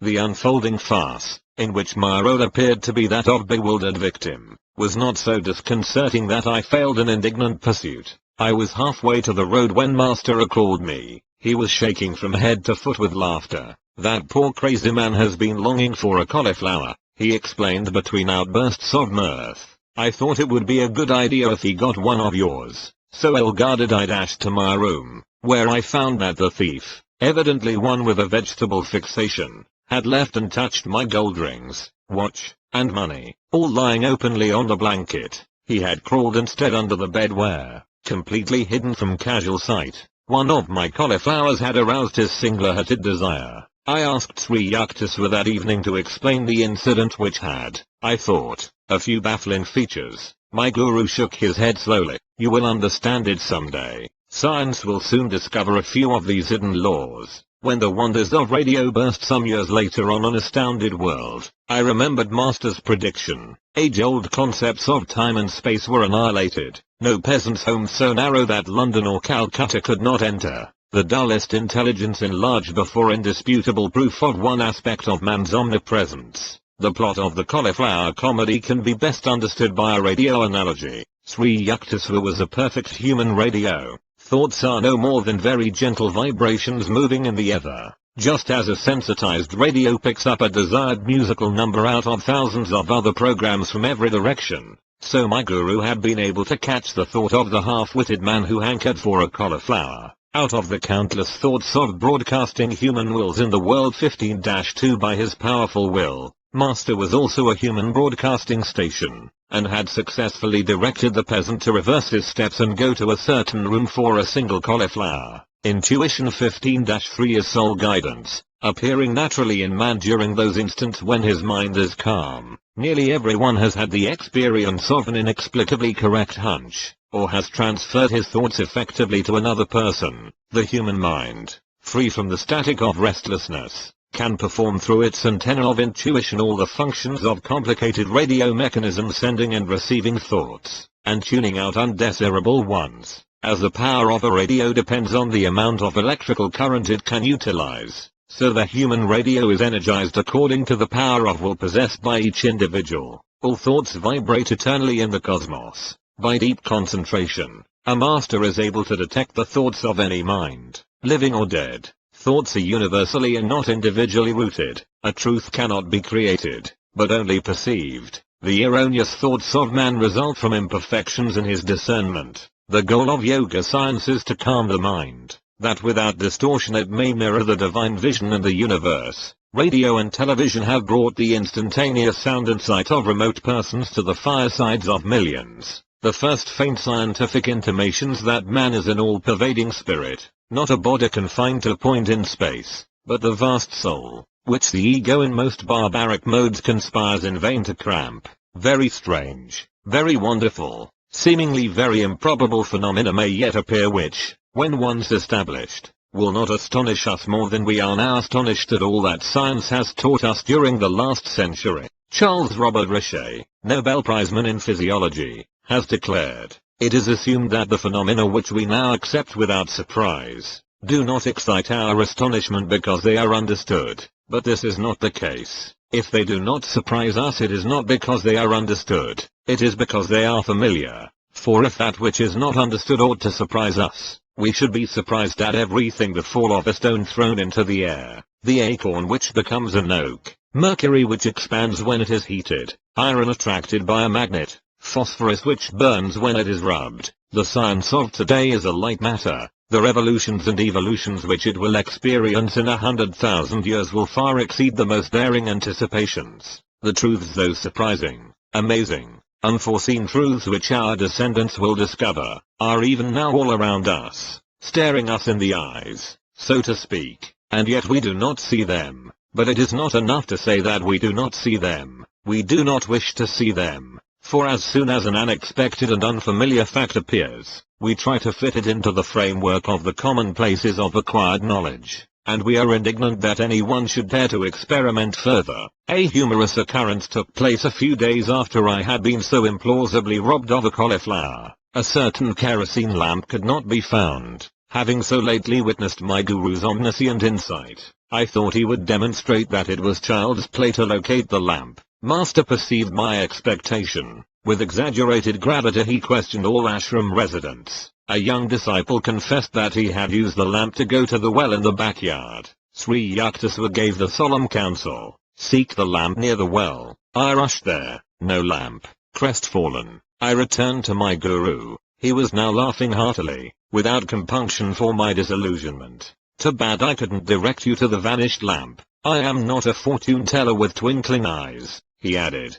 I am not even a satisfactory Sherlock Holmes. I realized that Master would never display his powers when challenged, or for a triviality. Delightful weeks sped by. Sri Yukteswar was planning a religious procession. He asked me to lead the disciples over the town and beach of Puri. The festive day dawned as one of the hottest of the summer. Guruji, how can I take the barefooted students over the fiery sands? I spoke despairingly. I will tell you a secret, Master responded. The Lord will send an umbrella of clouds. You all shall walk in comfort. I happily organized the procession. Our group started from the ashram with a Satsanga banner 15-4 designed by Sri Yukteswar. It bore the symbol of the single 15-5i, the telescopic gaze of intuition. No sooner had we left the hermitage than the part of the sky which was overhead became filled with clouds as though by magic, to the accompaniment of astonished ejaculations from all sides. A very light shower fell, cooling the city streets and the burning seashore. The soothing drops descended during the 2 hours of the parade, the exact instant at which our group returned to the ashram. The clouds and rain passed away tracelessly. You see how God feels for us, Master replied after I had expressed my gratitude. The Lord responds to all and works for all. Just as he sent rain at my plea, so he fulfills any sincere desire of the devotee. Seldom do men realize how often God heeds their prayers. He is not partial to a few, but listens to everyone who approaches him trustingly. His children should ever have implicit faith in the loving kindness of their omnipresent Father. 15-6 Sri Yukteswar sponsored 4 yearly festivals. At the equinoxes and solstices, when his students gathered from far and near, the winter solstice celebration was held in Serampore. The first one I attended left me with a permanent blessing. The festivities started in the morning with a barefoot procession along the streets. The voices of 100 students rang out with sweet religious songs. A few musicians played the flute and kolkatal, drums and cymbals. Enthusiastic townspeople strewed the path with flowers, glad to be summoned from prosaic tasks by our resounding praise of the Lord's blessed name. The long tour ended in the courtyard of the hermitage. There we encircled our guru, while students on upper balconies showered us with marigold blossoms. Many guests went upstairs to receive a pudding of chana and oranges. I made my way to a group of brother disciples who were serving today as cooks. Food for such large gatherings had to be cooked outdoors in huge cauldrons. The improvised wood-burning brick stoves were smoky and tear-provoking, but we laughed merrily at our work. Religious festivals in India are never considered troublesome. Each one does his part, supplying money, rice, vegetables, or his personal services. Master was soon in our midst, supervising the details of the feast. Busy every moment, he kept pace with the most energetic young student. A Sankirtan, group chanting, accompanied by the harmonium and hand-played Indian drums, was in progress on the second floor.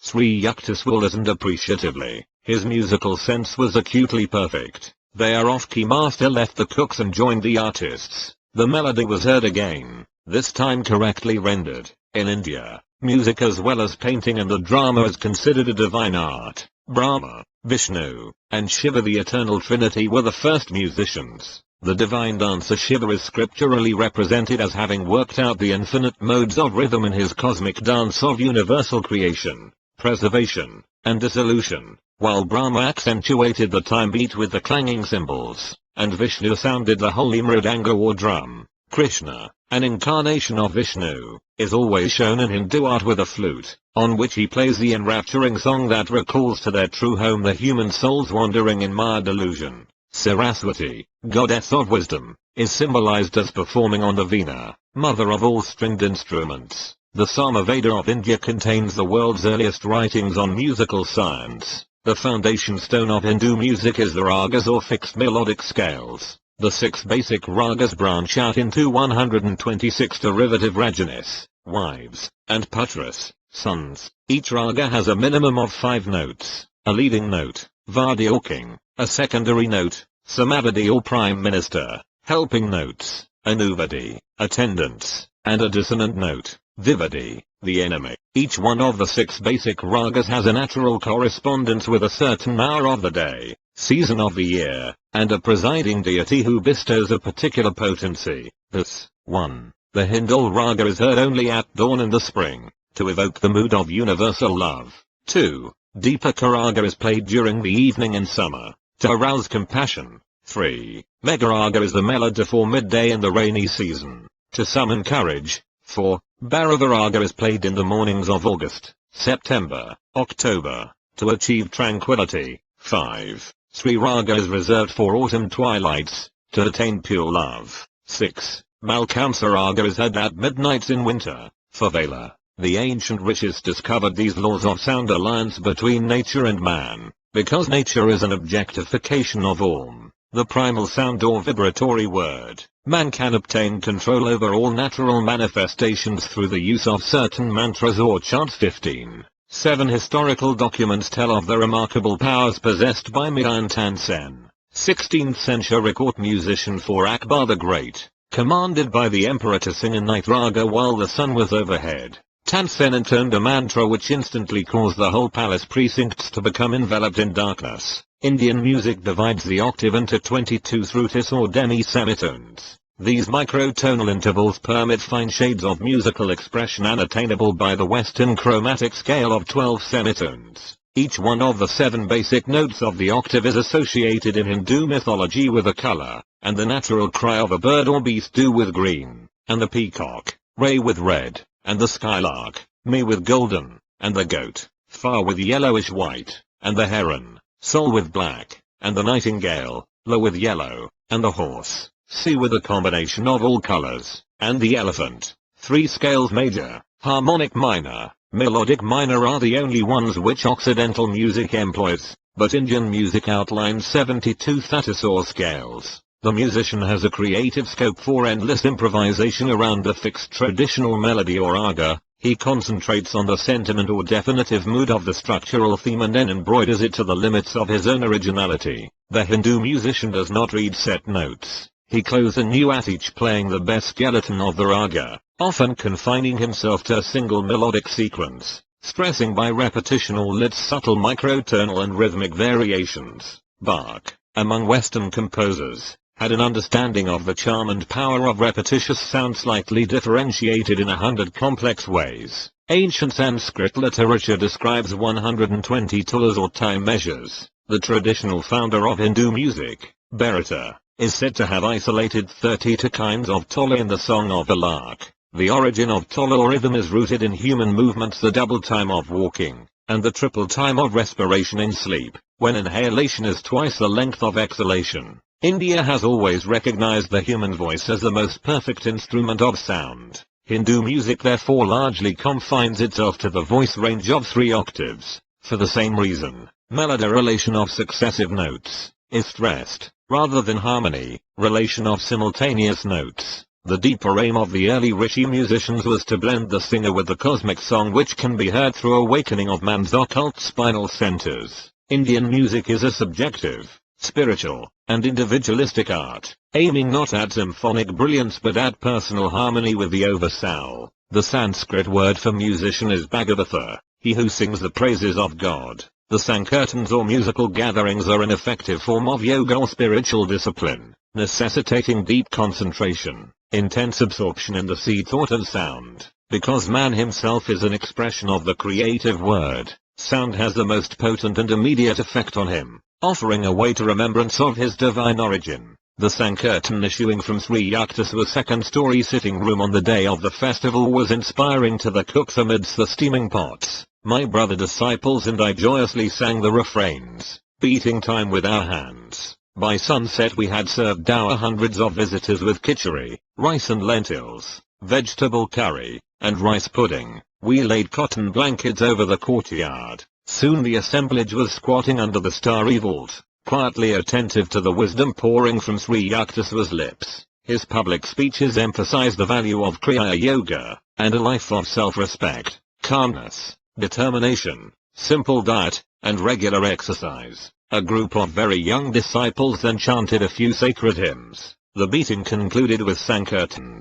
From 10 o'clock until midnight, the ashram residents washed pots and pans, and cleared the courtyard. My guru called me to his side. I am pleased over your cheerful labors today and during the past week of preparations. I want you with me. You may sleep in my bed tonight. This was a privilege I had never thought would fall to my lot. We sat a while in a state of intense divine tranquility. Hardly 10 minutes after we had gotten into bed, Master rose and began to dress. What is the matter? So I felt a tinge of unreality in the unexpected joy of sleeping beside my guru. I think that a few students who missed their proper train connections will be here soon. Let us have some food ready, Guruji. No one would come at 1 o'clock in the morning. Stay in bed. You have been working very hard, but I am going to cook. At Sri Yukteswar's resolute tone, I jumped up and followed him to the small daily used kitchen adjacent to the second floor in a balcony. Rice and dal were soon boiling. My guru smiled affectionately.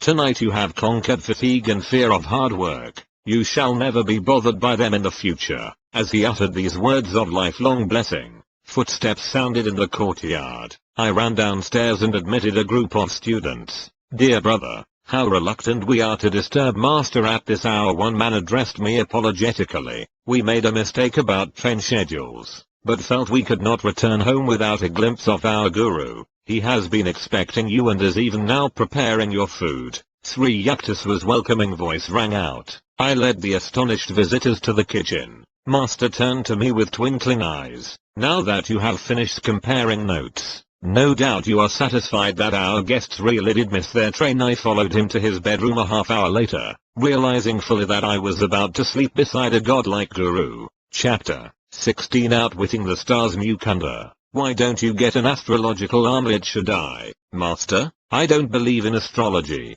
It is never a question of belief. The only scientific attitude one can take on any subject is whether it is true. The law of gravitation worked as efficiently before Newton as after him. The cosmos would be fairly chaotic if its laws could not operate without the sanction of human belief. Charlatans have brought the stellar science to its present state of disrepute. Astrology is too vast, both mathematically 16-1 and philosophically, to be rightly grasped except by men of profound understanding. If ignoramuses misread the heavens, and see there a scroll instead of a script, that is to be expected in this imperfect world, one should not dismiss the wisdom with the wise. All parts of creation are linked together and interchange their influences. The balanced rhythm of the universe is rooted in reciprocity. My guru continued. Man, in his human aspect, has to combat two sets of forces. First, the tumult within his being, caused by the admixture of earth, water, fire, air,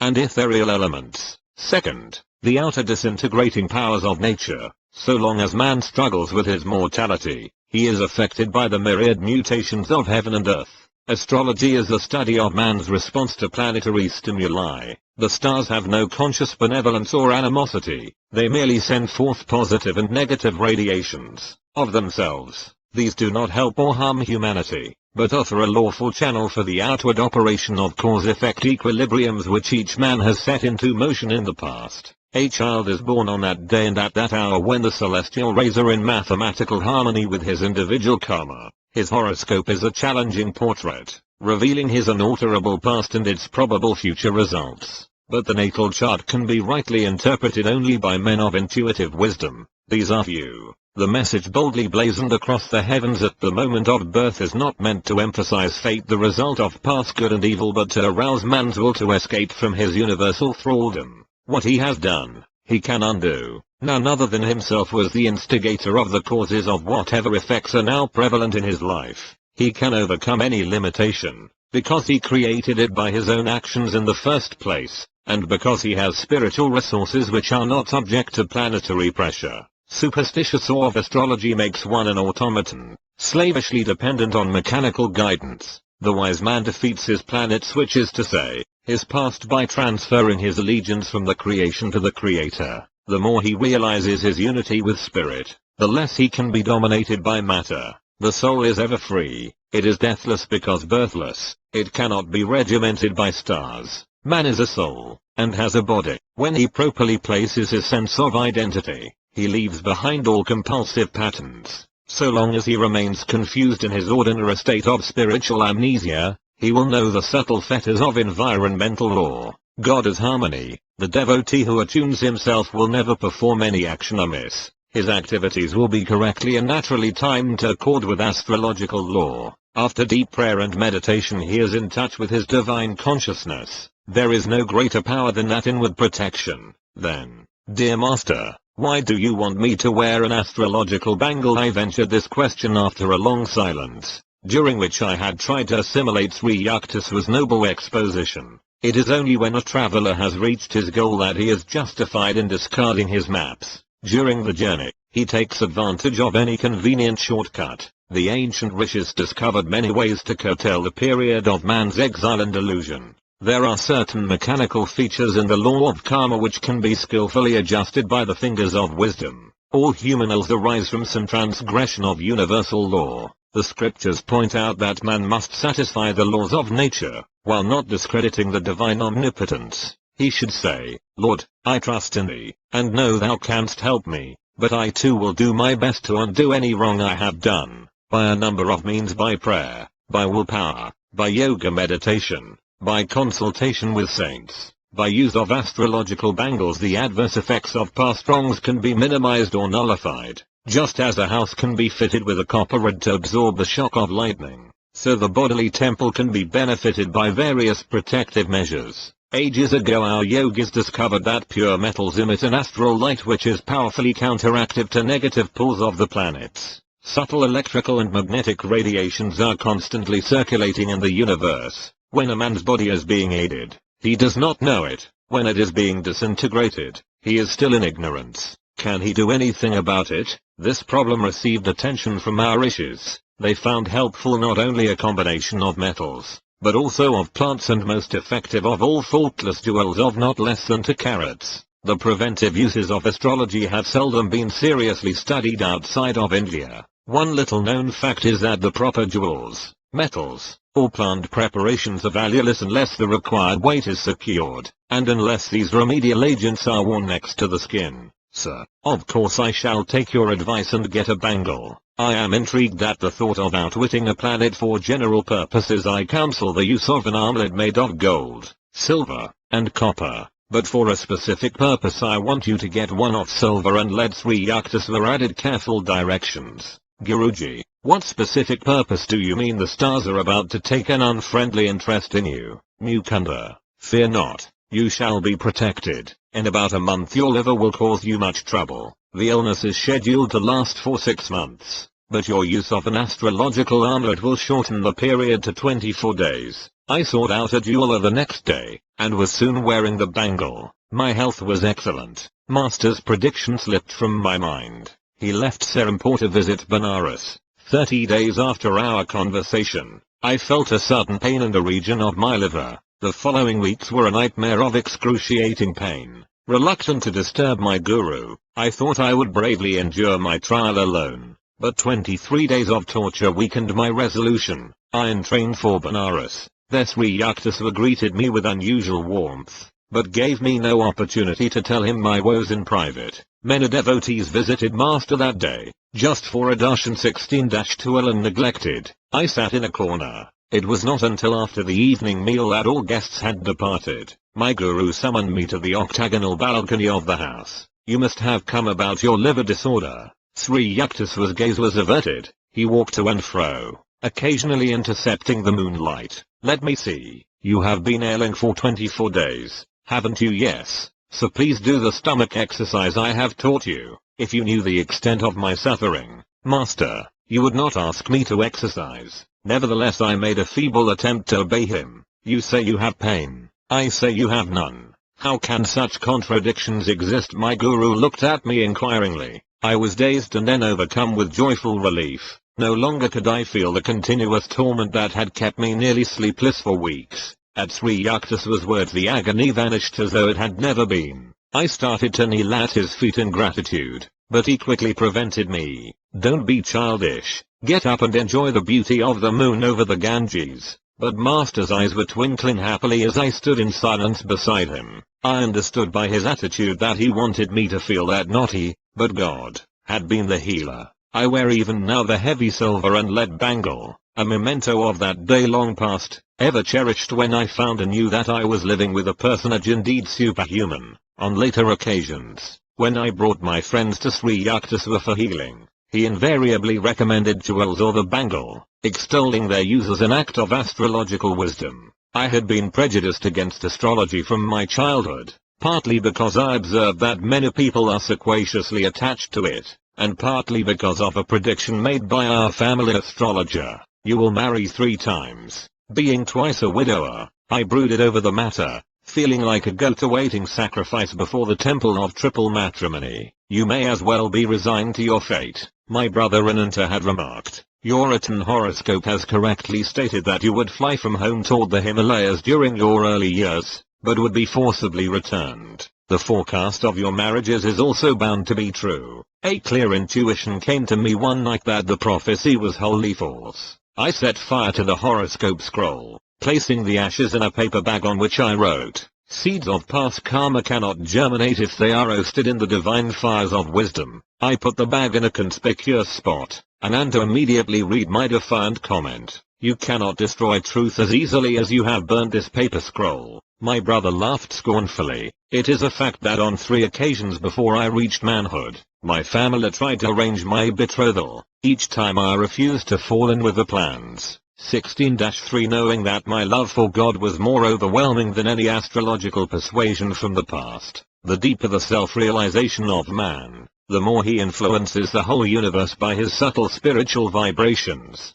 and the less he himself is affected by the phenomenal flux. These words of masters often returned inspiringly to my mind. Occasionally I told astrologers to select my worst periods, according to planetary indications, and I would still accomplish whatever task I set myself. It is true that my success at such times has been accompanied by extraordinary difficulties, but my conviction has always been justified. Faith in the divine protection, and the right use of man's God-given will, are forces formidable beyond any the inverted bowl can muster. The starry inscription at one's birth, I came to understand, is not that man is a puppet of his past. Its message is rather a prod to pride. The very heavens seek to arouse man's determination to be free from every limitation. God created each man as a soul, dowered with individuality, hence essential to the universal structure. Whether in the temporary role of pillar or parasite, his freedom is final and immediate, if he so wills. It depends not on outer but inner victories. Sri Yukteswar discovered the mathematical application of the 24,000-year equinoctial cycle to our present age. 16-4 The cycle is divided into an ascending arc and a descending arc, each of 12,000 years. Within each arc fall 4 yugas or ages,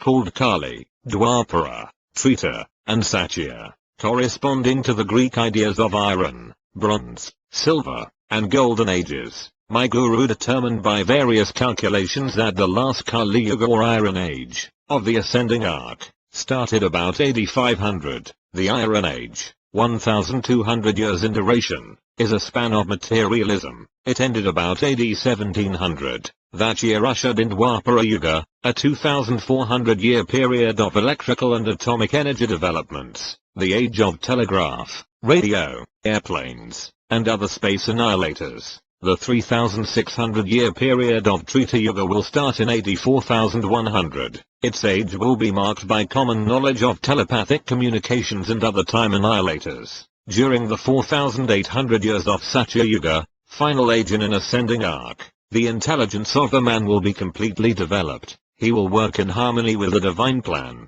a descending arc of 12,000 years, starting with a descending golden age of 4,800 years. Then begins 16-5 for the world. Man gradually sinks into ignorance. These cycles are the eternal rounds of Maya, the contrasts and relativities of the phenomenal universe. 16-6 Man, one by one, escapes from creation's prison of duality as he awakens to consciousness of his inseparable divine unity with the Creator. Master enlarged my understanding not only of astrology but of the world's scriptures, placing the holy texts on the spotless table of his mind. He was able to dissect them with the scalpel of intuitive reasoning, and to separate errors and interpolations of scholars from the truths as originally expressed by the prophets. Fix one's vision on the end of the nose. This inaccurate interpretation of a Bhagavad Gita stanza, 16-7 widely accepted by Eastern pundits and Western translators, used to arouse Master's droll criticism. The path of a yogi is singular enough as it is, he remarked. Why counsel him that he must also make himself cross-eyed? The true meaning of nasicagram is origin of the nose, not end of the nose. The nose begins at the point between the two eyebrows, the seat of spiritual vision. 16-8 because of 1 Sankhya. 16-9 aphorism. Aiswarashita, a lord of creation cannot be deduced or God is not proved. 16-10 Many scholars call the whole philosophy atheistical. The verse is not nihilistic. Sri Yukteswar explained. It merely signifies that to the unenlightened man, dependent on his senses for all final judgments, proof of God must remain unknown and therefore non-existent. True Sankhya followers, with unshakable insight born of meditation, understand that the Lord is both existent and knowable. Master expounded the Christian Bible with a beautiful clarity. It was from my Hindi guru, unknown to the roll call of Christian membership, that I learned to perceive the deathless essence of the Bible, and to understand the truth in Christ's assertion, surely the most thrillingly intransigent ever uttered.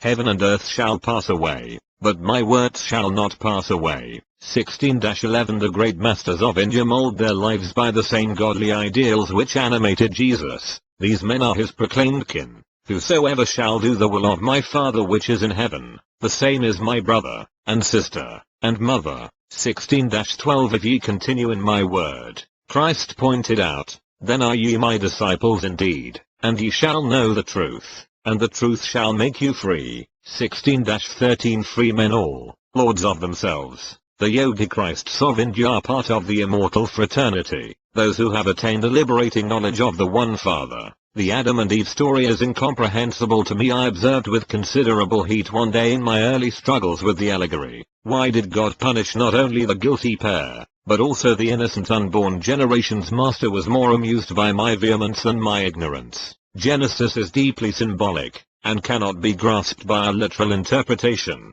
he explained. Its tree of life is the human body. The spinal cord is like an upturned tree, with man's hair as its roots, and afferent and efferent nerves as branches. The tree of the nervous system bears many enjoyable fruits, or sensations of sight, sound, smell, taste, and touch. In these, man may rightfully indulge, but he was forbidden the experience of 6. The apple at the center of the bodily garden. 16-14 The serpent represents the coiled-up spinal energy which stimulates the sex nerves. Adam is reason, and Eve is feeling. When the emotion or Eve consciousness in any human being is overpowered by the sex impulse, his reason or Adam also succumbs. 16-15 God created the human species by materializing the bodies of man and woman through the force of his will. He endowed the new species with the power to create children in a similar immaculate or divine manner. 16-16 Because his manifestation in the individualized soul had hitherto been limited to animals, instinct,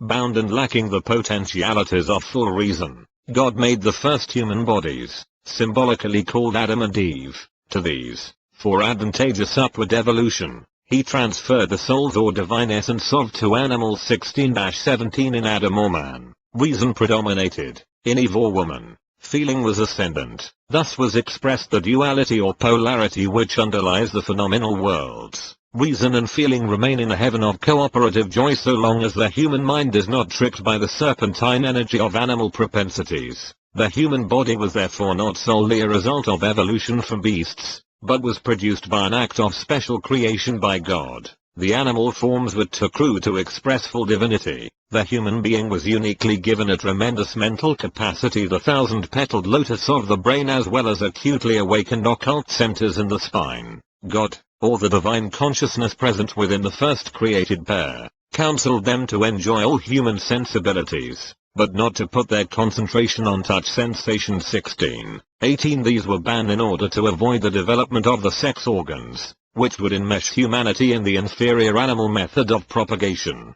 The warning not to revive subconsciously present bestial memories was not heeded. Resuming the way of brute procreation, Adam and Eve fell from the state of heavenly joy natural to the original perfect man. Knowledge of good and evil refers to the cosmic dualistic compulsion, falling under the sway of Maya through misuse of his feeling and reason, or even Adam consciousness. Man relinquishes his right to enter the heavenly garden of divine self-sufficiency. 16. 19. The personal responsibility of every human being is to restore his parents or dual nature to the unified harmony or Eden. As Sri Yukteswar ended his discourse, I glanced with new respect at the pages of Genesis. Dear Master, I said, for the first time I feel a proper filial obligation toward Adam and Eve. Chapter 17. Sasi and the Three Sapphires. Because you and my son think so highly of Swami Sri Yukteswar, I will take a look at him. The tone of voice used by Dr. Narayan Chandra Roy implied that he was humoring the whim of half-wits. I concealed my indignation.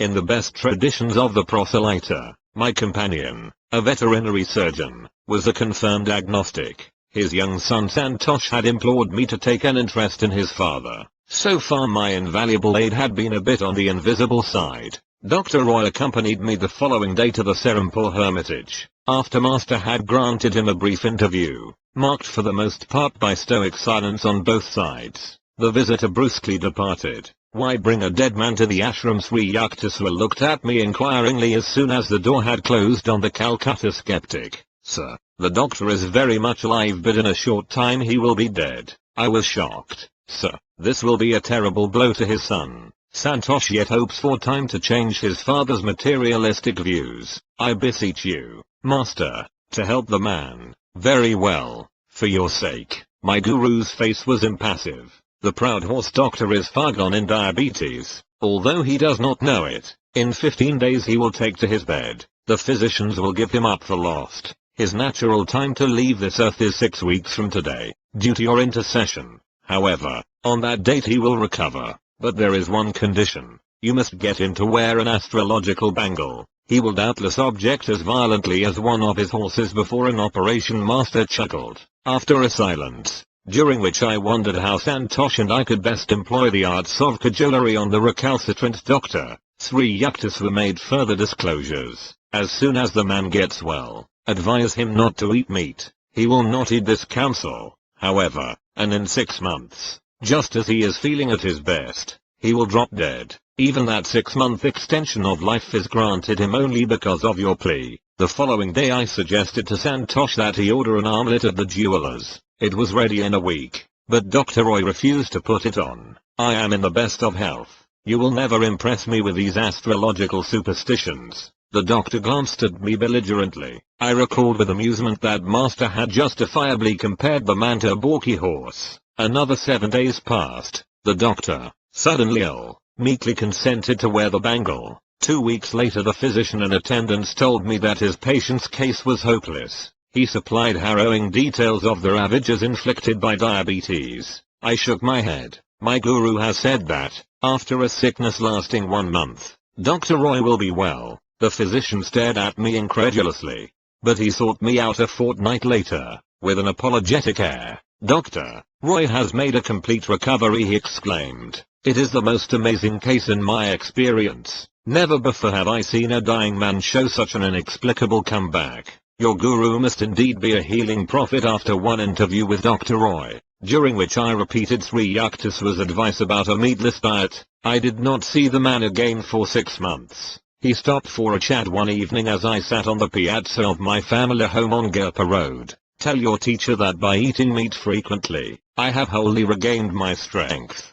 His unscientific ideas on diet have not influenced me. It was true that Dr. Roy looked a picture of health. But the next day Santosh came running to me from his home on the next block. This morning father dropped dead. This case was one of my strangest experiences with Master. He healed the rebellious veterinary surgeon in spite of his disbelief, and extended the man's natural term on earth by 6 months, just because of my earnest supplication. Sri Yukteswar was boundless in his kindness when confronted by the urgent prayer of a devotee. It was my proudest privilege to bring college friends to meet my guru. Many of them would lay aside, at least in the ashram, their fashionable academic cloak of religious skepticism. One of my friends, Sasi, spent a number of happy weekends in Serampore. Master became immensely fond of the boy, and lamented that his private life was wild and disorderly. Sasi, unless you reform, 1 year hence you will be dangerously ill. Sri Yukteswar gazed at my friend with affectionate exasperation.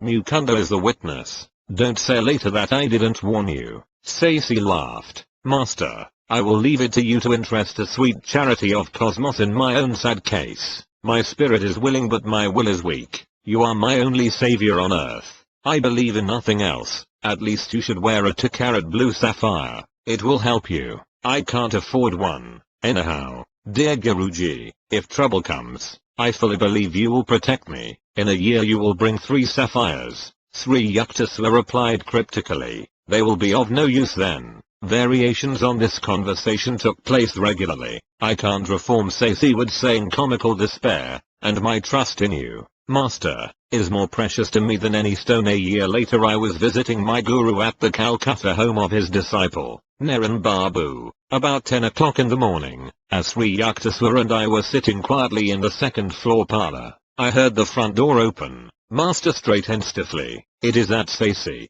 he remarked gravely. The year is now up. Both his lungs are gone. He has ignored my counsel. Tell him I don't want to see him. Half stunned by Sri Yukteswar's sternness, I raced down the stairway. Sasi was ascending. Oh Mukunda, I do hope Master is here. I had a hunch he might be, yes, but he doesn't wish to be disturbed. Sasi burst into tears and brushed past me. He threw himself at Sri Yukteswar's feet, placing there 3 beautiful sapphires. Omniscient Guru, the doctors say I have galloping tuberculosis. They give me no longer than 3 more months. I humbly implore your aid. I know you can heal me. Isn't it a bit late now to be worrying over your life? Depart with your jewels. Their time of usefulness is past. Master then sat sphinx-like in an unrelenting silence, punctuated by the boy's sobs for mercy. An intuitive conviction came to me that Sri Yukteswar was merely testing the depth of Sasi's faith in the divine healing power. I was not surprised a tense hour later when Master turned a sympathetic gaze on my prostrate friend.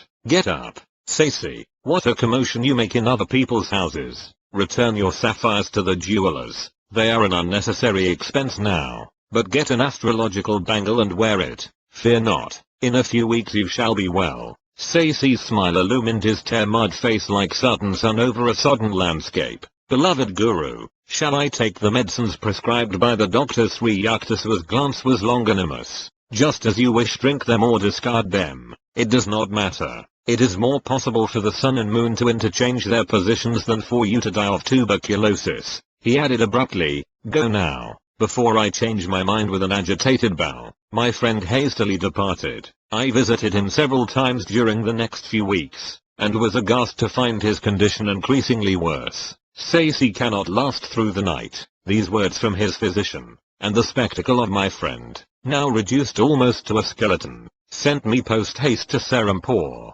My guru listened coldly to my tearful report. Why do you come here to bother me? You have already heard me assure Sasi of his recovery. I bowed before him in great awe, and retreated to the door. Sri Yukteswar said no parting word, but sank into silence, his unwinking eyes half open. Their vision fled to another world. I returned at once to Sasi's home in Calcutta. With astonishment I found my friend sitting up, drinking milk. Oh Mukunda, what a miracle! 4 hours ago I felt Master's presence in the room. My terrible symptoms immediately disappeared. I feel that through his grace I am entirely well. In a few weeks Sasi was stouter and in better health than ever before. 17-1 But his singular reaction to his healing had an ungrateful tinge. He seldom visited Sri Yukteswar again. My friend told me one day that he so deeply regretted his previous mode of life that he was ashamed to face Master. I could only conclude that Sasi's illness had had the contrasting effect of stiffening his will and impairing his manners.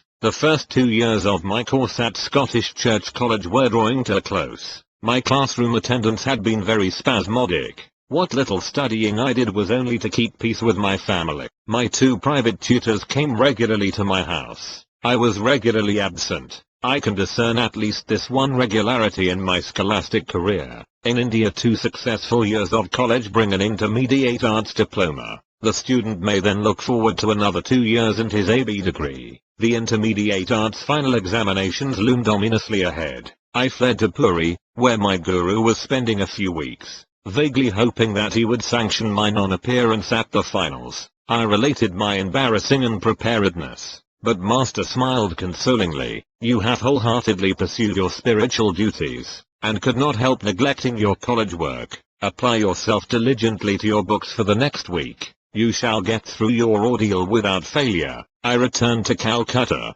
firmly suppressing all reasonable doubts that occasionally arose with unnerving ridicule. Surveying the mountain of books on my table, I felt like a traveler lost in a wilderness. A long period of meditation brought me a labor-saving inspiration. Opening each book at random, I studied only those pages which lay thus exposed. Pursuing this course during 18 hours a day for a week, I considered myself entitled to advise all succeeding generations on the art of cramming. The following days in the examination halls were a justification of my seemingly haphazard procedure. I passed all the tests, though by a hairbreadth. The congratulations of my friends and family were ludicrously mixed with ejaculations betraying their astonishment. On his return from Puri, Sri Yukteswar gave me a pleasant surprise. Your Calcutta studies are now over. I will see that you pursue your last 2 years of university work right here in Serampore. I was puzzled. Sir, there is no Bachelor of Arts course in this town. Serampore College,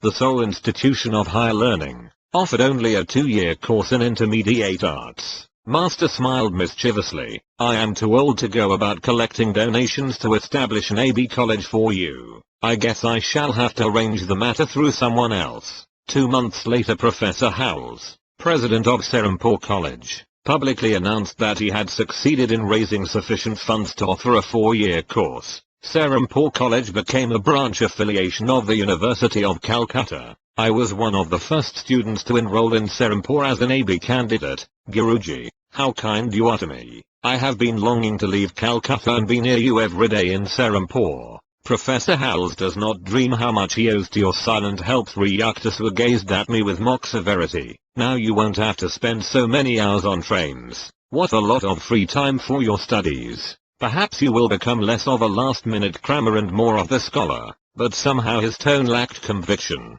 Chapter 18. A Mohammedan wonder worker. Years ago, right in this very room you now occupy, a Mohammedan wonder worker performed 4 miracles before me. Sri Yukteswar made this surprising statement during his first visit to my new quarters. Immediately after entering Serampore College, I had taken a room in a nearby boarding house, called Panthi. It was an old-fashioned brick mansion, fronting the Ganges. Master, what a coincidence. Are these newly decorated walls really ancient with memories? I looked around my simply furnished room with awakened interest. It is a long story. My guru smiled reminiscently. The name of the fakir 18-1 was Afzal Khan. He had acquired his extraordinary powers through a chance encounter with a Hindu yogi. Son, I am thirsty. Fetch me some water. A dust-covered sannyasi made this request of Afzal one day during his early boyhood in a small village of eastern Bengal. Master, I am a Mohammedan. How could you, a Hindu, accept a drink from my hands? Your truthfulness pleases me, my child. I do not observe the ostracizing rules of ungodly sectarianism.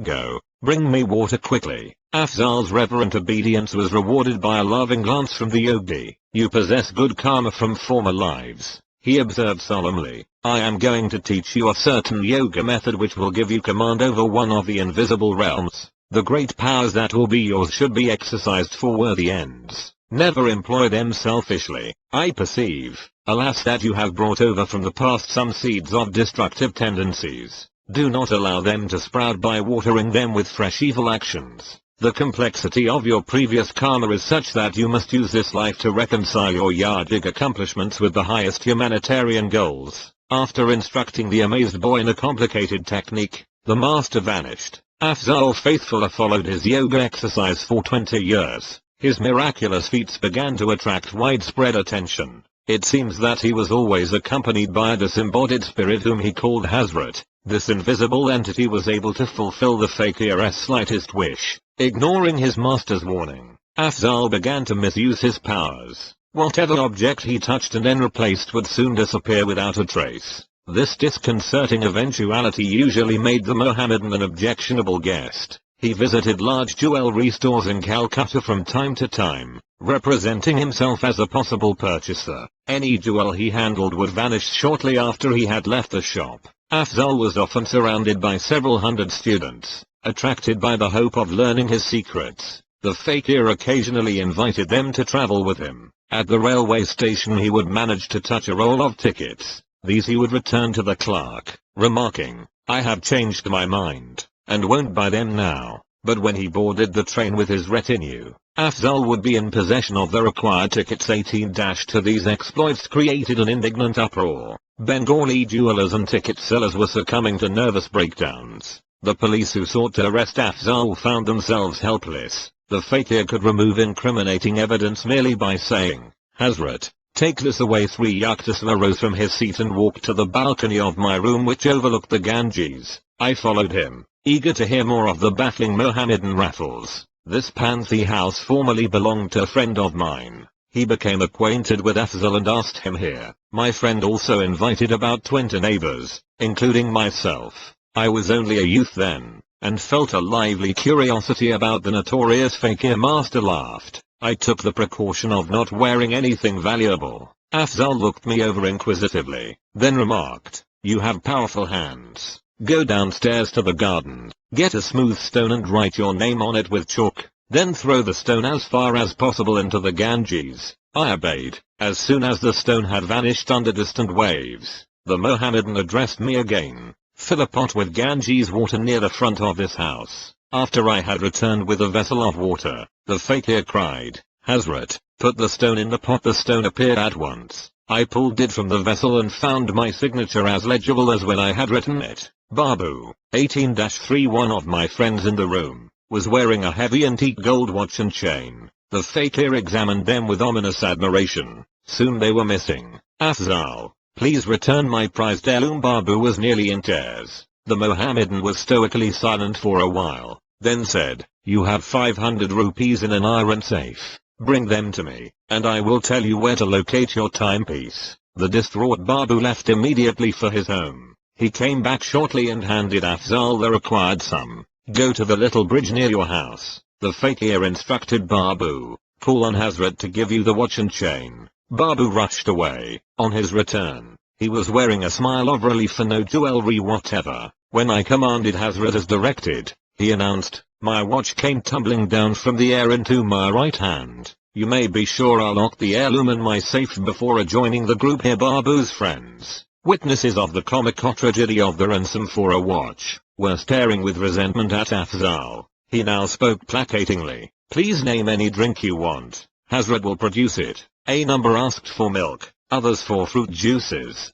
I was not too much shocked when the unnerved Babu requested whiskey. The Mohammedan gave an order. The obliging Hazrat sent sealed containers sailing down the air and thudding to the floor. Each man found his desired beverage. The promise of the fourth spectacular feat of the day was doubtless gratifying to our host. Afzal offered to supply an instantaneous lunch. "Let us order the most expensive dishes," Babu suggested gloomily. "I want an elaborate meal for my 500 rupees. Everything should be served on gold plates." As soon as each man had expressed his preferences, the fakir addressed himself to the inexhaustible Hazrat. A great rattle ensued. Gold platters filled with intricately prepared curries, hot luchis, and many out-of-season fruits, landed from nowhere at our feet. All the food was delicious. After feasting for an hour, we started to leave the room. A tremendous noise, as though dishes were being piled up, caused us to turn around. Lo, there was no sign of the glittering plates or the remnants of the meal. "Guruji," I interrupted, "if Afzal could easily secure such things as gold dishes, why did he covet the property of others?" The fakir was not highly developed spiritually, Sri Yukteswar explained. His mastery of a certain yoga technique gave him access to an astral plane where any desire is immediately materialized, through the agency of an astral being. Hazrat, the Mohammedan could summon the atoms of any object from etheric energy by an act of powerful will, but such astrally produced objects are structurally evanescent. They cannot be long retained. Afzal still yearned for worldly wealth which, though more hardly earned, has a more dependable durability. I laughed. It too sometimes vanishes most unaccountably. Afzal was not a man of God realization. Master went on. Miracles of a permanent and beneficial nature are performed by true saints because they have attuned themselves to the omnipotent Creator. Afzal was merely an ordinary man with an extraordinary power of penetrating a subtle realm not usually entered by mortals until death. I understand now, Guruji. The afterworld appears to have some charming features. Master agreed. I never saw Afzal after that day. But a few years later Babu came to my home to show me a newspaper account of the Mohammedans' public confession. From it I learned the facts I have just told you about Afzal's early initiation from a Hindu guru. The gist of the latter part of the published document, as recalled by Sri Yukteswar, was as follows. I, Afzal Khan, am writing these words as an act of penance and as a warning to those who seek the possession of miraculous powers. For years I have been misusing the wondrous abilities imparted to me through the grace of God and my master. I became drunk with egotism, feeling that I was beyond the ordinary laws of morality. My day of reckoning finally arrived. Recently I met an old man on a road outside Calcutta. He limped along painfully, carrying a shining object which looked like gold. I addressed him with greed in my heart. I am Afzal Khan,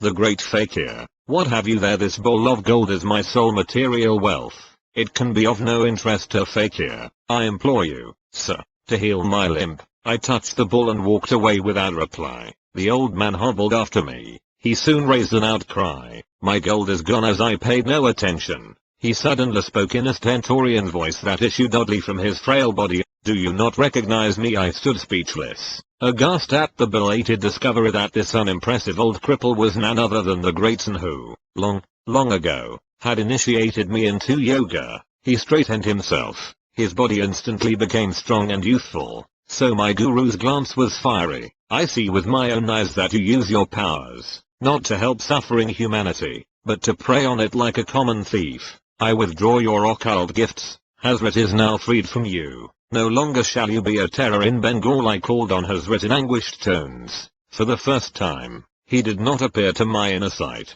but some dark veil suddenly lifted within me. I saw clearly the blasphemy of my life. My guru, I thank you for coming to banish my long delusion. I was sobbing at his feet. I promised to forsake my worldly ambitions. I will retire to the mountains for lonely meditation on God, hoping to atone for my evil past. My master regarded me with silent compassion. I feel your sincerity, he said finally, because of your earlier years of strict obedience, and because of your present repentance, I will grant you one boon. Your other powers are now gone, but whenever food and clothing are needed, you may still call successfully on Hazrat to supply them. Devote yourself wholeheartedly to divine understanding in the mountain solitudes. My guru then vanished. I was left to my tears and reflections. Farewell, world. I go to seek the forgiveness of the cosmic beloved. Chapter 19. My master, in Calcutta, appears in Serampore. I am often beset by atheistic doubts, yet a torturing surmise sometimes haunts me. May not untapped soul possibilities exist? Is man not missing his real destiny if he fails to explore them? These remarks of Dijan Babu, my roommate at the Panthi boarding house, were called forth by my invitation that he meet my guru. Sri Yukteswarji will initiate you into Kriya Yoga, I replied. It calms the dualistic turmoil by a divine inner certainty. That evening Dijan accompanied me to the hermitage. In Master's presence my friend received such spiritual peace that he was soon a constant visitor. The trivial preoccupations of daily life are not enough for man. Wisdom too is a native hunger. In Sri Yukteswar's words, Dijan found an incentive to those attempts, first painful, then effortless, liberating, to locate a realer self within his bosom than the humiliating ego of a temporary birth. Seldom ample enough for the spirit. As Dijan and I were both pursuing the AB course at Serampore College, we got into the habit of walking together to the ashram as soon as classes were over. We would often see Sri Yukteswar standing on his second-floor balcony, welcoming our approach with a smile. One afternoon Kanai, a young hermitage resident, met Dijan and me at the door with disappointing news. Master is not here. He was summoned to Calcutta by an urgent note. The following day I received a postcard from my guru. I shall leave Calcutta Wednesday morning. He had written, you and Dijan meet the 9 o'clock train at Serampore station, about 8:30 on Wednesday morning. A telepathic message from Sri Yukteswar flashed insistently to my mind. I am delayed. Don't meet the 9 o'clock train. I conveyed the latest instructions to Dijan, who was already dressed for departure. You and your intuition. My friend's voice was edged in scorn. I prefer to trust Master's written word. I shrugged my shoulders and seated myself with quiet finality. Muttering angrily, Dijan made for the door and closed it noisily behind him. As the room was rather dark, I moved nearer to the window overlooking the street. The scant sunlight suddenly increased to an intense brilliancy in which the iron-barred window completely vanished. Against this dazzling background appeared the clearly materialized figure of Sri Yukteswar. Bewildered to the point of shock, I rose from my chair and knelt before him. With my customary gesture of respectful greeting at my guru's feet, I touched his shoes. These were a pair familiar to me, of orange-dyed canvas, soled with rope. His ochre swami cloth brushed against me. I distinctly felt not only the texture of his robe, but also the gritty surface of the shoes, and the pressure of his toes within them. Too much astounded to utter a word, I stood up and gazed at him questioningly. I was pleased that you got my telepathic message. Master's voice was calm, entirely normal. I have now finished my business in Calcutta, and shall arrive in Serampore by the 10 o'clock train. As I still stared mutely, Sri Yukteswar went on. This is not an apparition, but my flesh and blood form. I have been divinely commanded to give you this experience, rare to achieve on earth. Meet me at the station. You and Dijan will see me coming toward you. Dressed as I am now, I shall be preceded by a fellow passenger, a little boy carrying a silver jug. My guru placed both hands on my head, with a murmured blessing, as he concluded with the words, Tabasi. 19-1 I heard a peculiar rumbling sound. 19-2 His body began to melt gradually within the piercing light. First his feet and legs vanished, then his torso and head, like a scroll being rolled up. To the very last, I could feel his fingers resting lightly on my hair. The effulgence faded. Nothing remained before me but the barred window and a pale stream of sunlight. I remained in a half stupor of confusion, questioning whether I had not been the victim of a hallucination. A crestfallen Dijan soon entered the room. Master was not on the 9 o'clock train, nor even the 9:30. My friend made his announcement with a slightly apologetic air. Come then, I know he will arrive at 10 o'clock. I took Dijan's hand and rushed him forcibly along with me, heedless of his protests. In about 10 minutes we entered the station, where the train was already puffing to halt. The whole train is filled with the light of Master's aura. He is there, I exclaimed joyfully. You dreamed so? Dijan laughed mockingly. Let us wait here. I told my friend details of the way in which our guru would approach us. As I finished my description, Sri Yukteswar came into view, wearing the same clothes I had seen a short time earlier.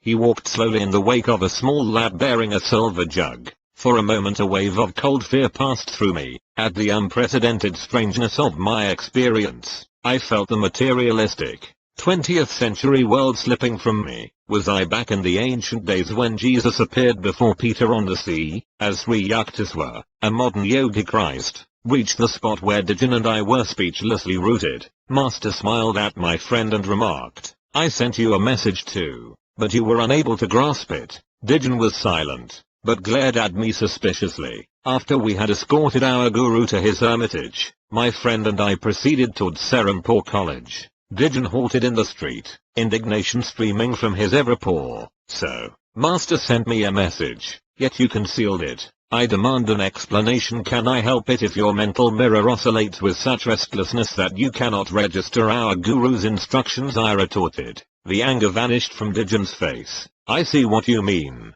he said ruefully, but please explain how you could know about the child with the jug. By the time I had finished the story of Master's phenomenal appearance at the boarding house that morning, my friend and I had reached Serampore College. The account I have just heard of our guru's powers, Dijan said, makes me feel that any university in the world is only a kindergarten. Chapter 20 We do not visit Kashmir. Father, I want to invite Master and 4 friends to accompany me to the Himalayan foothills during my summer vacation. May I have 6 train passes to Kashmir and enough money to cover our travel expenses as I had expected? Father laughed heartily. This is the 3rd time you have given me the same cock and bull story. Didn't you make a similar request last summer, and the year before that? At the last moment, Sri Yukteswar refuses to go. It is true, Father. I don't know why my guru will not give me his definite word about Kashmir. 20-1 But if I tell him that I have already secured the passes from you,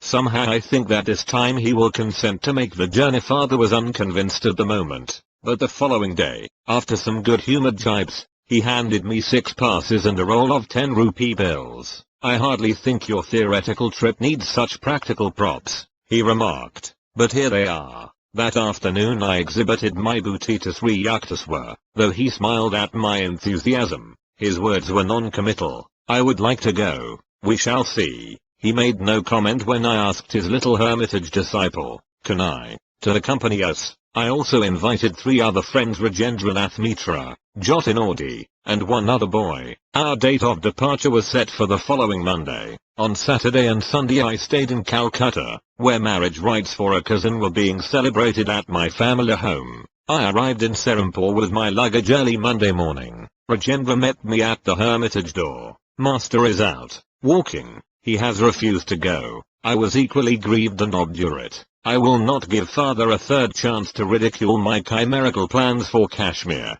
Come, the rest of us will go anyhow. Rajendra agreed. I left the ashram to find a servant. Kanai, I knew, would not take the trip without master, and someone was needed to look after the luggage. I bethought myself of Bahari, previously a servant in my family home, who was now employed by a Serampore schoolmaster. As I walked along briskly, I met my guru in front of the Christian church near Serampore courthouse. Where are you going? Sri Yukteswar's face was unsmiling. Sir, I hear that you and Kanai will not take the trip we have been planning. I am seeking Bahari. You will recall that last year he was so anxious to see Kashmir that he even offered to serve without pay. I remember. Nevertheless, I don't think Bahari will be willing to go. I was exasperated. He is just eagerly waiting for this opportunity. My guru silently resumed his walk. I soon reached the schoolmaster's house. Bahari, in the courtyard, greeted me with a friendly warmth that abruptly vanished as soon as I mentioned Kashmir.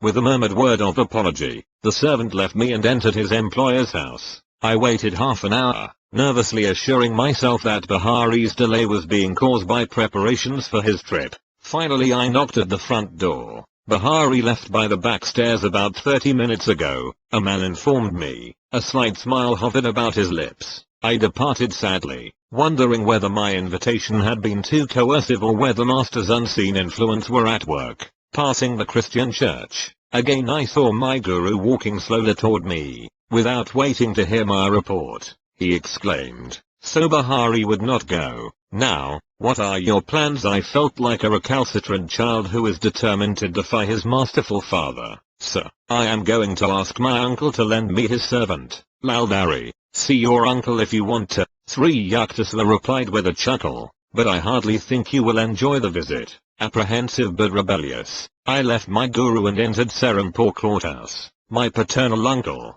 Sarada Ghosh, a government attorney, welcomed me affectionately. "I am leaving today with some friends for Kashmir," I told him. "For years I have been looking forward to this Himalayan trip. I am happy for you, Mukunda. Is there anything I can do to make your journey more comfortable?" These kind words gave me a lift of encouragement. "Dear uncle," I said, "could you possibly spare me your servant, Laldari?" My simple request had the effect of an earthquake. Uncle jumped so violently that his chair overturned. The papers on the desk flew in every direction, and his pipe, a long, coconut-stemmed hubble-bubble, fell to the floor with a great clatter. "You selfish young man," he shouted, quivering with wrath. "What a preposterous idea! Who will look after me, if you take my servant on one of your pleasure jaunts?" I concealed my surprise, reflecting that my amiable uncle's sudden change of front was only one more enigma in a day fully devoted to incomprehensibility. My retreat from the courthouse office was more alacritous than dignified. I returned to the hermitage, where my friends were expectantly gathered. Conviction was growing on me that some sufficient if exceedingly recondite motive was behind master's attitude. Remorse seized me that I had been trying to thwart my guru's will. "Mukunda, wouldn't you like to stay a while longer with me?" Sri Yukteswar inquired. "Rajendra and the others can go ahead now, and wait for you at Calcutta. There will be plenty of time to catch the last evening train leaving Calcutta for Kashmir." "Sir, I don't care to go without you," I said mournfully. My friends paid not the slightest attention to my remark. They summoned a hackney carriage and departed with all the luggage. Kanai and I sat quietly at our guru's feet. After a half hour of complete silence, Master rose and walked toward the second-floor dining patio. "Kanai, please serve Mukunda's food. His train leaves soon." Getting up from my blanket seat, I staggered suddenly with nausea and a ghastly churning sensation in my stomach. The stabbing pain was so intense that I felt I had been abruptly hurled into some violent hell.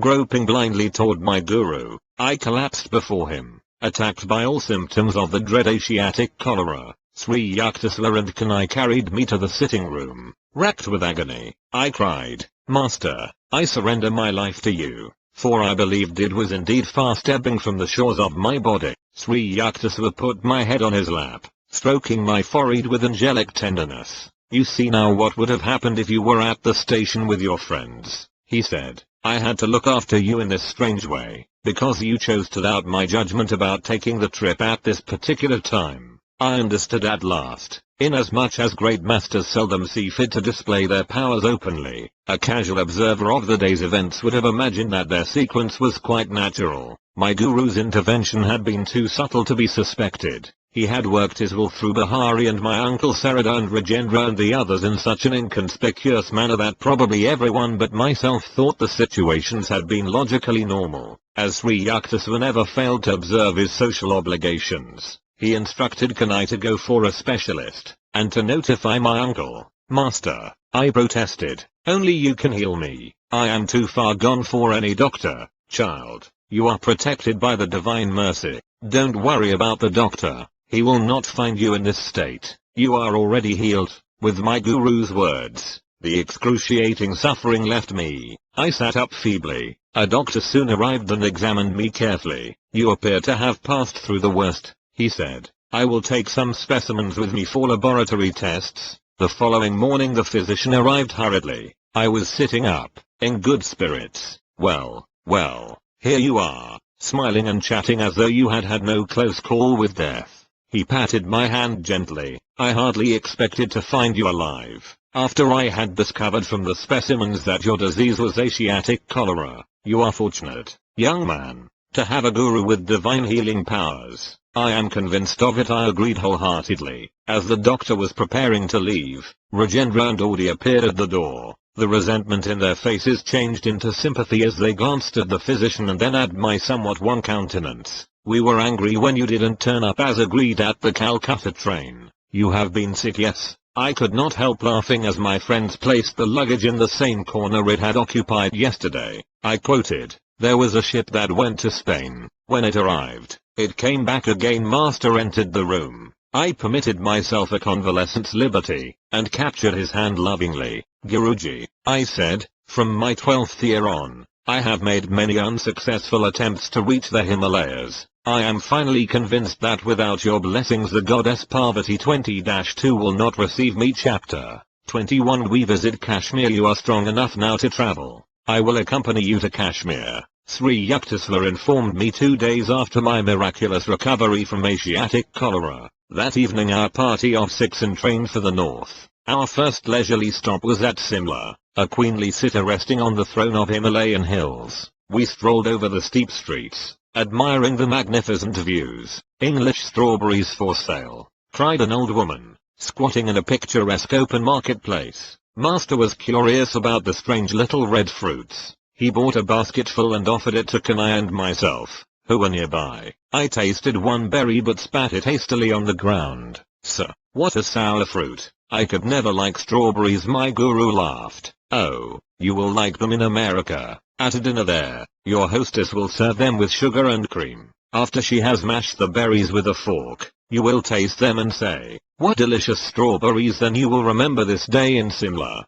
Sri Yukteswar's forecast vanished from my mind, but reappeared there many years later. Shortly after my arrival in America, I was a dinner guest at the home of Mrs. Alice T. Hasey, Sister Yogmata, in West Somerville, Massachusetts. When a dessert of strawberries was put on the table, my hostess picked up her fork and mashed my berries, adding cream and sugar. "The fruit is rather tart. I think you will like it fixed this way," she remarked. I took a mouthful. "What delicious strawberries!" I exclaimed. At once my guru's prediction in Simla emerged from the fathomless cave of memory. It was staggering to realize that long ago Sri Yukteswar's God-tuned mind had sensitively detected the program of karmic events wandering in the ether of futurity. Our party soon left Simla and entrained for Rawalpindi. There we hired a large landau, drawn by 2 horses, in which we started a 7-day trip to Srinagar. capital city of Kashmir. The second day of our northbound journey brought into view the true Himalayan vastness, as the iron wheels of our carriage creaked along the hot, stony roads. We were enraptured with changing vistas of mountainous grandeur. Sir, Audi said to Master, I am greatly enjoying these glorious scenes in your holy company. I felt a throb of pleasure at Audi's appreciation, for I was acting as host on this trip. Sri Yukteswar caught my thought. He turned to me and whispered, don't flatter yourself. Audi is not nearly as entranced with the scenery as he is with the prospect of leaving us long enough to have a cigarette. I was shocked. Sir, I said in an undertone, please, do not break our harmony by these unpleasant words. I can hardly believe that Audi is hankering for a smoke. 21-1 I looked apprehensively at my usually irrepressible guru. Very well, I won't say anything to Audi, Master chuckled, but you will soon see, when the landau halts, that Audi is quick to seize his opportunity. The carriage arrived at a small caravanserai. As our horses were led to be watered, Audi inquired, Sir, do you mind if I ride a while with the driver? I would like to get a little outside air. Sri Yukteswar gave permission, but remarked to me, he wants fresh smoke and not fresh air. The landau resumed its noisy progress over the dusty roads. Master's eyes were twinkling. He instructed me, crane up your neck through the carriage door and see what Audi is doing with the air. I obeyed, and was astounded to observe Audi in the act of exhaling rings of cigarette smoke. My glance towards Sri Yukteswar was apologetic. You are right, as always, sir. Audi is enjoying a puff along with a panorama. I surmised that my friend had received a gift from the cab driver. I knew Audi had not carried any cigarettes from Calcutta. We continued on the labyrinthine way, adorned by views of rivers, valleys, precipitous crags, and multitudinous mountain tiers. Every night we stopped at rustic inns, and prepared our own food. Sri Yukteswar took special care of my diet, insisting that I have lime juice at all meals. I was still weak,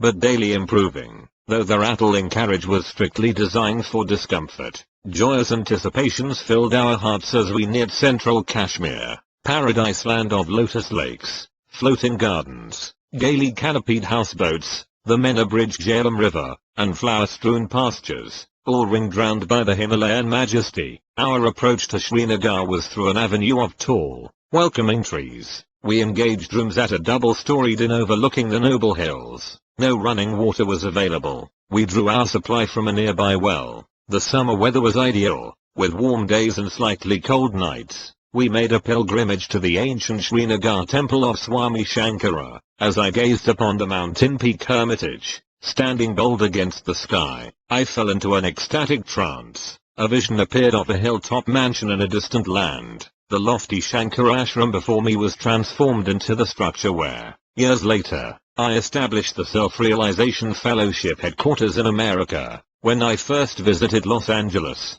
and saw the large building on the crest of Mount Washington, I recognized it at once from my long-past visions in Kashmir and elsewhere. A few days at Srinagar, then on to Gulmarg, mountain paths of flowers, elevated by 6,000 feet. There I had my first ride on a large horse. Rajendra mounted a small trotter, whose heart was fired with ambition for speed. We ventured onto the very steep Gulmarg. The path led through a dense forest, abounding in tree mushrooms, where the mist-shrouded trails were often precarious. But Rajendra's little animal never permitted my oversized steed a moment's rest, even at the most perilous turns. Untiringly came Rajendra's horse, oblivious to all but the joy of competition. Our strenuous race was rewarded by a breathtaking view. For the first time in this life, I gazed in all directions at sublime snow-capped Himalayas, lying tier-upon-tier like silhouettes of huge polar bears. My eyes feasted exultingly on endless reaches of icy mountains against sunny blue skies. I rolled merrily with my young companions, all wearing overcoats, on the sparkling white slopes. On our downward trip we saw afar a vast carpet of yellow flowers, wholly transfiguring the bleak hills. Our next excursions were to the famous royal pleasure gardens of the Emperor Jahangir, at Shalimar and Nishadbar. The ancient palace at Nishadbar was built directly over a natural waterfall, rushing down from the mountains. The torrent has been regulated through ingenious contrivances to flow over colorful terraces and to gush into fountains amidst the dazzling flower beds. The stream also enters several of the palace rooms,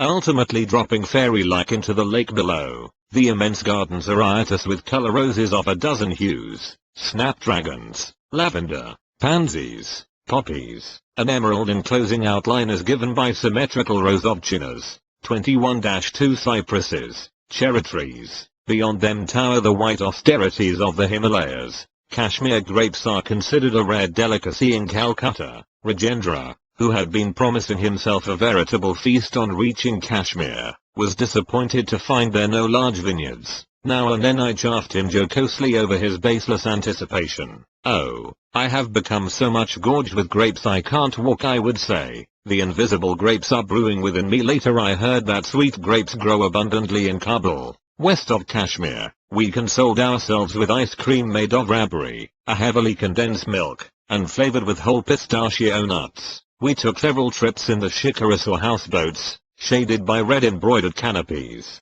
coursing along the intricate channels of Dal Lake, a network of canals like a watery spider web. Here the numerous floating gardens, crudely improvised with logs and earth, strike one with amazement. So incongruous is the first sight of vegetables and melons growing in the midst of vast waters. Occasionally one sees a peasant, disdaining to be rooted to the soil, towing his square plot of land to a new location in the many-fingered lake. In this storied vale one finds an epitome of all the earth's beauties. The Lady of Kashmir is mountain-crowned, lake-garlanded, and flower-shod. In later years, after I had toured many distant lands, I understood why Kashmir is often called the world's most scenic spot. It possesses some of the charms of the Swiss Alps, and of Loch Lomond in Scotland, and of the exquisite English lakes. An American traveler in Kashmir finds much to remind him of the rugged grandeur of Alaska and of Pikes Peak near Denver. As entries in a scenic beauty contest, I offer for first prize either the gorgeous view of Xochimilco in Mexico, where mountains, skies,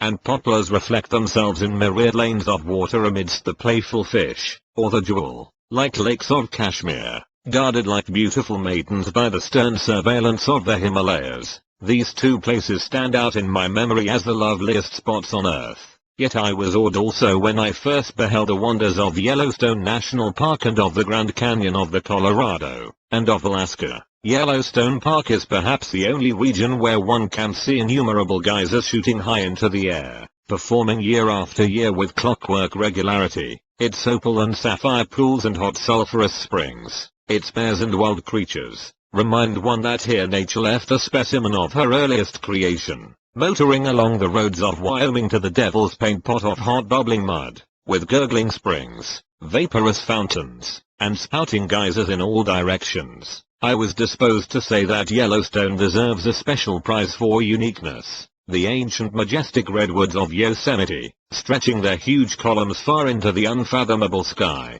are green natural cathedrals designed with skill divine. Though there are wonderful falls in the Orient, none match the torrential beauty of Niagara near the Canadian border. The mammoth caves of Kentucky and the Carlsbad Caverns in New Mexico, with colorful icicle-like formations, are stunning fairylands. Their long needles of stalactite spires, hanging from cave ceilings and mirrored in underground waters, present a glimpse of other worlds as fancied by man. Most of the Hindus of Kashmir, world famed for their beauty, are as white as Europeans and have similar features and bone structure. Men have blue eyes and blonde hair, dressed in Western clothes. They look like Americans. The cold Himalayas protect the Kashmiris from the sultry sun and preserve their light complexions. As one travels to the southern and tropical latitudes of India, he finds progressively that the people become darker and darker. After spending happy weeks in Kashmir, I was forced to return to Bengal for the full term of Serampore College.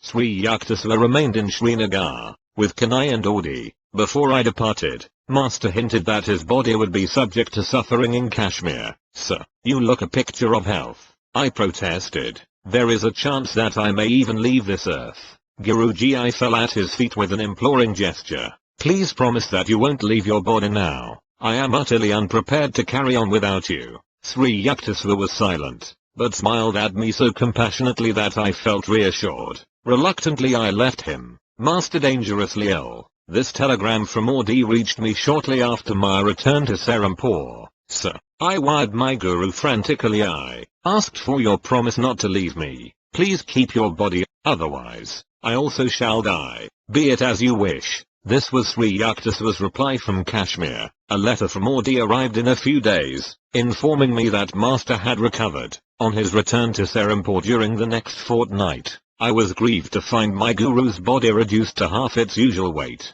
Fortunately for his disciples, Sri Yukteswar burned many of their sins in the fire of his severe fever in Kashmir. The metaphysical method of physical transfer of disease is known to highly advanced yogis. A strong man can assist a weaker one by helping to carry his heavy load. A spiritual superman is able to minimize his disciples' physical or mental burdens by sharing the karma of their past actions. Just as a rich man loses some money when he pays off a large debt for his prodigal son, who is thus saved from dire consequences of his own folly, so a master willingly sacrifices a portion of his bodily wealth to lighten the misery of disciples. 21.3 By a secret method, the yogi unites his mind and astral vehicle with those of a suffering individual. The disease is conveyed, wholly or in part, to the saint's body. Having harvested God on the physical field, a master no longer cares what happens to that material form, though he may allow it to register a certain disease in order to relieve others. His mind is never affected. He considers himself fortunate in being able to render such aid. The devotee who has achieved final salvation in the Lord finds that his body has completely fulfilled its purpose. He can then use it in any way he deems fit. His work in the world is to alleviate the sorrows of mankind, whether through spiritual means or by intellectual counsel or through willpower or by the physical transfer of disease, escaping to the superconsciousness whenever he so desires. A master can remain oblivious of physical suffering. Sometimes he chooses to bear bodily pain stoically, as an example to disciples, by putting on the ailments of others. A yogi can satisfy, for them, the karmic law of cause and effect. This law is mechanically or mathematically operative. Its workings can be scientifically manipulated by men of divine wisdom. The spiritual law does not require a master to become ill whenever he heals another person. Healings ordinarily take place through the saint's knowledge of various methods of instantaneous cure in which no hurt to the spiritual healer is involved. On rare occasions, however, a master who wishes to greatly quicken his disciples' evolution may then voluntarily work out on his own body a large measure of their undesirable karma. Jesus signified himself as a ransom for the sins of many, with his divine powers. 21-4 His body could never have been subjected to death by crucifixion if he had not willingly cooperated with the subtle cosmic law of cause and effect. He thus took on himself the consequences of others' karma, especially that of his disciples. In this manner they were highly purified and made fit to receive the omnipresent consciousness which later descended on them. Only a self-realized master can transfer his life force, or convey into his own body the diseases of others. An ordinary man cannot employ this yogic method of cure, nor is it desirable that he should do so, for an unsound physical instrument is a hindrance to God meditation. The Hindu scriptures teach that the first duty of man is to keep his body in good condition, otherwise his mind is unable to remain fixed in devotional concentration. A very strong mind, however, can transcend all physical difficulties and attain to God realization. Many saints have ignored illness and succeeded in their divine quest. Saint Francis of Assisi, severely afflicted with ailments, healed others and even raised the dead. I knew an Indian son, half of whose body was once festering with sores. His diabetic condition was so acute that under ordinary conditions he could not sit still at one time for more than 15 minutes. But his spiritual aspiration was undeterrable. Lord, he prayed, wilt thou come into my broken temple with ceaseless command of will? The son gradually became able to sit daily in the lotus posture for 18 continuous hours, engrossed in the ecstatic trance, and, he told me, at the end of 3 years, I found the infinite light blazing within my shattered form. Rejoicing in the joyful splendor, I forgot the body. Later I saw that it had become whole through the divine mercy. A historical healing incident concerns King Babur, 1483-1530, founder of the Mughal Empire in India. His son, Prince Humayun, was mortally ill. The father prayed with anguished determination that he receive the sickness, and that his son be spared. After all physicians had given up hope, Humayun recovered. Babur immediately fell sick and died of the same disease which had stricken his son. Humayun succeeded Babur as Emperor of Hindustan. Many people imagine that every spiritual master has, or should have, the health and strength of a sando. The assumption is unfounded. A sickly body does not indicate that a guru is not in touch with divine powers, any more than lifelong health necessarily indicates an inner illumination. The condition of the physical body, in other words, cannot rightfully be made a test of master. His distinguishing qualifications must be sought in his own domain, the spiritual. Numerous bewildered seekers in the West erroneously think that an eloquent speaker or writer on metaphysics must be a master.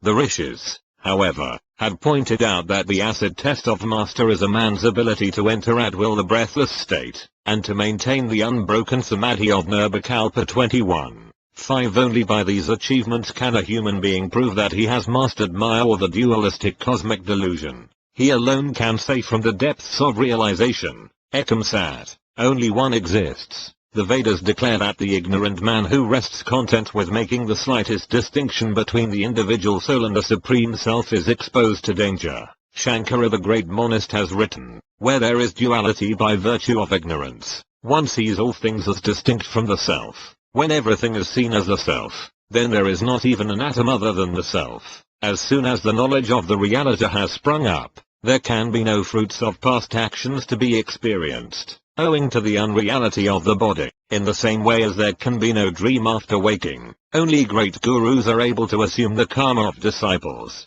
Sri Yukteswar would not have suffered in Kashmir unless he had received permission from the spirit within him to help his disciples in that strange way. Few saints were ever more sensitively equipped with wisdom to carry out divine commands than my God-tuned master. When I ventured a few words of sympathy over his emaciated figure, my guru said gaily, "It has its good points. I am able now to get into some small Ganges undershirts that I haven't worn in years." Listening to Master's jovial laugh, I remembered the words of Saint Francis de Sales, "Asan that is sad as a Sadsan chapter 20 to the heart of a stone image as a loyal Hindu wife. I do not wish to complain of my husband, but I yearn to see him turn from his materialistic views. He delights in ridiculing the pictures of saints in my meditation room. Dear brother, I have deep faith that you can help him. Will you?" My eldest sister Roma gazed beseechingly at me. I was paying a short visit at her Calcutta home on Girish Vijayaratna Lane.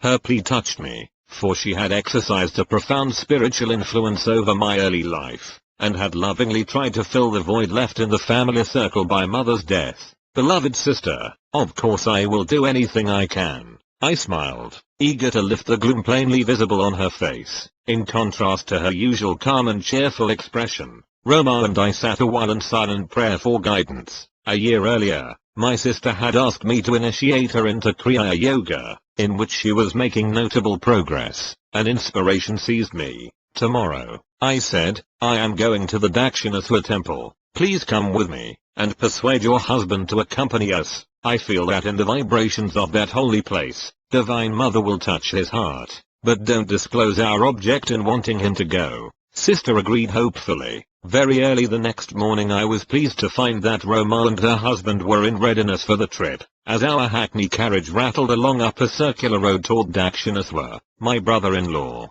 Satish Chandra Bose, amused himself by deriding spiritual gurus of the past, present, and future. I noticed that Roma was quietly weeping. Self-Realization Church of All Religions, San Diego, California. I stand with my two sisters, Roma at left, and Nalini my sister Ruma, as a young girl sister. "Cheer up," I whispered. "Don't give your husband the satisfaction of believing that we take his mockery seriously." "Mukunda, how can you admire worthless humbugs?" Satish was saying. "A sadhu's very appearance is repulsive. He is either as thin as a skeleton, or as unholily fat as an elephant." I shouted with laughter. My good-natured reaction was annoying to Satish. He retired into sullen silence. As our cab entered the Dakshinaswar grounds, he grinned sarcastically. "This excursion, I suppose, is a scheme to reform me." As I turned away without reply, he caught my arm. "Young Mr. Monk," he said, "don't forget to make proper arrangements with the temple authorities to provide for our noon meal. I am going to meditate now. Do not worry about your lunch." I replied sharply, "Divine Mother will look after it." I don't trust Divine Mother to do a single thing for me, but I do hold you responsible for my food. Satish's tones were threatening. I proceeded alone to the colonnaded hall which fronts the large temple of Kali, or Mother Nature. Selecting a shady spot near one of the pillars, I arranged my body in the lotus posture. Although it was only about 7 o'clock, the morning sun would soon be oppressive. The world receded as I became devotionally entranced. My mind was concentrated on Goddess Kali, whose image at Dakshinasva had been the special object of adoration by the great master, Sri Ramakrishna Paramahamsa, in answer to his anguished demands. The stone image of this very temple had often taken a living form and conversed with him. Silent mother with stony heart, I prayed, thou becamest filled with life at the request of thy beloved devotee Ramakrishna. Why dost thou not also heed the wails of this yearning son of thine? My aspiring zeal increased boundlessly, accompanied by a divine peace. Yet, when 5 hours had passed, and the goddess whom I was inwardly visualizing had made no response, I felt slightly disheartened. Sometimes it is a test by God to delay the fulfillment of prayers, but he eventually appears to the persistent devotee in whatever form he holds dear. A devout Christian sees Jesus, a Hindu beholds Krishna, or the goddess Kali, or an expanding light if his worship takes an impersonal turn. Reluctantly I opened my eyes, and saw that the temple doors were being locked by a priest. In conformance with the noon-hour custom, I rose from my secluded seat under the open, roofed hall, and stepped into the courtyard. Its stone floor was scorching under the midday sun. My bare feet were painfully burned. Divine Mother, I silently remonstrated, thou didst not come to me in vision, and now thou art hidden in the temple behind closed doors. I wanted to offer a special prayer to thee today on behalf of my brother-in-law. My inward petition was instantly acknowledged. First, a delightful cold wave descended over my back and under my feet, banishing all discomfort. Then, to my amazement, the temple became greatly magnified. Its large door slowly opened, revealing the stone figure of Goddess Kali. Gradually it changed into a living form, smilingly nodding in greeting, thrilling me with joy indescribable, as if by a mystic syringe. The breath was withdrawn from my lungs. My body became very still, though not inert. An ecstatic enlargement of consciousness followed. I could see clearly for several miles over the Ganges River to my left, and beyond the temple into the entire Dakshinasva precincts. The walls of all buildings glimmered transparently. Through them I observed people walking to and fro over distant acres. Though I was breathless and my body in a strangely quiet state, yet I was able to move my hands and feet freely. For several minutes I experimented in closing and opening my eyes. In either state I saw distinctly the whole Dakshinasva panorama. Spiritual sight, X-ray-like, penetrates into all matter. The divine eye is center everywhere, circumference nowhere. I realized anew, standing there in the sunny courtyard, that when man ceases to be a prodigal child of God, engrossed in a physical world indeed dream, baseless as a bubble, he re-inherits his eternal realms. If escapism be a need of man, cramped in his narrow personality, can any escape compare with the majesty of omnipresence? In my sacred experience at Dakshinasva, the only extraordinarily enlarged objects were the temple and the form of the goddess. Everything else appeared in its normal dimensions, although each was enclosed in a halo of mellow light white, blue, and pastel rainbow hues. My body seemed to be of ethereal substance, ready to levitate. Fully conscious of my material surroundings, I was looking about me and taking a few steps without disturbing the continuity of the blissful vision. Behind the temple walls I suddenly glimpsed my brother-in-law as he sat under the thorny branches of a sacred bell tree. I could effortlessly discern the course of his thoughts.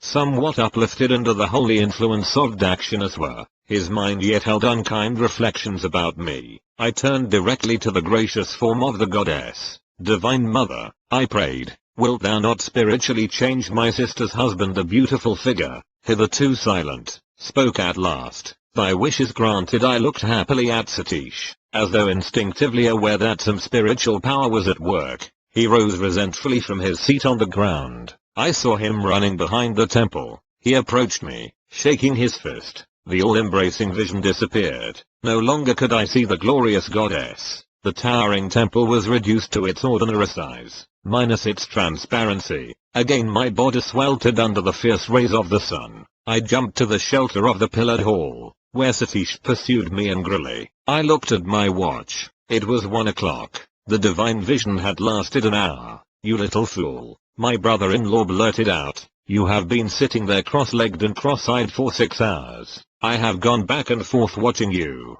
Where is my food? Now the temple is closed. You failed to notify the authorities. We are left without lunch. The exaltation I had felt at the goddess' presence was still vibrant within my heart. I was emboldened to exclaim, Divine Mother will feed us. Satish was beside himself with rage. Once and for all, he shouted, I would like to see your Divine Mother giving us food here without prior arrangements. His words were hardly uttered when a temple priest crossed the courtyard and joined us. Son, he addressed me, I have been observing your face serenely glowing during hours of meditation. I saw the arrival of your party this morning, and felt a desire to put aside ample food for your lunch. It is against the temple rules to feed those who do not make a request beforehand, but I have made an exception for you. I thanked him, and gazed straight into Satish's eyes. He flushed with emotion, lowering his gaze in silent repentance. When we were served a lavish meal, including out-of-season mangoes, I noticed that my brother-in-law's appetite was meager.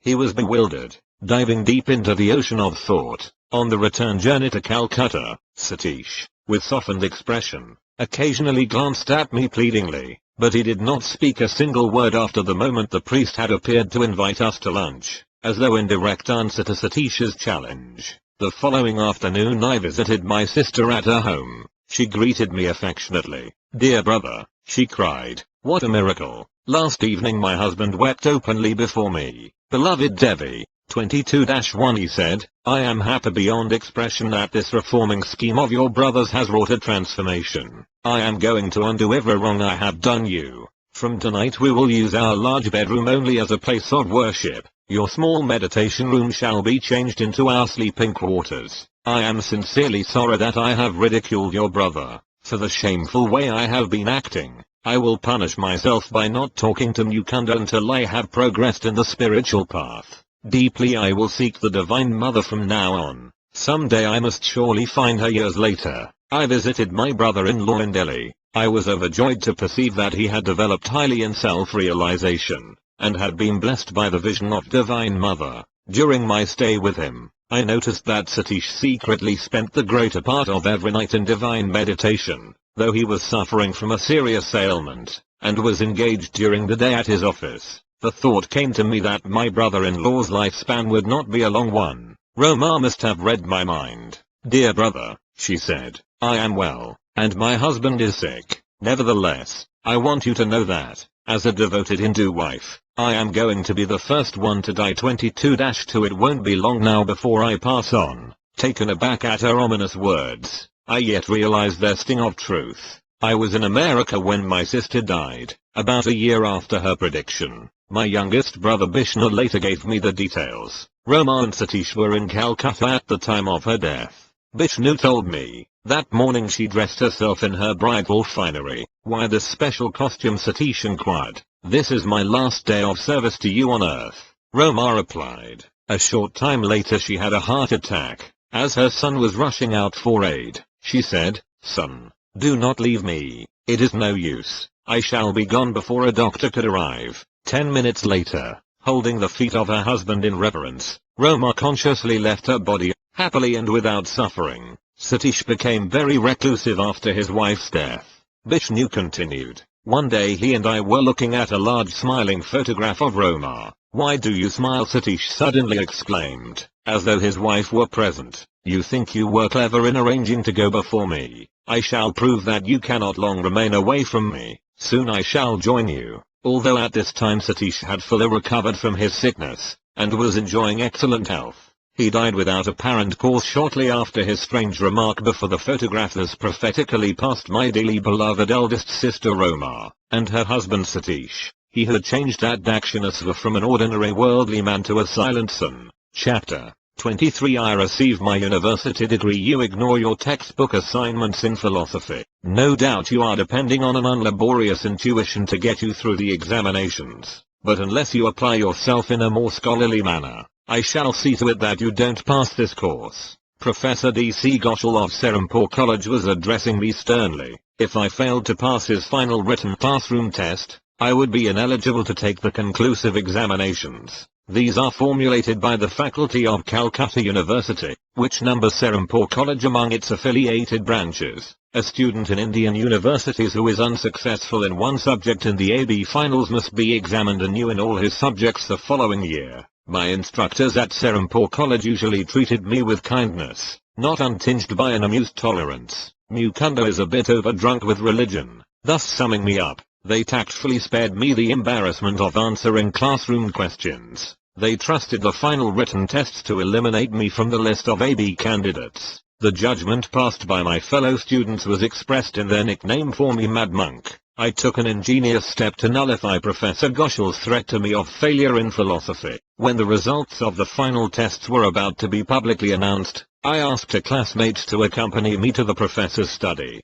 "Come along, I want a witness," I told my companion. "I shall be very much disappointed if I have not succeeded in outwitting the instructor." Professor Ghosh shook his head after I had inquired what rating he had given my paper. "You are not among those who have passed," he said in triumph. He hunted through a large pile on his desk. "Your paper isn't here at all. You have failed, in any case, through non-appearance at the examination." I chuckled. "Sir, I was there. May I look through the stack myself?" The professor, nonplussed, gave his permission. I quickly found my paper, where I had carefully omitted any identification mark except my roll call number. Unwarned by the red flag of my name, the instructor had given a high rating to my answers even though they were unembellished by textbook quotations. 23-1 Seeing through my trick, he now thundered. "Sheer brazen luck," he added hopefully. "You are sure to fail in the AB finals. For the tests in my other subjects, I received some coaching, particularly from my dear friend and cousin, Prabhas Chandra Ghose, 23-2 son of my uncle Sarada. I staggered painfully but successfully with the lowest possible passing marks through all my final tests. Now, after 4 years of college, I was eligible to sit for the AB examinations. Nevertheless, I hardly expected to avail myself of the privilege. The Serampore College finals were child's play compared to the stiff ones which would be set by Calcutta University for the AB degree. My almost daily visits to Sri Yukteswar had left me little time to enter the college halls. There it was my presence rather than my absence that brought forth ejaculations of amazement from my classmates. My customary routine was to set out on my bicycle about 9:30 in the morning. In one hand I would carry an offering for my guru, a few flowers from the garden of my Panthi boarding house. Greeting me affably, master would invite me to lunch. I invariably accepted with alacrity, glad to banish the thought of college for the day. After hours with Sri Yukteswar, listening to his incomparable flow of wisdom, or helping with ashram duties, I would reluctantly depart around midnight for the Panthi. Occasionally I stayed all night with my guru, so happily engrossed in his conversation that I scarcely noticed when darkness changed into dawn. One night about 11 o'clock, as I was putting on my shoes 23-3 in preparation for the ride to the boarding house, master questioned me gravely, "When do your AB examinations start?" 5 days hence. "So I hope you are in readiness for them." Transfixed with alarm, I held one shoe in the air. "Sir," I protested, "you know how my days have been passed with you rather than with the professors. How can I enact a farce by appearing for those difficult finals?" Sri Yukteswar's eyes were turned piercingly on mine. "You must appear." His tone was coldly peremptory. "We should not give cause for your father and other relatives to criticize your preference for ashram life. Just promise me that you will be present for the examinations. Answer them the best way you can."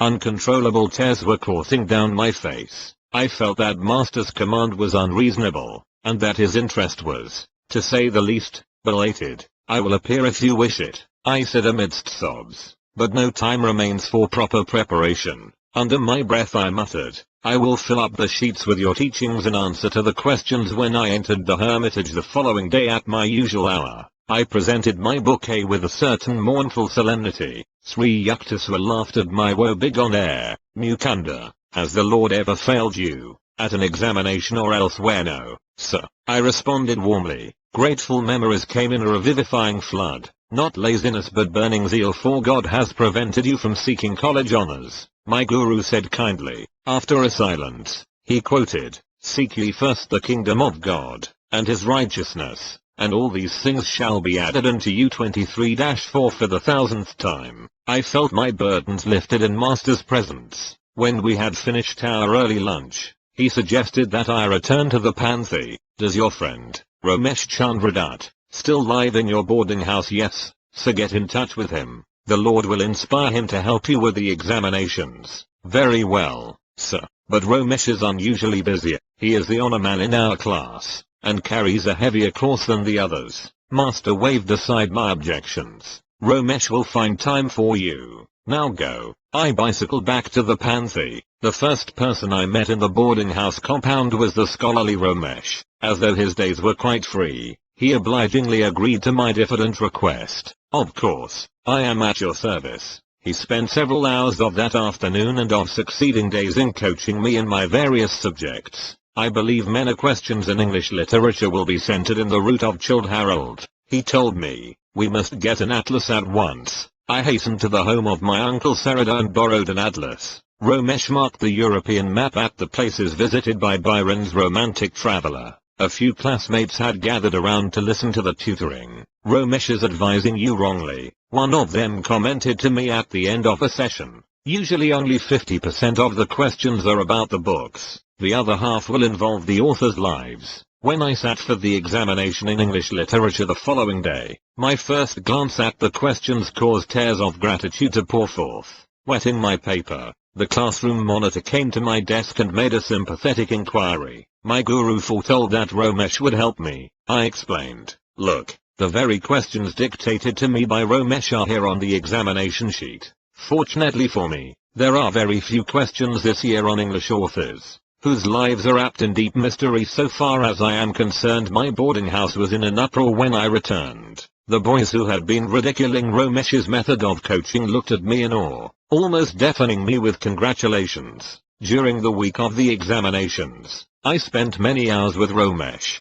who formulated questions that he thought were likely to be set by the professors. Day by day, Romesh's questions appeared in almost the same form on the examination sheets. The news was widely circulated in the college that something resembling a miracle was occurring, and that success seemed probable for the absent-minded mad monk. I made no attempt to hide the facts of the case. The local professors were powerless to alter the questions, which had been arranged by Calcutta University. Thinking over the examination in English literature, I realized one morning that I had made a serious error. One section of the questions had been divided into two parts of A or B, and C or D instead of answering one question from each part. I had carelessly answered both questions in Group I, and had failed to consider anything in Group 2. The best mark I could score in that paper would be 33, 3 less than the passing mark of 36. I rushed to Master and poured out my troubles. Sir, I have made an unpardonable blunder.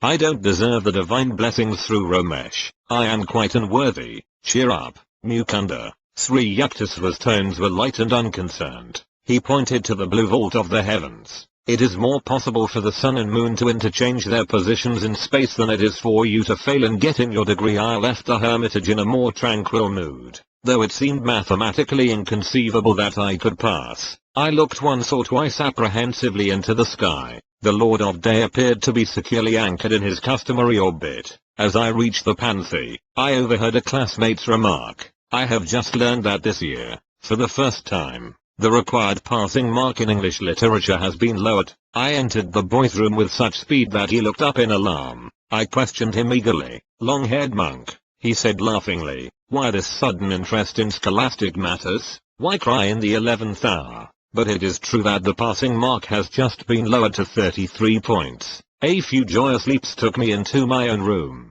where I sank to my knees and praised the mathematical perfections of my Divine Father. Every day I thrilled with the consciousness of a spiritual presence that I clearly felt to be guiding me through Romesh. A significant incident occurred in connection with the examination in Bengali. Romesh, who had touched little on that subject, called me back one morning as I was leaving the boarding house on my way to the examination hall. There is Romesh shouting for you, a classmate said to me impatiently. Don't return, we shall be late at the hall. Ignoring the advice, I ran back to the house. The Bengali examination is usually easily passed by our Bengali boys, Romesh told me. but I have just had a hunch that this year the professors have planned to massacre the students by asking questions from our ancient literature. My friend then briefly outlined 2 stories from the life of Vidyasagar, a renowned philanthropist. I thanked Romesh and quickly bicycled to the college hall. The examination sheet in Bengali proved to contain 2 parts. The first instruction was, write 2 instances of the charities of Vidyasagar. As I transferred to the paper the law that I had so recently acquired, I whispered a few words of thanksgiving that I had heeded Romesh's last-minute summons. Had I been ignorant of Vidyasagar's benefactions to mankind, including ultimately myself, I could not have passed the Bengali examination. Failing in one subject, I would have been forced to stand examination anew in all subjects the following year. Such a prospect was understandably abhorrent. The second instruction on the sheet read, write an essay in Bengali on the life of the man who has most inspired you. Gentle reader, I need not inform you what man I chose for my theme. As I covered page after page with praise of my guru, I smiled to realize that my muttered prediction was coming true. I will fill up the sheets with your teachings. I had not felt inclined to question Romesh about my course in philosophy. Trusting my long training under Sri Yukteswar, I safely disregarded the textbook explanations. The highest mark given to any of my papers was the one in philosophy. My score in all other subjects was just barely within the passing mark. It is a pleasure to record that my unselfish friend Romesh received his own degree cum laude. Father was wreathed in smiles at my graduation. I hardly thought you would pass, Mukunda, he confessed. You spend so much time with your guru. Master had indeed correctly detected the unspoken criticism of my father. 4 years I had been uncertain that I would ever see the day when an AB would follow my name. I seldom use the title without reflecting that it was a divine gift, conferred on me for reasons somewhat obscure. Occasionally I hear college men remark that very little of their crammed knowledge remained with them after graduation. That admission consoles me a bit for my undoubted academic deficiencies. On the day I received my degree from Calcutta University, I knelt at my guru's feet and thanked him for all the blessings flowing from his life into mine. Get up, Mukunda, he said indulgently. The Lord simply found it more convenient to make you a graduate than to rearrange the Sun and Moon chapter. 24 I become a monk of the Swami Order Master. My father has been anxious for me to accept an executive position with the Bengal Nagpur Railway, but I have definitely refused it. I added hopefully, sir, will you not make me a monk of the Swami Order? I looked pleadingly at my guru. During preceding years, in order to test the depth of my determination, he had refused this same request. Today, however, he smiled graciously. Very well. Tomorrow I will initiate you into Swamiship. He went on quietly. I am happy that you have persisted in your desire to be a monk. Lahiri Mahasaya often said, if you don't invite God to be your summer guest, he won't come in the winter of your life, dear master. I could never falter in my goal to belong to the Swami Order like your revered self. I smiled at him with measureless affection. He that is unmarried careth for the things that belong to the Lord, how he may please the Lord. But he that is married careth for the things of the world, how he may please his wife. 24-1 I had analyzed the lives of many of my friends who, after undergoing certain spiritual discipline, had then married, launched on the sea of worldly responsibilities. They had forgotten their resolutions to meditate deeply, to allot God a secondary place in life was, to me, inconceivable, though he is the sole owner of the cosmos, silently showering us with gifts from life to life. One thing yet remains which he does not own, and which each human heart is empowered to withhold or bestow: man's love. The Creator, in taking infinite pains to shroud with mystery his presence in every atom of creation, could have had but one motive: a sensitive desire that men seek him only through free will. With what velvet glove of every humility has he not covered the iron hand of omnipotence? The following day was one of the most memorable in my life. It was a sunny Thursday, I remember, in July, 1914, a few weeks after my graduation from college. On the inner balcony of his Serampore hermitage, Master dipped a new piece of white silk into a dye of ochre, the traditional color of the Swami Order. After the cloth had dried, my guru draped it around me as a renunciate's robe. Someday you will go to the West, where silk is preferred, he said. As a symbol, I have chosen for you the silk material instead of the customary cotton. In India, where monks embrace the ideal of poverty, a silk-clad Swami is an unusual sight. Many yogis, however, wear garments of silk, which preserve certain subtle bodily currents better than cotton. I am averse to ceremonies, Sri Yukteswar remarked. I will make you a Swami in the Bidwat, non-ceremonious, manner. The Bibidus or elaborate initiation into Swamiship includes a fire ceremony, during which symbolical funeral rites are performed. The physical body of the disciple is represented as dead, cremated in the flame of wisdom. The newly made Swami is then given a chant, such as, "This Atma is Brahma 24 or Thou art that or I am he." Sri Yukteswar, however, with his love of simplicity, dispensed with all formal rites and merely asked me to select a new name. "I will give you the privilege of choosing it yourself," he said, smiling. "Yogananda," I replied, after a moment's thought. The name literally means bliss, Ananda, through divine union. Yoga, be it so. Forsaking your family name of Mukunda Lal Ghosh, henceforth you shall be called Yogananda of the Giri branch of the Swami order. As I knelt before Sri Yukteswar, and for the first time heard him pronounce my new name, my heart overflowed with gratitude. How lovingly and tirelessly had he labored, that the boy Mukunda be someday transformed into the monk Yogananda. I joyfully sang a few verses from the long Sanskrit chant of Lord Shankara. Mind, nor intellect, nor ego, feeling, sky nor earth nor metals am I am he, I am he, blessed spirit, I am he, no birth, no death, no caste have I,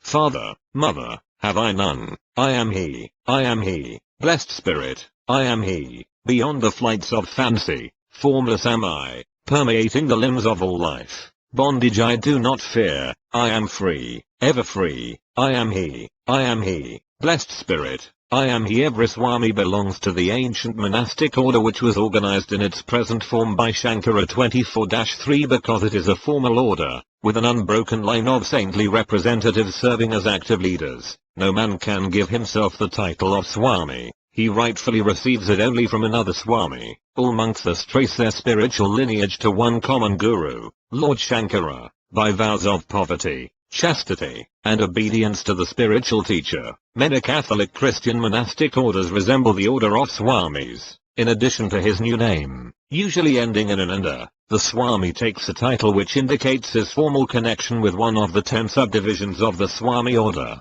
These Dasanimas or 10 anomans include the Giri, mountain, to which Sri Yukteswar, and hence myself, belong. Among the other branches are the Saga, sea, Bharati, land, Hiranaya, forest, Puri, tract, Tirtha, place of pilgrimage, and Saraswati, wisdom of nature. The new name received by a Swami thus has a twofold significance, and represents the attainment of supreme bliss, Ananda, through some divine quality or state, love, wisdom, devotion, service, yoga, and through a harmony with nature, as expressed in her infinite vastness of oceans, mountains, skies, the ideal of selfless service to all mankind, and of renunciation of personal ties and ambitions, leads the majority of Swamis to engage actively in humanitarian and educational work in India, or occasionally in foreign lands, ignoring all prejudices of caste, creed, class, color, sex,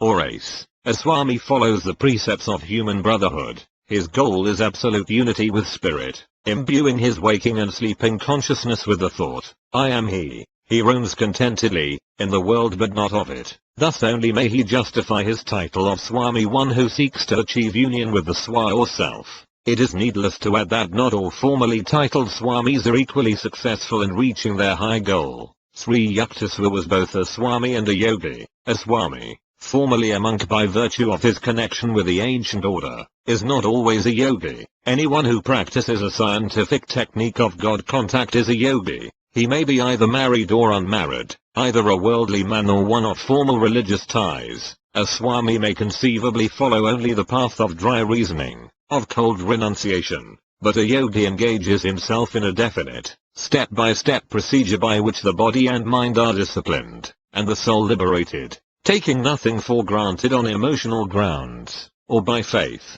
A yogi practices a thoroughly tested series of exercises which were first mapped out by the early rishis. Yoga has produced, in every age of India, men who became truly free, truly yogi Christs. Like any other science, yoga is applicable to people of every clime and time. The theory advanced by certain ignorant writers that yoga is unsuitable for Westerners is wholly false, and has lamentably prevented many sincere students from seeking its manifold blessings. Yoga is a method for restraining the natural turbulence of thoughts, which otherwise impartially prevent all men, of all lands, from glimpsing their true nature of spirit. Yoga cannot know a barrier of east and west any more than does the healing and equitable light of the sun. So long as man possesses a mind with its restless thoughts, so long will there be a universal need for yoga or control by BK Mitra and Kalyana Kalpa to the Lord in his aspect as Shiva, not a historical personage like Krishna. Shiva is the name given to God in the last aspect of his threefold nature: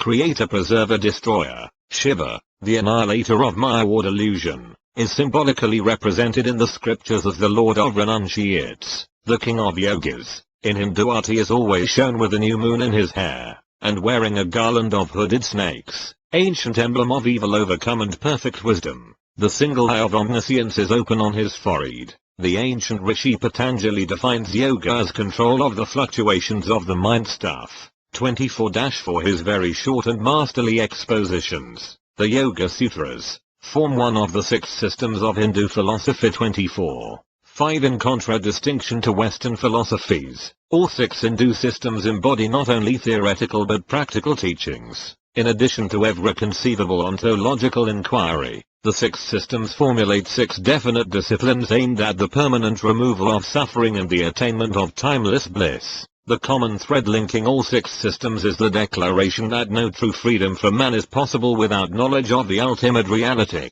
The later Upanishads uphold the Yoga Sutras, among the 6 systems, as containing the most efficacious methods for achieving direct perception of truth. Through the practical techniques of yoga, man leaves behind forever the barren realms of speculation and cognizes in experience the veritable essence. The yoga system as outlined by Patanjali is known as the Eightfold Path. The first steps, 1. Yama and 2. Niyama, require observance of 10 negative and positive moralities, avoidance of injury to others, of untruthfulness, of stealing, of incontinence, of gift receiving, which brings obligations, and purity of body and mind, contentment, self-discipline, study, and devotion to God. The next steps are 3. Asana, right posture. The spinal column must be held straight, and the body firm in a comfortable position for meditation. 4. Pranayama, control of prana,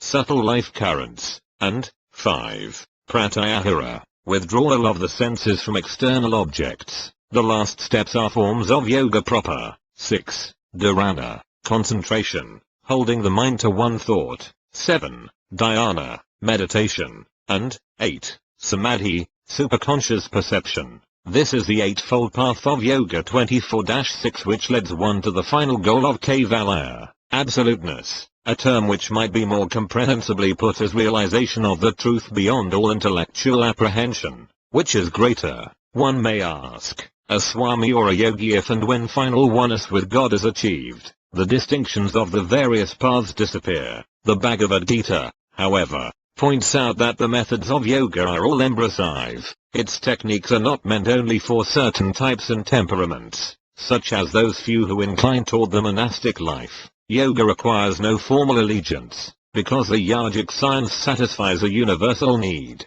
It has a natural universal applicability. A true yogi may remain dutifully in the world. There he is like butter on water, and not like the easily diluted milk of unchurned and undisciplined humanity. To fulfill one's earthly responsibilities is indeed the higher path, provided the yogi, maintaining a mental uninvolvement with egotistical desires, plays his part as a willing instrument of God. There are a number of great souls, living in American or European or other non-Hindu bodies today who, though they may never have heard the words yogi and swami, are yet true exemplars of those terms, through their disinterested service to mankind, or through their mastery over passions and thoughts, or through their single-hearted love of God, or through their great powers of concentration. They are, in a sense, yogis. They have set themselves the goal of yoga self-control. These men could rise to even greater heights if they were taught the definite science of yoga, which makes possible a more conscious direction of one's mind and life. Yoga has been superficially misunderstood by certain Western writers,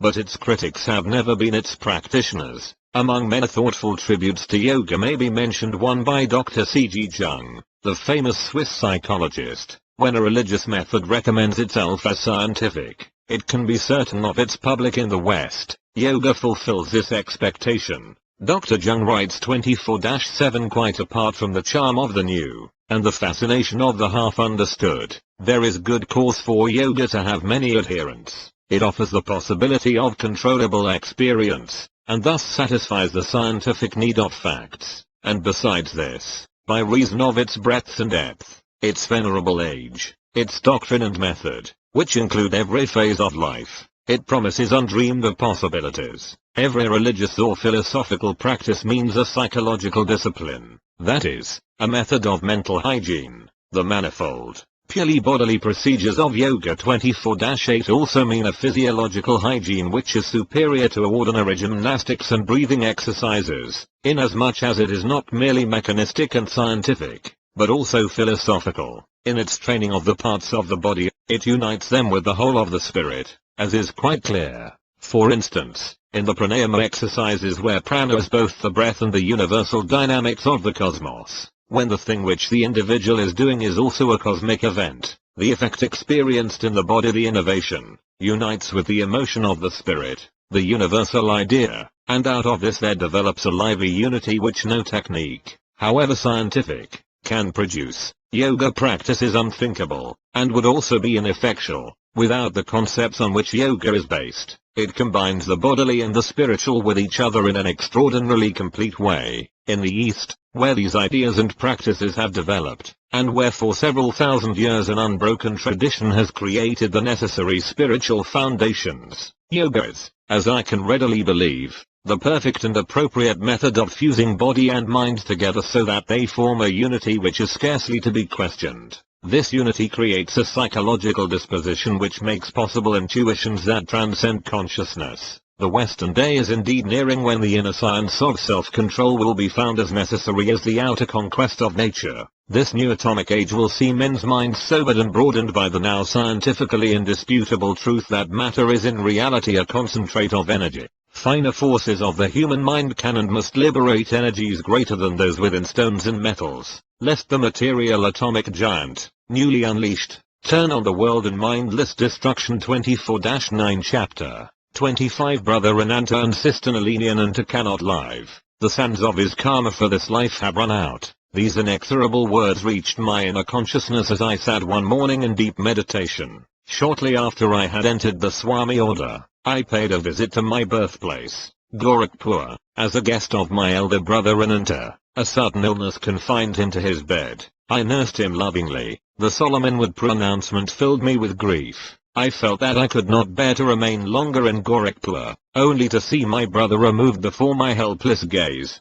Amidst uncomprehending criticism from my relatives, I left India on the first available boat. It cruised along Burma and the China Sea to Japan. I disembarked at Kobe, where I spent only a few days. My heart was too heavy for sightseeing. On the return trip to India, the boat touched at Shanghai. There Dr. Misra, the ship's physician, guided me to several curio shops, where I selected various presents for Sri Yukteswar and my family and friends. For Ananta I purchased a large carved bamboo piece. No sooner had the Chinese salesman handed me the bamboo souvenir than I dropped it on the floor, crying out, "I have bought this for my dear dead brother." A clear realization had swept over me that his soul was just being freed in the infinite. The souvenir was sharply and symbolically cracked by its fall. Amidst sobs, I wrote on the bamboo surface, "For my beloved Ananta, now gone." My companion, the doctor, was observing these proceedings with a sardonic smile.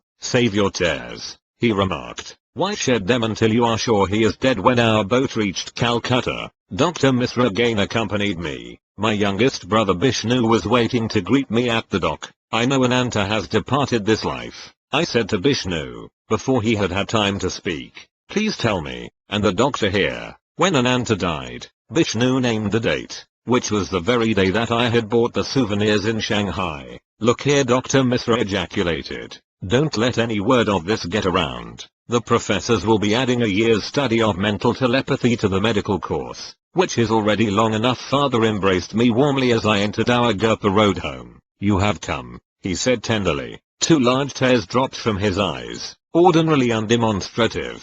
He had never before shown me these signs of affection. Outwardly the grave father, inwardly he possessed the melting heart of mother. In all his dealings with the family, his dual parental role was distinctly manifest. Soon after Ananta's passing, my younger sister Nalini was brought back from death's door by divine healing. Before relating the story, I will refer to a few phases of her earlier life. The childhood relationship between Nalini and myself had not been of the happiest nature. I was very thin. She was thinner still, through an unconscious motive or complex which psychiatrists will have no difficulty in identifying. I often used to tease my sister about her cadaverous appearance. Her retorts were equally permeated with the callous frankness of extreme youth. Sometimes mother intervened, ending the childish quarrels, temporarily, by a gentle box on my ear. As the elder rear. Time passed, Nalini was betrothed to the young Calcutta physician, Panchanan Bose. He received a generous dowry from father,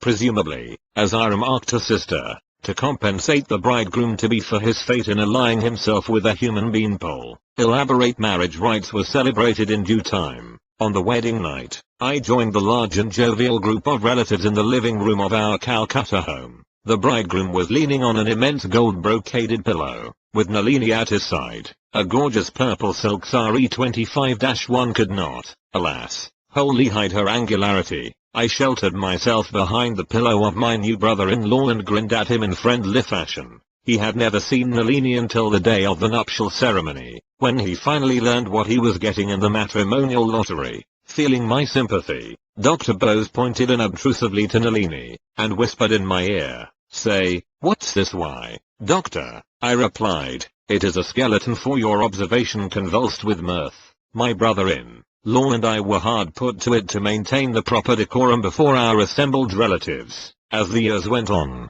Dr. Bose endeared himself to our family, who called on him whenever illness arose. He and I became fast friends, often joking together, usually with Nalini as our target. "It is a medical curiosity," my brother-in-law remarked to me one day. "I have tried everything on your lean sister: cod liver oil, butter, malt, honey, fish, meat, eggs, tonics. Still she fails to bulge even 1/100th of an inch." We both chuckled. A few days later I visited the Bose home. My errand there took only a few minutes. I was leaving, unnoticed, I thought, by Nalini. As I reached the front door, I heard her voice, cordial but commanding. "Brother, come here. You are not going to give me the slip this time. I want to talk to you." I mounted the stairs to her room. To my surprise, she was in tears. "Dear brother," she said, "let us bury the old hatchet. I see that your feet are now firmly set on the spiritual path. I want to become like you in every way." She added hopefully, "You are now robust in appearance. Can you help me? My husband does not come near me, and I love him so dearly, but still more I want to progress in God realization, even if I must remain thin 25-2 and unattractive." My heart was deeply touched at her plea. Our new friendship steadily progressed. One day she asked to become my disciple. "Train me in any way you like." I put my trust in God instead of tonics. She gathered together an armful of medicines and poured them down the roof drain. As a test of her faith, I asked her to omit from her diet all fish, meat, and eggs. After several months, during which Nalini had strictly followed the various rules I had outlined, and had adhered to her vegetarian diet in spite of numerous difficulties, I paid her a visit. "Sis, you have been conscientiously observing the spiritual injunctions. Your reward is near." I smiled mischievously. "How plump do you want to be? As fat as our aunt who hasn't seen her feet in years?" "No, but I long to be as stout as you are," I replied solemnly. "By the grace of God, as I have spoken truth always, I speak truly now." 25-3 Through the divine blessings, your body shall verily change from today. In 1 month it shall have the same weight as mine. These words from my heart found fulfillment. In 30 days, Nalini's weight equaled mine. The new roundness gave her beauty. Her husband fell deeply in love. Their marriage, begun so inauspiciously, turned out to be ideally happy. On my return from Japan, I learned that during my absence Nalini had been stricken with typhoid fever. I rushed to her home, and was aghast to find her reduced to a mere skeleton. She was in a coma, before her mind became confused by illness. My brother-in-law told me, she often said, if Brother Mukunda were here, I would not be faring thus, he added despairingly. The other doctors and myself see no hope. Blood dysentery has set in. After her long bout with typhoid,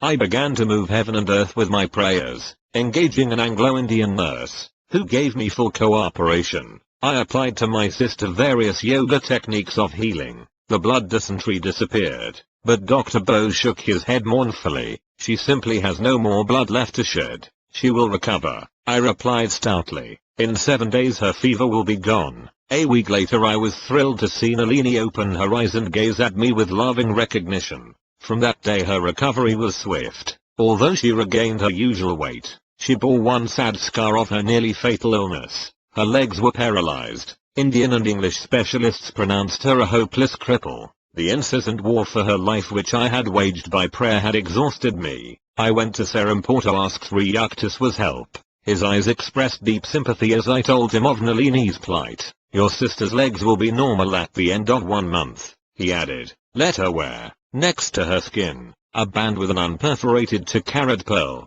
held on by a clasp. I prostrated myself at his feet with joyful relief. Sir, you are a master. Your word of her recovery is enough, but if you insist I shall immediately get her a pearl. My guru nodded. Yes, do that. He went on to correctly describe the physical and mental characteristics of Nalini, whom he had never seen. Sir, I inquired, is this an astrological analysis? You do not know her birthday or hour? Sri Yukteswar smiled. There is a deeper astrology, not dependent on the testimony of calendars and clocks. Each man is a part of the Creator, or cosmic man. He has a heavenly body as well as one of earth. The human eye sees the physical form, but the inward eye penetrates more profoundly, even to the universal pattern of which each man is an integral and individual part. I returned to Calcutta and purchased a pearl for Nalini. A month later, her paralyzed legs were completely healed. Sister asked me to convey her heartfelt gratitude to my guru. He listened to her message in silence, but as I was taking my leave, he made a pregnant comment. Your sister has been told by many doctors that she can never bear children. Assure her that in a few years she will give birth to 2 daughters. Some years later, to Nalini's joy, she bore a girl, followed in a few years by another daughter. Your master has blessed our home, our entire family, my sister said. The presence of such a man is a sanctification on the whole of India. Dear brother, please tell Sri Yukteswarji that, through you, I humbly count myself as one of his Kriya Yoga disciples. Chapter 26. The Science of Kriya Yoga. The science of Kriya Yoga, mentioned so often in these pages, became widely known in modern India through the instrumentality of Lahiri Mahasaya, my guru's guru. The Sanskrit root of Kriya is Kri, to do, to act and react. The same root is found in the word karma, the natural principle of cause and effect. Kriya Yoga is thus union, yoga, with the infinite through a certain action or rite. A yogi who faithfully follows its technique is gradually freed from karma or the universal chain of causation, because of certain ancient yogic injunctions. I cannot give a full explanation of Kriya Yoga in the pages of a book intended for the general public. The actual technique must be learned from a Kriyaban or Kriya Yogi. Here a broad reference must suffice. Kriya Yoga is a simple, psychophysiological method by which the human blood is decarbonized and recharged with oxygen. The atoms of this extra oxygen are transmuted into life current to rejuvenate the brain and spinal centers. 26-1 By stopping the accumulation of venous blood, the yogi is able to lessen or prevent the decay of tissues. The advanced yogi transmutes his cells into pure energy. Elijah, Jesus, Kabir and other prophets were past masters in the use of Kriya or a similar technique, by which they cause their bodies to dematerialize at will.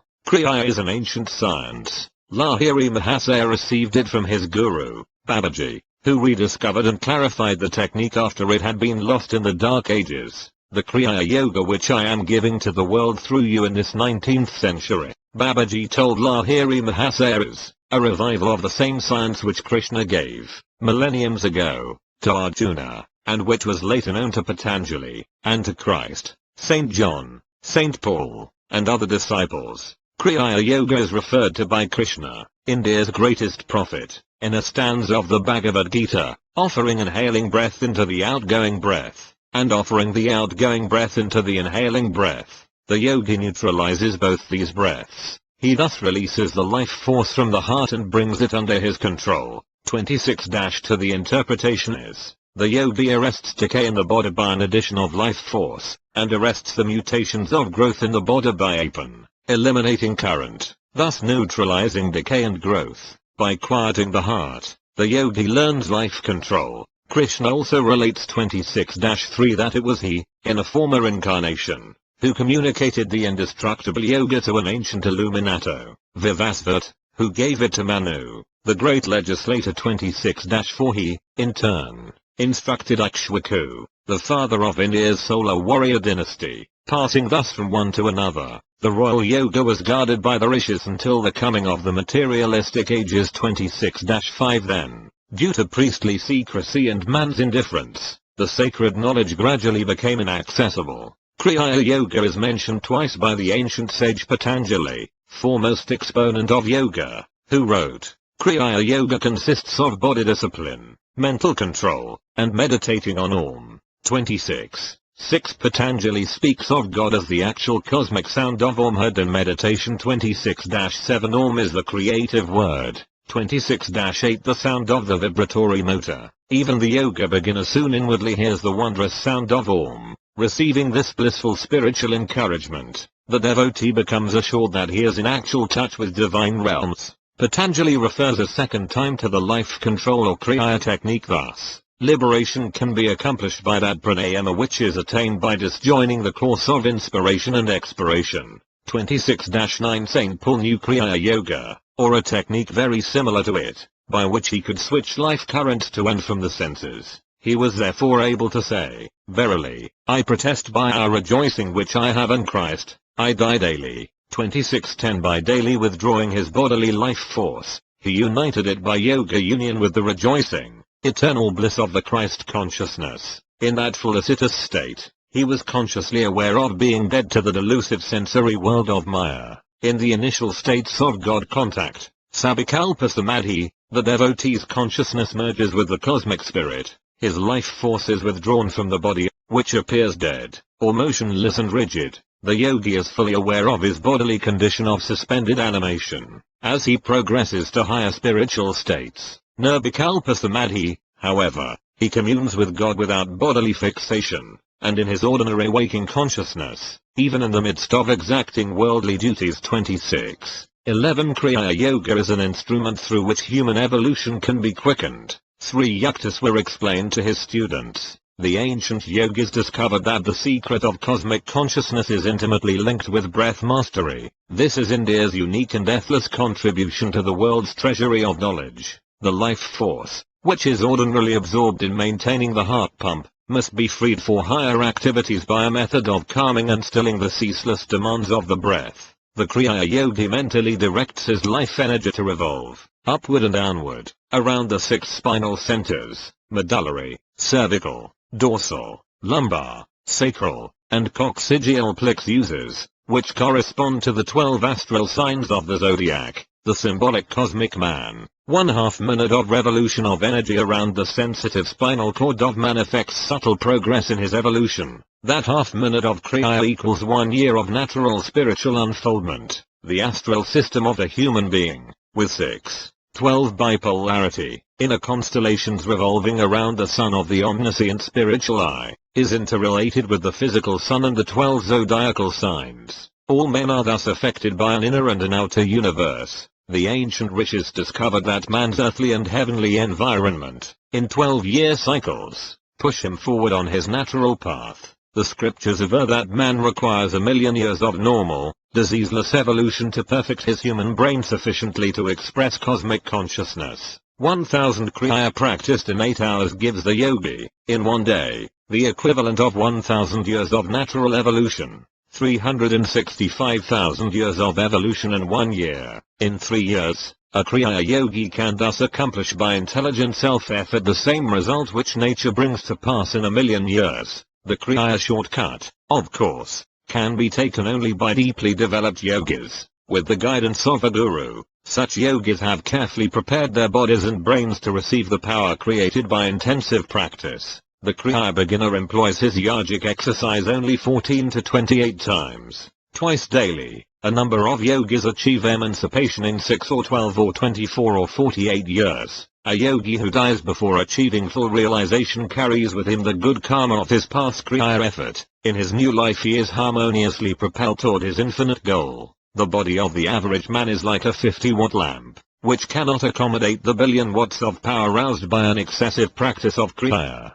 Through gradual and regular increase of the simple and foolproof methods of Kriya, man's body becomes astrally transformed day by day, and is finally fitted to express the infinite potentials of cosmic energy, the first materially active expression of spirit. Kriya Yoga has nothing in common with the unscientific breathing exercises taught by a number of misguided zealots. Their attempts to forcibly hold breath in the lungs is not only unnatural but decidedly unpleasant. Kriya, on the other hand, is accompanied from the very beginning by an accession of peace, and by soothing sensations of regenerative effect in the spine. The ancient yogic technique converts the breath into mind. By spiritual advancement, one is able to cognize the breath as an act of mind, a dream breath. Many illustrations could be given of the mathematical relationship between man's respiratory rate and the variations in his states of consciousness. A person whose attention is wholly engrossed, as in following some closely knit intellectual argument, or in attempting some delicate or difficult physical feat, automatically breathes very slowly. Fixity of attention depends on slow breathing.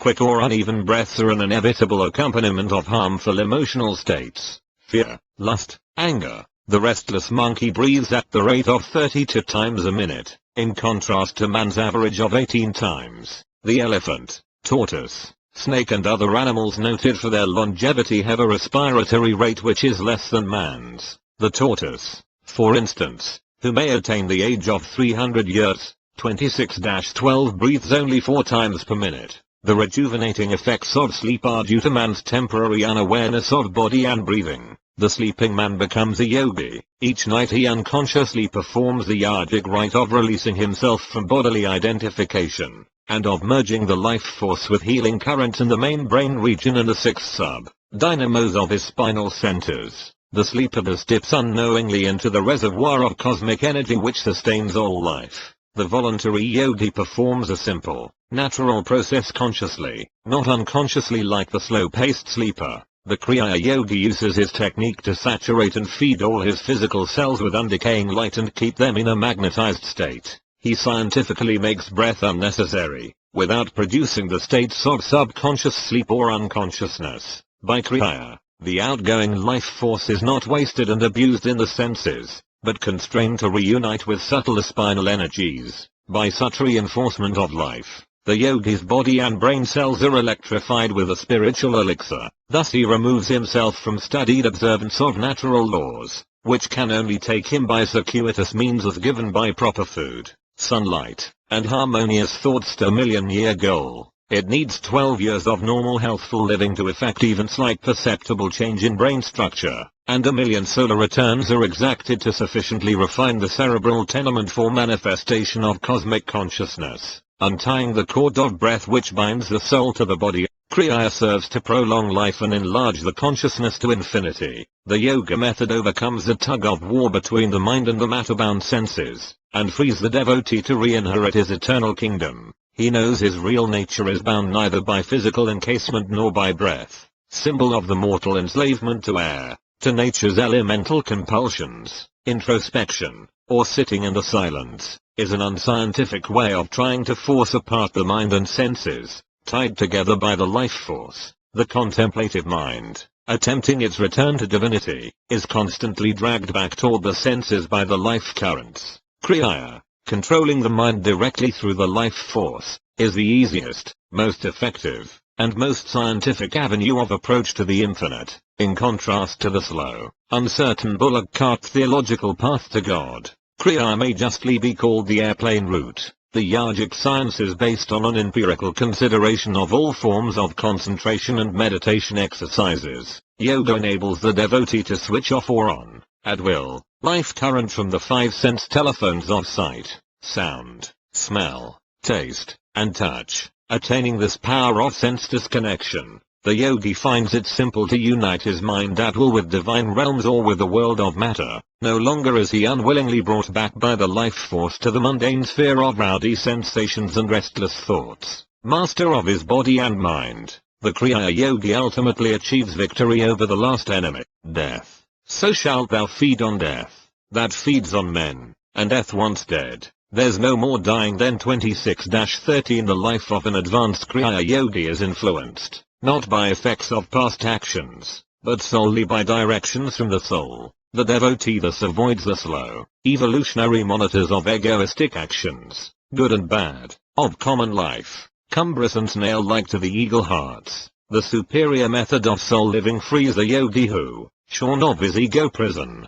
tastes the deep air of omnipresence. The thraldom of natural living is, in contrast, set in a pace humiliating, conforming his life to the evolutionary order. A man can command no concessionary haste from nature, but, living without error against the laws of his physical and mental endowment, still requires about 1,000,000 years of incarnating masquerades to know final emancipation. The telescopic methods of yogis, disengaging themselves from physical and mental identifications in favor of soul individuality, thus commend themselves to those who eye with revolt 1,000 years. This numerical periphery is enlarged for the ordinary man, who lives in harmony not even with nature, let alone his soul, but pursues instead unnatural complexities, thus offending in his body and thoughts the sweet sanities of nature. For him, 2 times 1,000,000 years can scarce suffice for liberation. Gross man seldom or never realizes that his body is a kingdom, governed by Emperor Soul on the throne of the cranium,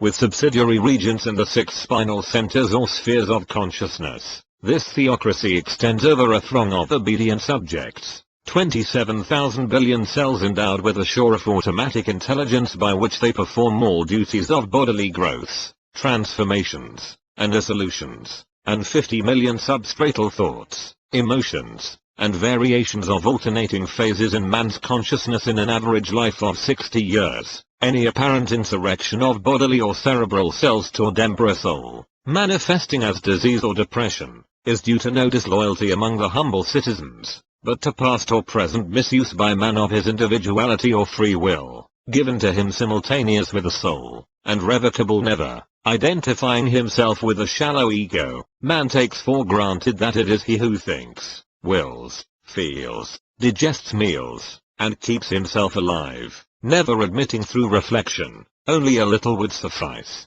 that in his ordinary life he is naught but a puppet of past actions, karma, and of nature or environment. Each man's intellectual actions, feelings, moods, and habits are circumscribed by effects of past causes, whether of this or a prior life. Lofty above such influences, however, is his regal soul, spurning the transitory truths and freedoms. The Kriya Yogi passes beyond all disillusionment into his unfettered being. All scriptures declare man to be not a corruptible body, but a living soul. By Kriya he is given a method to prove the scriptural truth. Outward ritual cannot destroy ignorance, because they are not mutually contradictory, wrote Shankara in his famous Century of Verses. Realized knowledge alone destroys ignorance. Knowledge cannot spring up by any other means than inquiry. Who am I? How was this universe born? Who is its maker? What is its material cause? This is the kind of inquiry referred to. The intellect has no answer for these questions.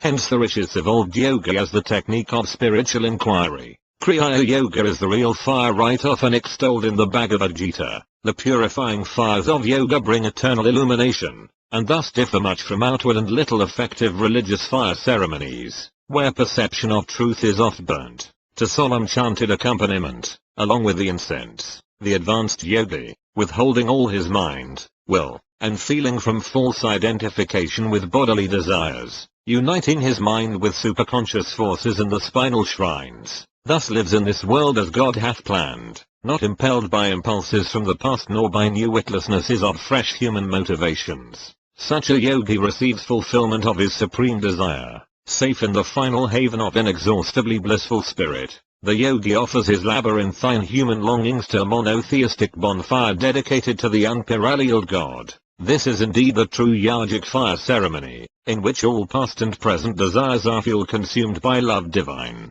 The ultimate flame receives the sacrifice of all human madness, and man is pure of dross, his bones stripped of all desirous flesh, his karmic skeleton bleached in the antiseptic suns of wisdom. He is clean at last, inoffensive before man and maker. Referring to yoga's sure and methodical efficacy, Lord Krishna praises a technological yogi in the following words: the yogi is greater than body disciplining ascetics, greater even than the followers of the path of wisdom, jnana yoga, or of the path of action, karma yoga. Be thou, O disciple Arjuna, a yogi. 26-1426-1. The noted scientist, Dr. George W.